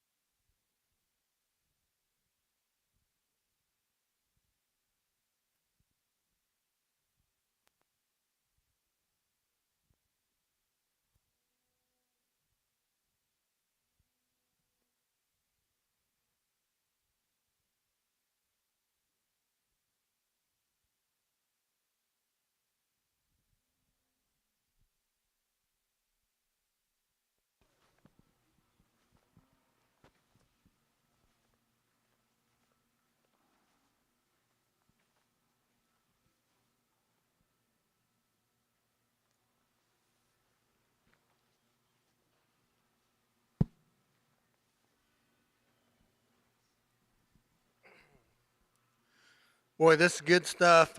You always know when you come to Kentucky and in the Louisville area, the Simmentals are going to be good, and this breed was deep. Let's give all these Simmental exhibitors a round of applause, if you will. Well, I think all five of these really exemplify, the kind of Simmentals that are current nowadays in our industry.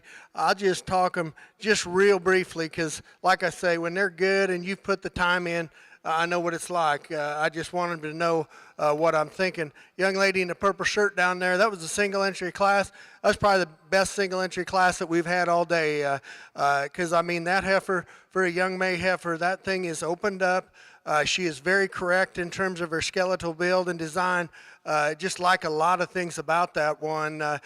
She's maybe not quite, for a young female, just worry just a little bit about her front end and how that's all going to stay together, but that's a sound structured, wide-bodied one that'll always be there in the end. There's no doubt about it. I fight in my head with this one in second a little bit because standing there, to me, she's obviously in the competition. She's so good in her angles, and I think standing there, it's absolutely awesome.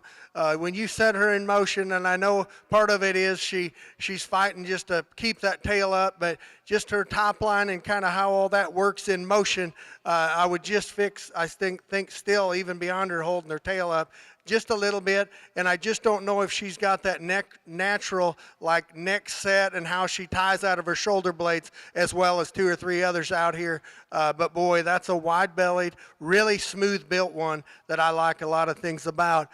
This young man in the yellow shirt finally gets her kind of settled in here, and she's looking better all the time as she relaxes. She's one that, as you remember, didn't show the best in that class, but she is one just at the ground, and in terms of feet and legs, I think she's as good as any of them in terms of how she goes. Really a square-built female, one that, as we compare to heifers on both sides of her, maybe not quite as much spring to the center portion of her body, but in terms of structural build and just how her muscles laid on her skeleton, I think she's right there in the hunt. Big broody black heifer here that comes out of the next class. Young man brings us, that was probably the toughest class, the toughest pair of the day right there, undeniably, no doubt about it.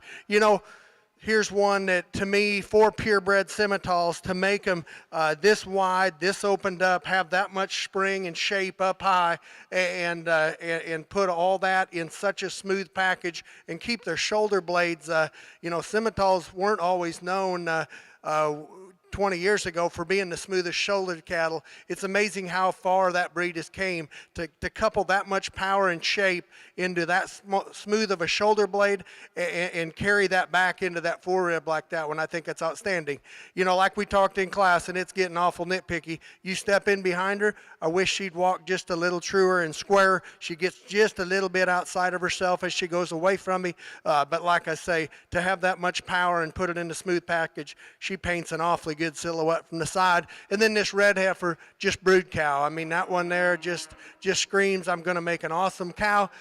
She doesn't maybe have the bells and whistles like the heifers on up the line, but that's a big, wide, stout one that young man's going to have a fun time breeding on.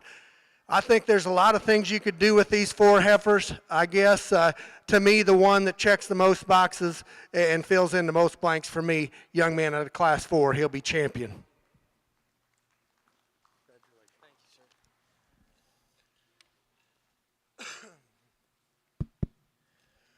Then we bring that second place out of that very tough class in, and there's no doubt about it.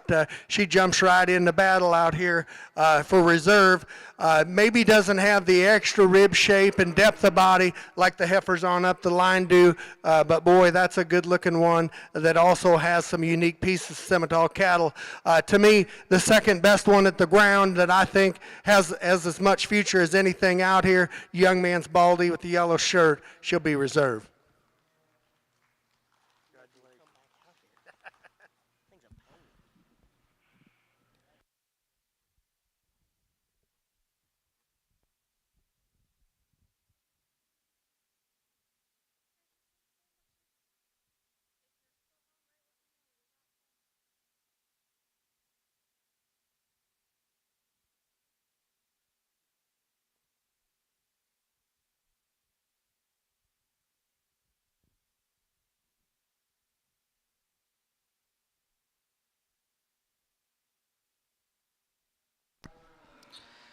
Congratulations to your champion Simmental female going to Eli Walther from Centerville, Indiana.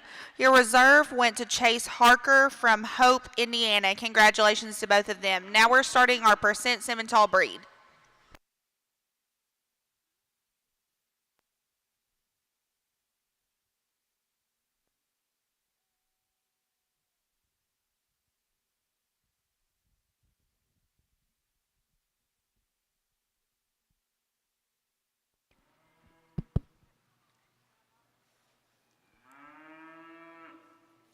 As we get started on the low percentage Simmental breed here, young lady brings us a snip nose female.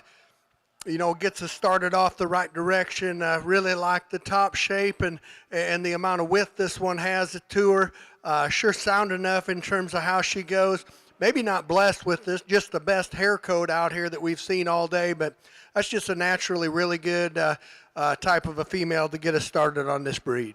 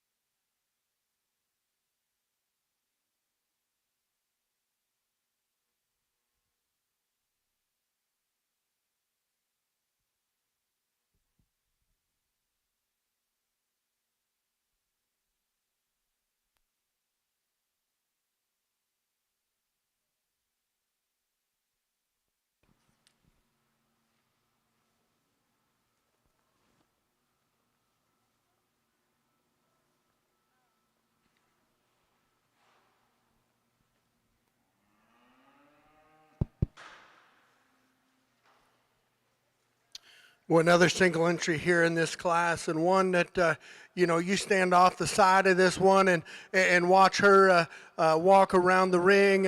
Just so soft-footed is what hits me about this one. She reaches and goes and stretch and flexes so well off of both ends. And I realize we're not to the end of the race here yet, but one that's going to have to come with just a little bit more muscularity and width.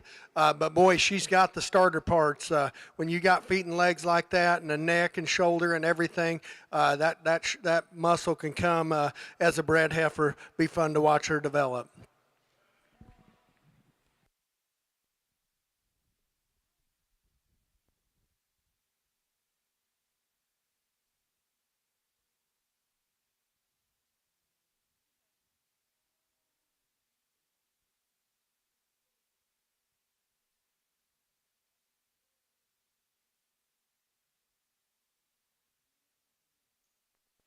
Class 72 should be coming in the ring. If you're in class 72, please make your way up to the show ring.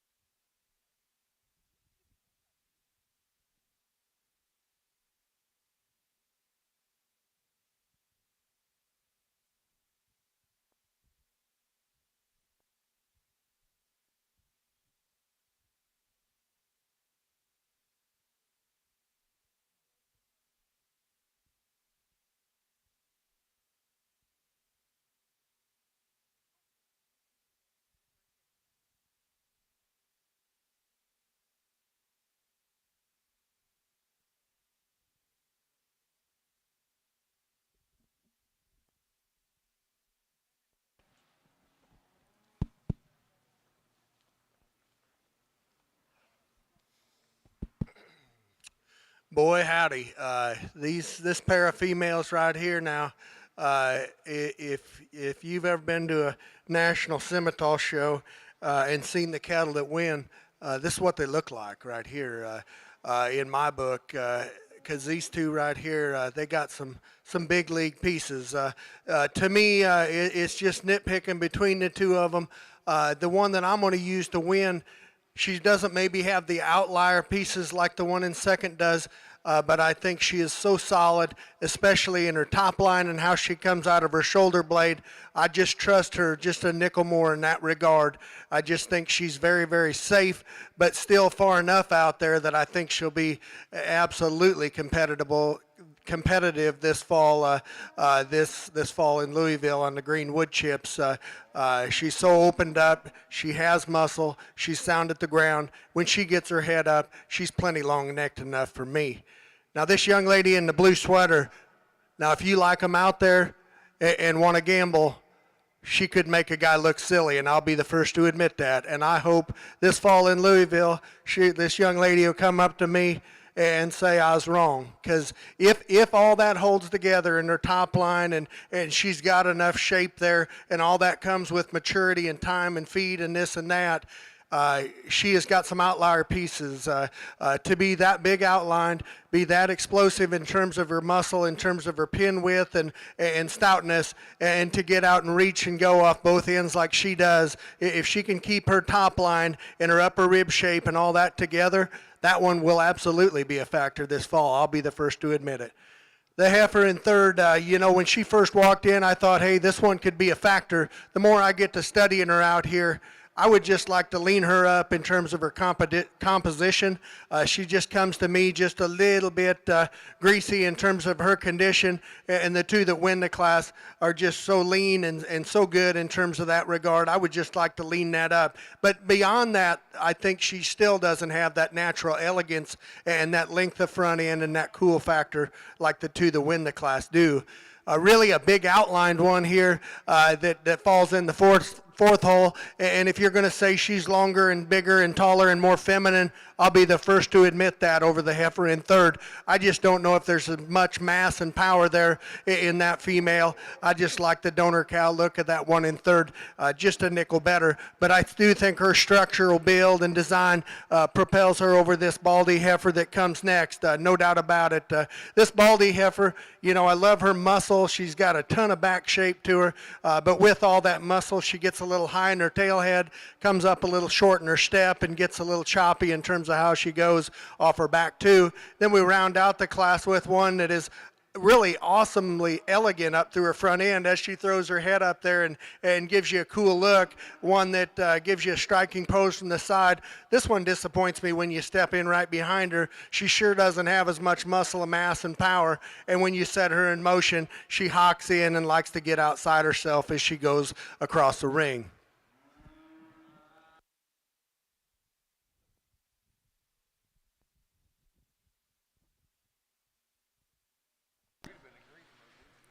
Results from Class 72. First place went to Josie Phillips from Maysville, Kentucky. Second to Mercedes Faree from Sullivan, Indiana. Third to Colton Anderson from Lake Village, Indiana. Fourth to Anna McCord from Ewing, Kentucky. Fifth went to Austin Pateau from Cynthiana, Kentucky. And sixth went to Amber Morris from Marengo, Indiana. Now coming in the ring, we have Class 73. Percentage Simmental heifers.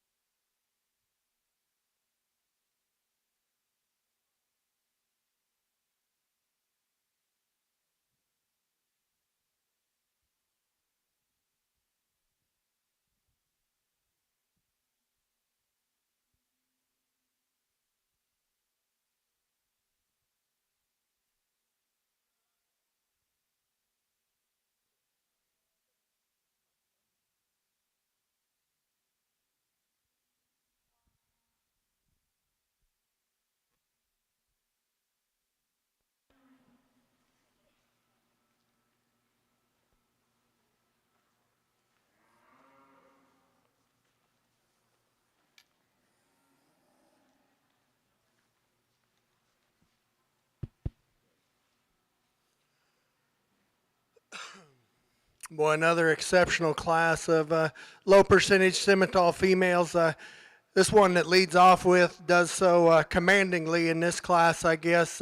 I would think one that, boy, the minute she takes 3 steps in and you look at the length and levelness of stride that she has, just so sound in terms of how she goes around the ring.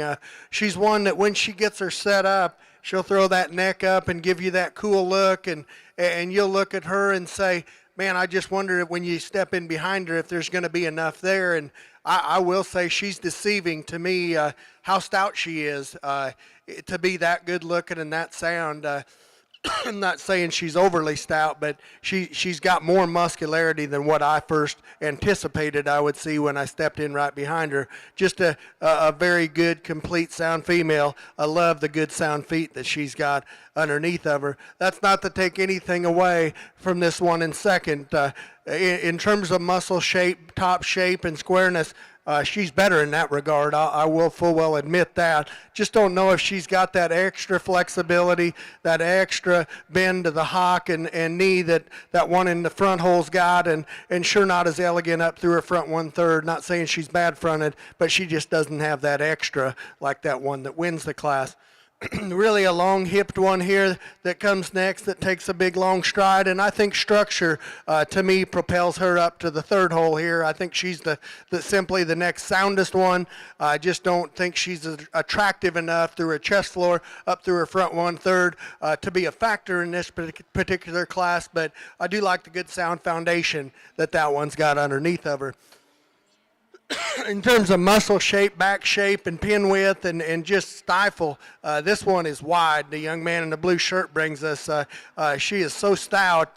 She's just a little more conventional in terms of her build, shorter hip, shorter sided type of a female. I just don't know if she moves quite as well as the heifers on up the line. Really attractive one, the baldy female that comes next, flat-shouldered, long and tall out of her front end. If we could just take a picture of the front 1/3 of that one, she'd be a major factor in this class. From the shoulders back, she's just not as opened up in terms of her center body. Sure doesn't have that extra power and width like we see on up the lineup, but a really attractive baldy. In the big outline one that comes next, a little more conventionally sized one here that comes next, a little shorter made in terms of her package. She's just a little heavier muscled in my mind as the heifer that rounds out the class, and that's where she is. And the heifer that rounds out the class sure wasn't blessed with a great hair coat, but beyond that, I think she's a little more refined in terms of her bone work. She's pushing a little more condition in terms of her pones, and I'd like to lean her up a little bit in that regard.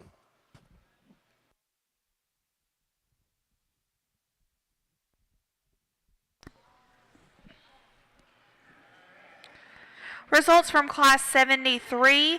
First place went to Carly Sanders from Leesburg, Ohio. Second to Graham Dickerson from Hope, Indiana. Third went to Ansley Hawkins from Seymour, Indiana. Fourth to Cohen Robbins from Seymour, Indiana. Fifth went to Emily Miller from Vevey, Indiana. Sixth to Lindley McAllister from Patriot, Indiana. And seventh went to Amelia Gripshover from Auburn, Kentucky. Congratulations to those exhibitors. Now in the ring we have Class 75. This ended up being a single entry.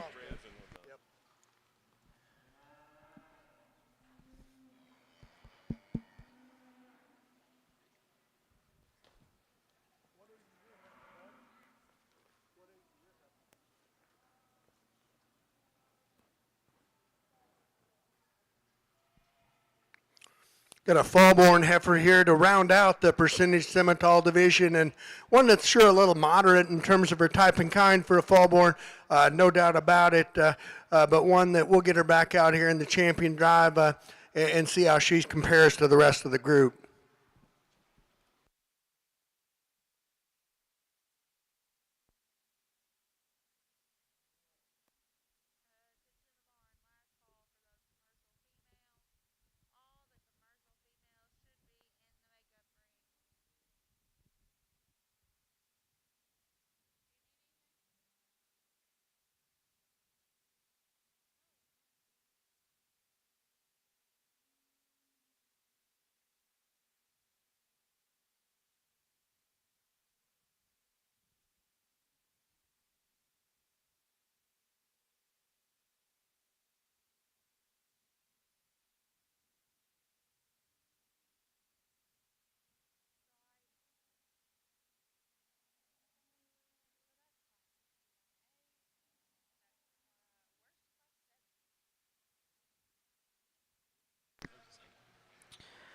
We're looking for the first place out of class.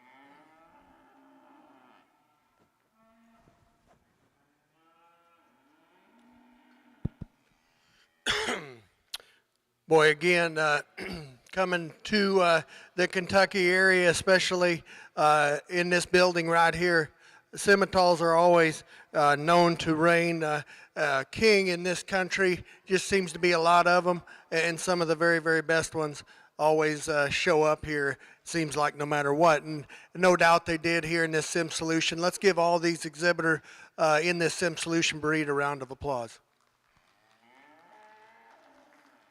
I guess it's pretty simple to me. It boils down to the two classes in this breed was 2 and 3. There's no doubt about it. They were the toughest.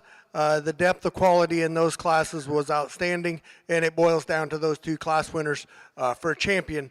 The one out of, I'll just talk them backwards, the one out of class 3 that's standing here, girl does an awesome job of showing her, just presents herself with such natural presence and keeps those ears up nice and high and gives you such a killer look from the side.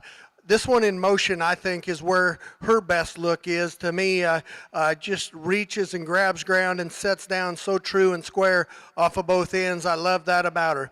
In that class, obviously, she kind of came to the top quite quickly, and I thought, man, she is going to be the one to beat in this breed. When you get her back out here, she does not possess the width and the dimension that the two do that were out of class number 3.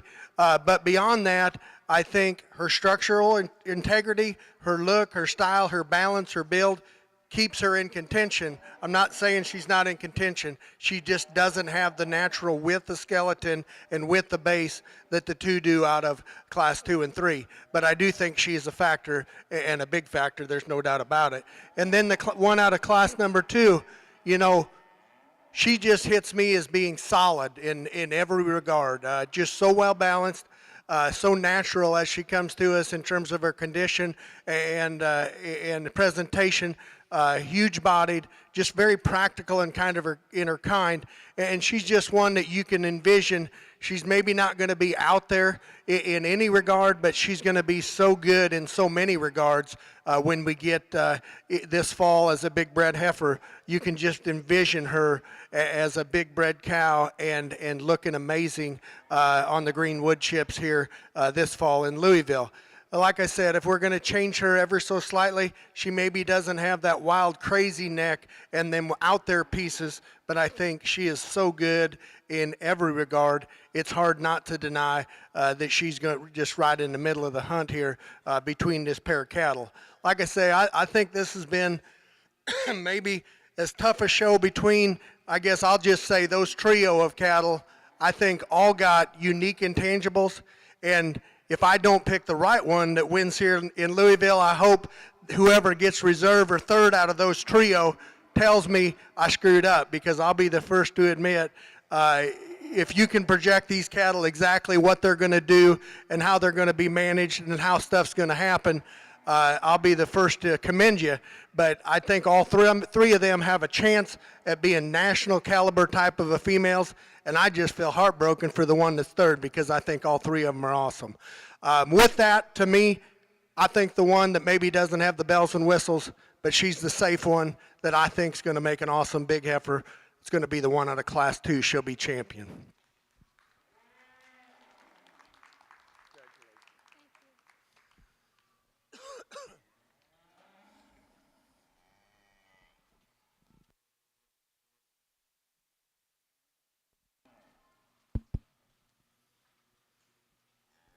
Now, to me, it gets even tougher now, because now you've got two that are, I would just call them the freak shows of this division. There just depends on how they come together in terms of their muscle. This one here needs to come with just a little bit more sheer, like pin width and power when you get in behind her. I think the one out of the second class needs to come with just a nickel more top shape and just how she comes together out of her blade right there. That's two awesome females. Honestly, I thought before we came back in here, the young lady out of the third class would be reserved. As I get him, looked at him, once they get back out here, your mind can change. I think there's more width, pin width, more power, more dimension in that one, and I think everything's going to come together in her top. Young lady in the blue sweater will be reserved. Congratulations to all these breeders. Let's give them one more round of applause.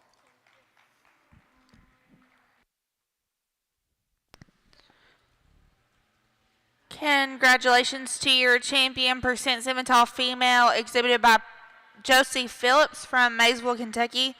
Your reserve champion percent Simmental female went to Mercedes Faree from Sullivan, Indiana. Congratulations to them. Coming in the ring now, we have Class 76, our first class of commercial heifers. This is our last breed of the day.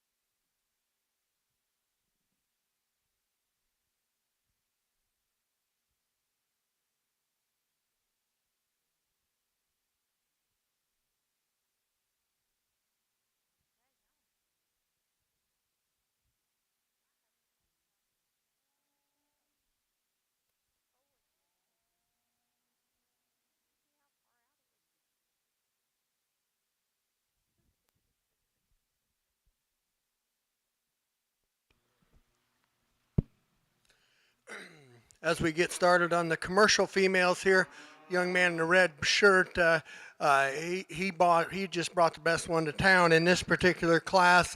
Really a sharp-fronted one that's sure got miles of femininity to her as comparative to the rest of the class. Really opened up in terms of her center body. She's the soundest one. She wins the class. Beyond that, I think the Shorthorn at the ground is the second best one in my mind in this lineup. She's got a big rugged foot, stands down on a lot of bone, and she gets out and reaches and stretches the second best of the class. And you couple all that with the amount of muscle she's got, I just think she's a logical fit for the second hole. The heaviest muscled one, no doubt about it, is the black and white one that's third. I won't deny that at all. Almost just really would show good as a market heifer in my mind. She's so heavy muscled for a breeding cattle. She just doesn't get out and go quite good enough on her rear too. But I do like her extra muscularity, what she could do for the steer business. Then we round out the class with this black heifer, one that's just a little fatter in terms of her condition that she comes to us in today. And beyond that, she is kind of like the black and white heifer in the third hole, just doesn't reach and go off of both ends as well as we'd like.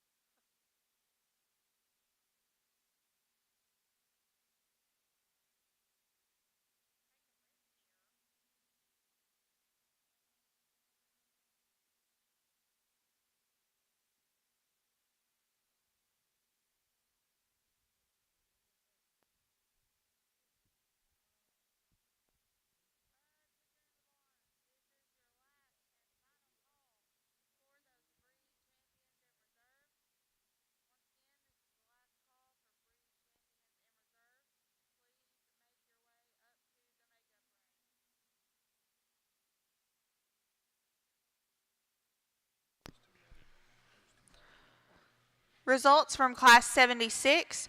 First place went to Boston Schultz from Evanston, Indiana. Second went to Isley Noy from Lafayette, Indiana. Third to Mia Shelton from Rockport, Indiana. And fourth went to Ethan Larimore from Salem, Indiana. Congratulations to those exhibitors. Now in the ring is Class 77.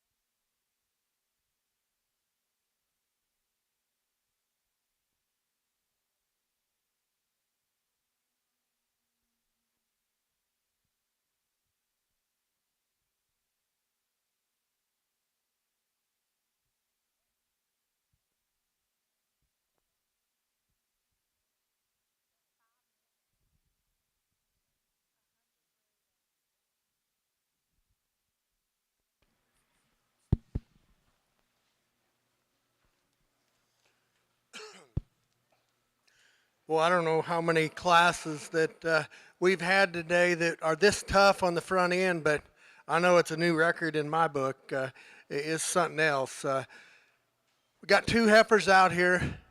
I'll be first to admit I sure wouldn't like to own that one in second and be second. There's no doubt about it. To me, what I set my priorities on in this pair of cattle that I think is better about the red one, I think she is a pinch more correct in terms of rear leg and hock structure, and I think she is longer in terms of her length of side and length of hip. I know I'll be the first to admit she doesn't have the extra big barrel in her like the black heifer does in second, but to have that much length of side, be that correct at the ground in terms of how she goes around the ring, I just got a lot of confidence in that female come this fall when they get the green rib chips out that she won't have enough body. She's made so good in terms of her upper rib shape and stuff. I think that depth of body's all there and it'll be fine. She balances good with even the little bit that she's got. She still balances good when she gets the big old sweep. I think she's deadly. That's not take anything away from this black heifer. I'll be the first to admit, if I had that one, I'd be proud of her, and you should be.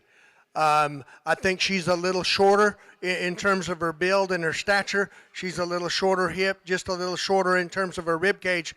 And so naturally, she's the big-bodied one of the pair, no doubt about it. And I love that body about her, the depth of flank, the genuineness to the lower portion of her body, and just how that all balances is very, very good.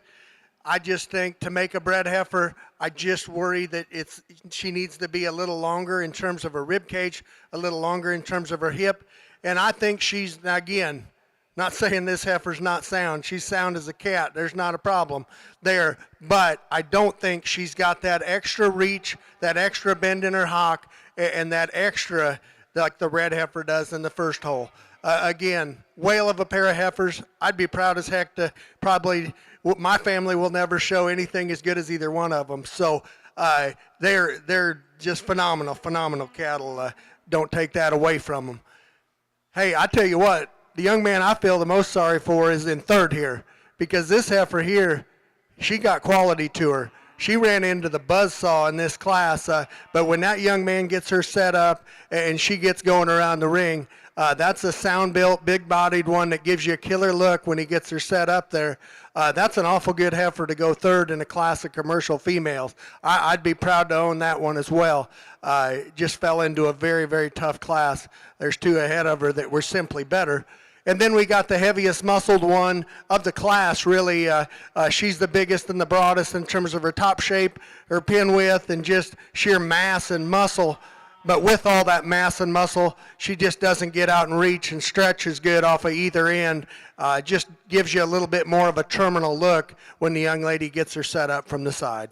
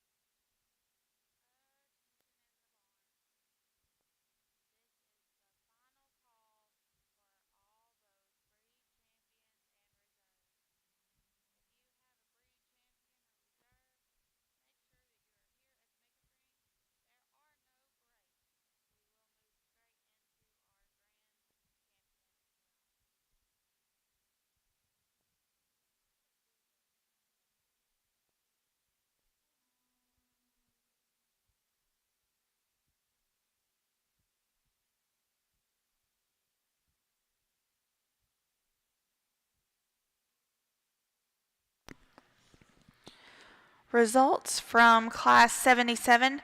First place went to Braylon Schaefer from Hagerstown, Indiana. Second to Morgan Neal from Bellevue, Ohio. Third went to Grady Harrison from Greensburg, Indiana. Fourth to Macy Richardson from Warren, Indiana. Congratulations to those exhibitors. Now in the ring we have Class 78. This is our last class of the day. We will do our commercial drive at the conclusion of this class, and then we will roll straight into our overall grand drive for the top 5.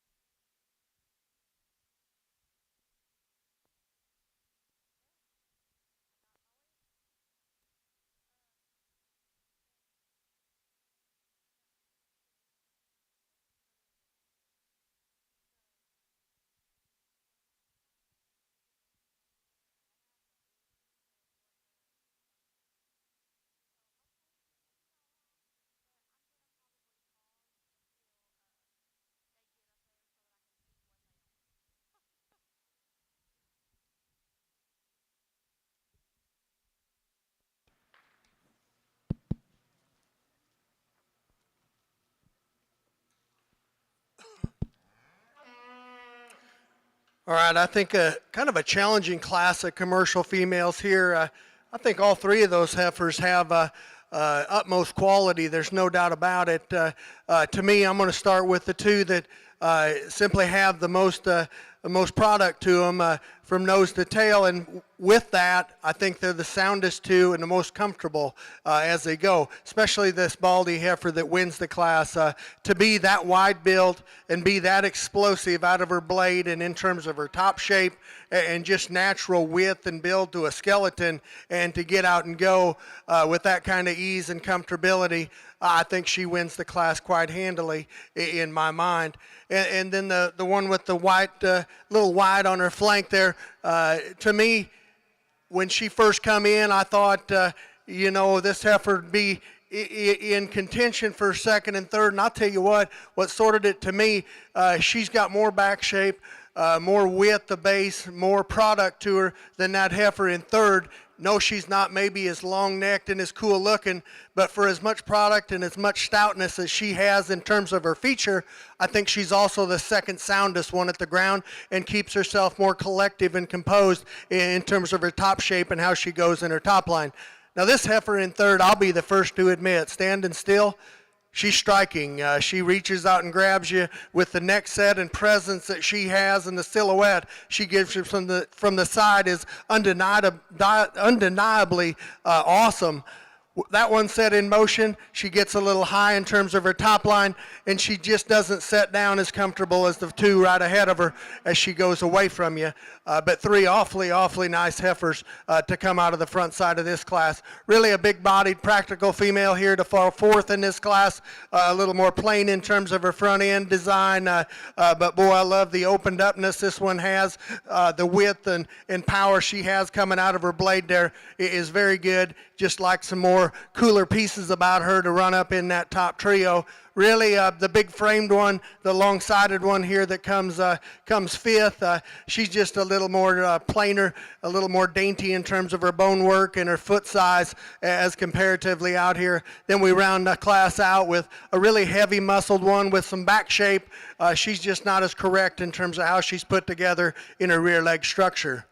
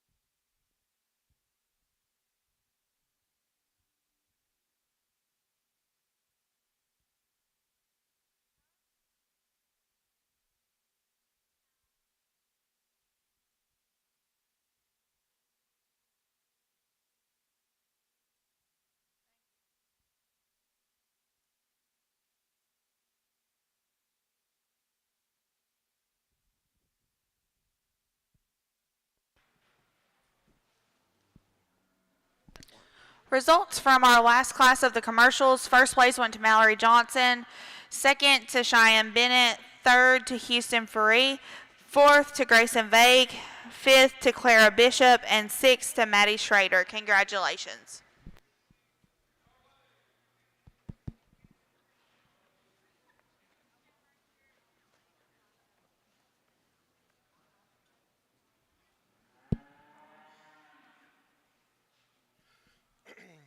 Boy, again, not to sound like a broken record, but boy, every one of these breeds today has been competitive, and we round out the deal with this commercial situation here, and I think we got a whale of a trio to end on. Let's give all these exhibitors in this commercial division a round of applause, if you will. I guess in my mind, not to take anything away from the boy in red there that wins Class 1, because, hey, that heifer's got some quality to her. There's no doubt about it. But it's a two-horse race out here for champion in this commercial division. In my mind, you got the red heifer out of the second class. You know, that was a very tough class, as well was the third class. Both of them classes were very, very tough. And this red one, to me, she just hits me as future. Just so up-headed, good through her shoulder blade and how that head, neck, and shoulders all ties together. You know, I love her rear leg structure and how she gets around the ring. Her muscle lays on her skeleton right. You know, she doesn't have the barrel of the other three black heifers in those two classes. There's no doubt about it. But I think it will get there as a big one. And her leg structure, rear leg structure, set her apart in that class in my mind. And then the Baldy heifer here that comes out of that last tough class. You know, there was a trio of heifers in that particular class that were absolutely outstanding in my mind. Now, to me, this one, she's maybe got as much substance and mass and power as anything that we've seen in this division. maybe not quite as tricked out and just as long and clean necked as the red heifer, but boy, her body and symmetry and how it balances is so good. She's got so much product to her, and to me, she hits the ground and just carries herself around the ring more than adequate in terms of her structural integrity. I think it's real close in my mind. I like the future of the red one. I like that Black Baldy's future, and I like her today. To me, it's a coin flip. I'm going to go with the one that I think will take the picture today. Big Black Baldy will be champion. We'll bring that white one in here for reserve, but I tell you what, that's a really good heifer. In case this one wins Louisville, she better be reserve. We're going to keep the Class 3 as champion. Red heifer out of Class 2 will be reserve. Congratulations, young man. Congratulations to your champion commercial heifer going to Mallory Johnson from Churubusco, Indiana. Your reserve champion commercial went to, out of Class 77, Braylon Schaefer from Hagerstown, Indiana. Congratulations to those exhibitors.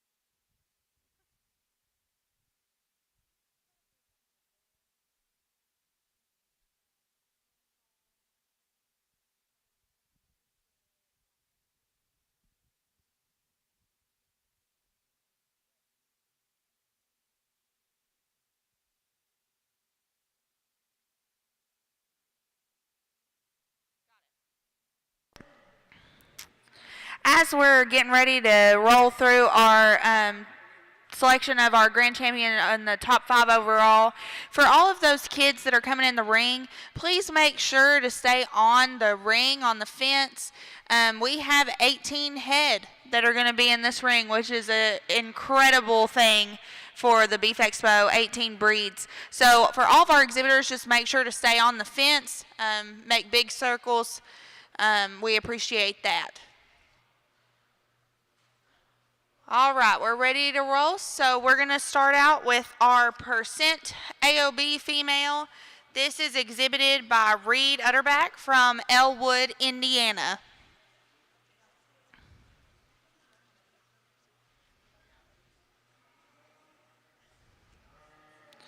Coming in next is your champion Angus, exhibited by Mercedes Ferree from Sullivan, Indiana.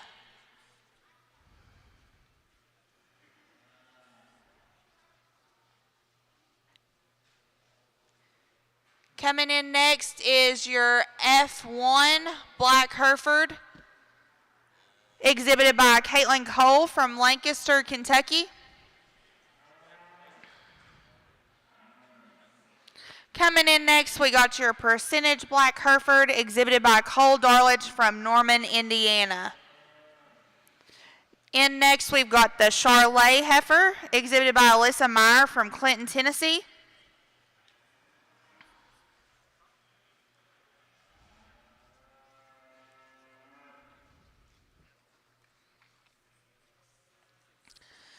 Coming in now is your key female, exhibited by Riley Egbert from Botkins, Ohio.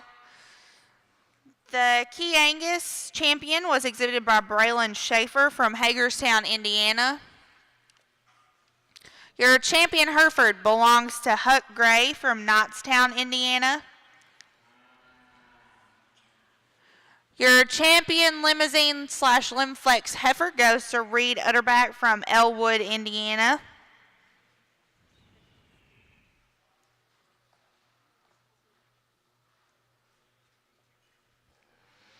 Coming in next is your Maine, Dylan Miller from Galveston, Indiana.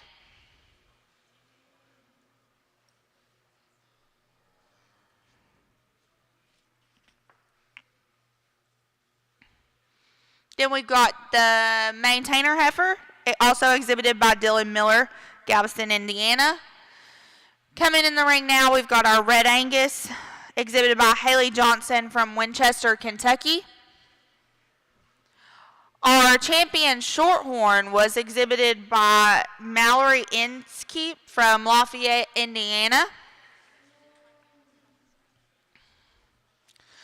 Your Shorthorn Plus was exhibited by Whitney Swaim from Roxville, Indiana. The Purebred Simmental Heifer was exhibited by Eli Walther from Centerville, Indiana.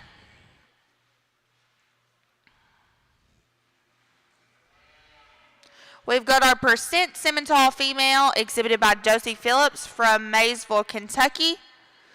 And then coming in next is your Champion Commercial Heifer, which we just saw, exhibited by Mallory Johnson from Churubusco, Indiana. That is all of our entries for the top 5. If you don't care to give all of these kids in here a round of applause.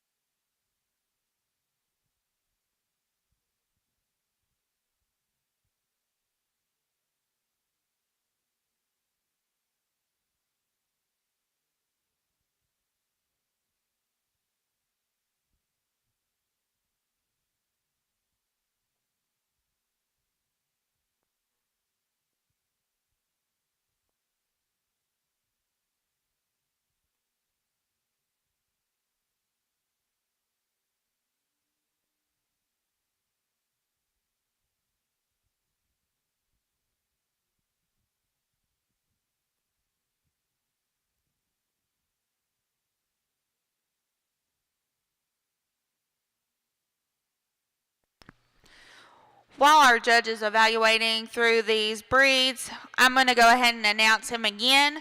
Our judge for the day was Corey Thompson. Corey was born and raised in Wayne, Nebraska on his family's diversified livestock operation that consisted of cattle, hogs, and row crops. Corey received his bachelor's degree in animal science from the University of Nebraska, where he competed on the livestock judging team. He also attended and competed for the livestock judging team at Northwest Community College. Corey is employed by 605 Sires and Donors and serves as their customer success representative. Corey and his wife Stacy have one son, Kai, who enjoys showing cattle and market goats. We thank Corey a lot for being here today. He has rolled through these heifers, so give him a round of applause for coming down.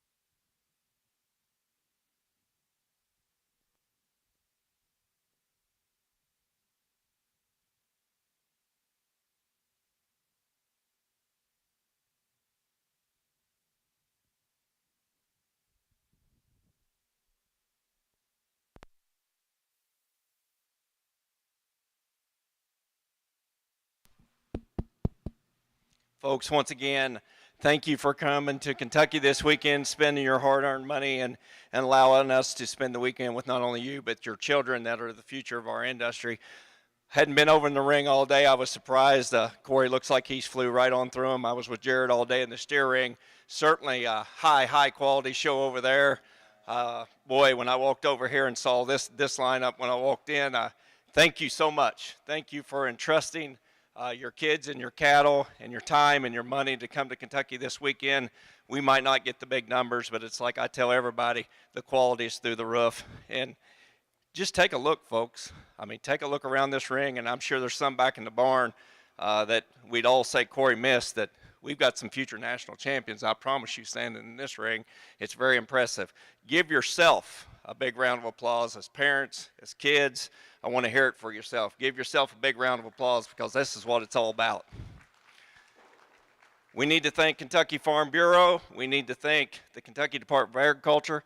And folks, you see all these young people helping us today line up. Those are college students. They come in here, they don't get paid. They just work, and that's what we do in agriculture. We support each other. If any of you all have watched the news here lately, you know, I was with Jared and Blaine over there, and, you know, Blaine talking about the fires that are going on in Texas right now, not to put a damper on things, but boy, you put some stuff in perspective really quick. You need to drop your political affiliation and get your heart right when you start talking about people losing their livelihoods and just doing the right thing. And that's what we do in agriculture, folks. We've always done the right thing. We certainly try to do the right thing at this show for you. If you ever have any suggestions on how we could change or make it better, make it more pleasing for you, more accommodating, please see one of us. We're more than welcome to help you. Now to this guy in the ring. Folks, been around this business. I'm 55 years old if you all didn't know it. This is the guy that when my kid showed, he was my eyes when I couldn't get there. So big respect for him still today. I've watched him run a couple major operations, win at both operations. I watched him then take a trip to a bull stud called 605, and not the category bull studs, but I think if you ask any of us that have stud bulls where they're sitting at right now, most of us are going to send them to Corey Thompson because we know he's that kind of guy that's going to take care of them. He's not only going to take care of our livestock, but he's going to do the right thing like we do in agriculture. Folks, give this guy a big round of applause. He's a class individual. I think he puts his heart into it, and that's what we expect. Corey, go out there and get you a top 5, buddy.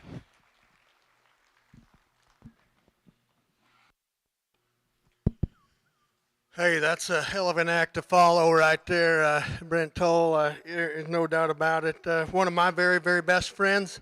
I got a lot of admiration for what he's accomplished in the business and the kind of person he is. He's the kind of person that I've hung my hat on all my life. There's no doubt about it. I'd like to start off just a few orders of house cleaning. I'd like to thank Brent Toll and the Kentucky Beef Expo for the opportunity of being here.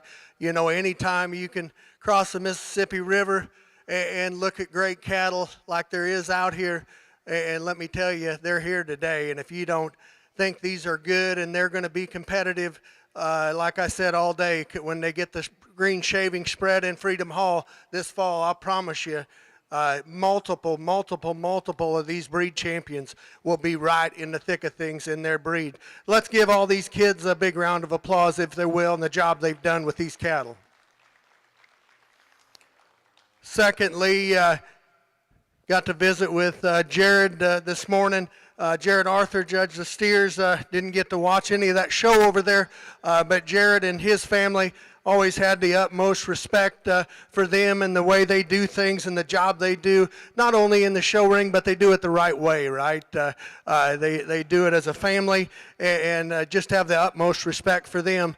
Tell you what I really got, was noticing this morning at the motel lobby, I have got to learn. I wished I had the ability to grow a beard like that sucker, because that thing is majestic and it would keep me warm in the brutal winter of South Dakota, let me tell you.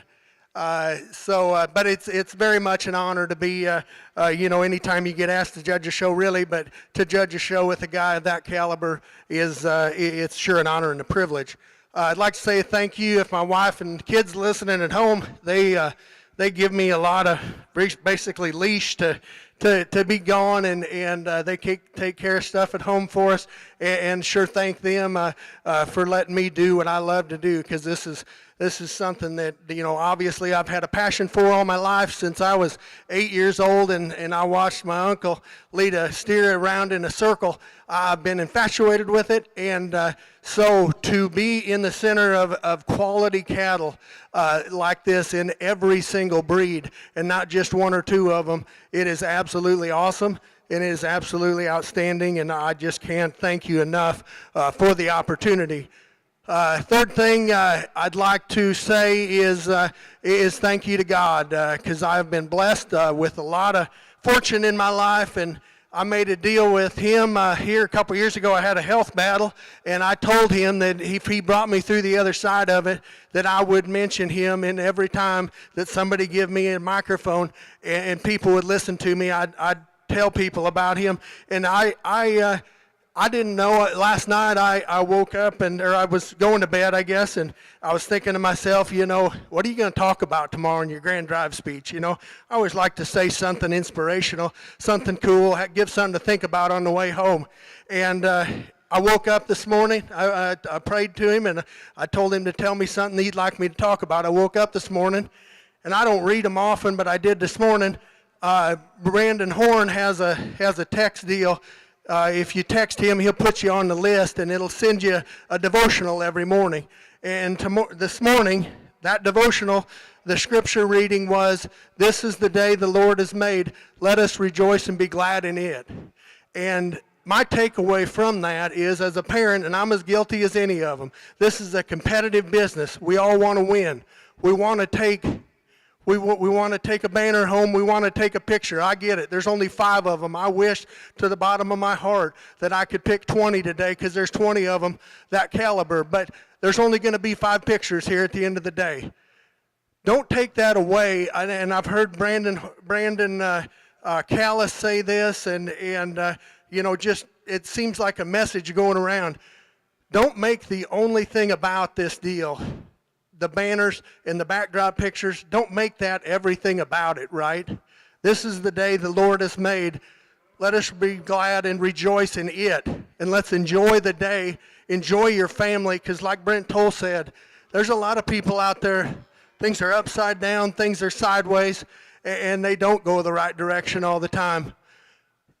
Just enjoy the day. Enjoy the family. Enjoy the experience. Operate with intensity. And you can be competitive, but make sure it's for the right reasons. With that, one more thing. There's 2 gentlemen that I will always think of in the back of my mind when I pull through the gates of Freedom Hall. One of them's name's Jim Bloomberg, and the other one's name's Gerald Callahan. And it is by the fortune of God that Jim Bloomberg has got a memorial award here for the Supreme Champion Heifer.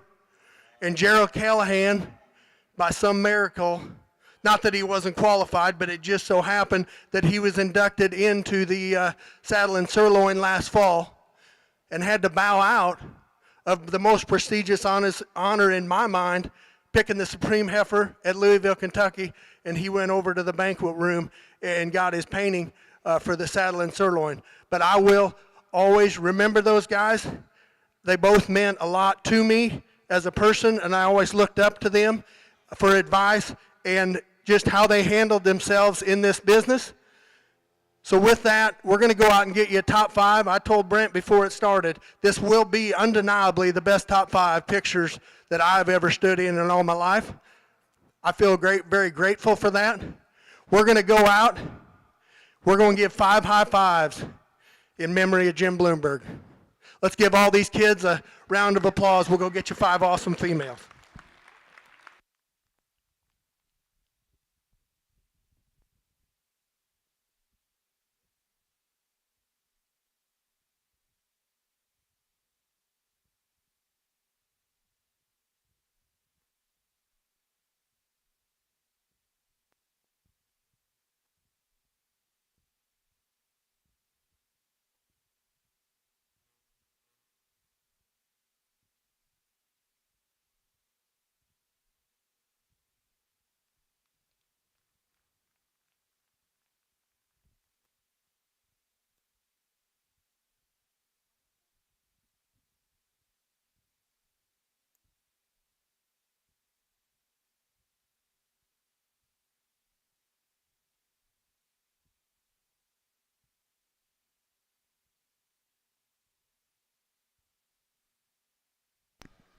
Congratulations to your grand champion overall female.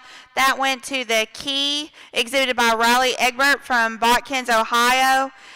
In the place of that came the reserve, Chase Harker from Hope, Indiana.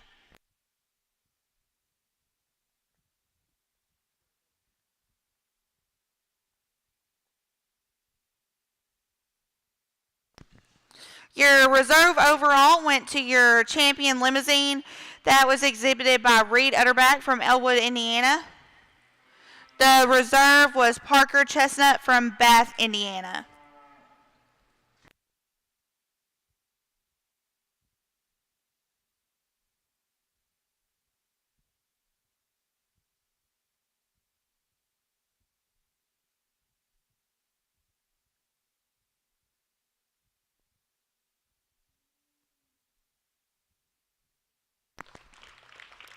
Your third overall was the champion Angus female, exhibited by Mercedes Faree from Sullivan, Indiana. The reserve to that was Josie Phillips from Maysville, Kentucky.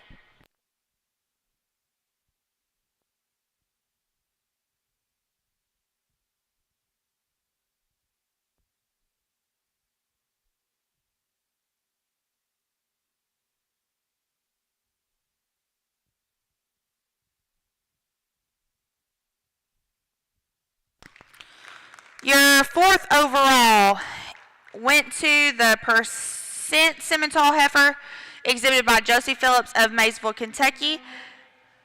The reserve Percent Simmental was exhibited by Mercedes Faree from Sullivan, Indiana.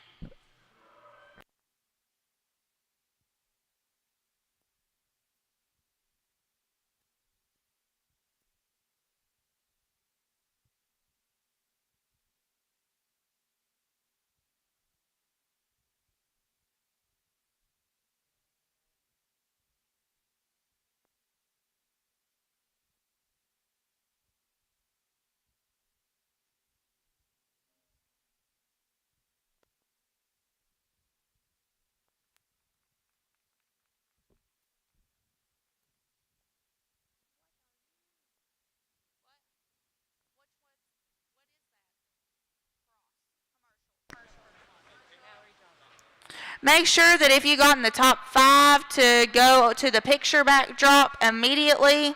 Your fifth overall went to your commercial female Mallory Johnson from Churubusco, Indiana.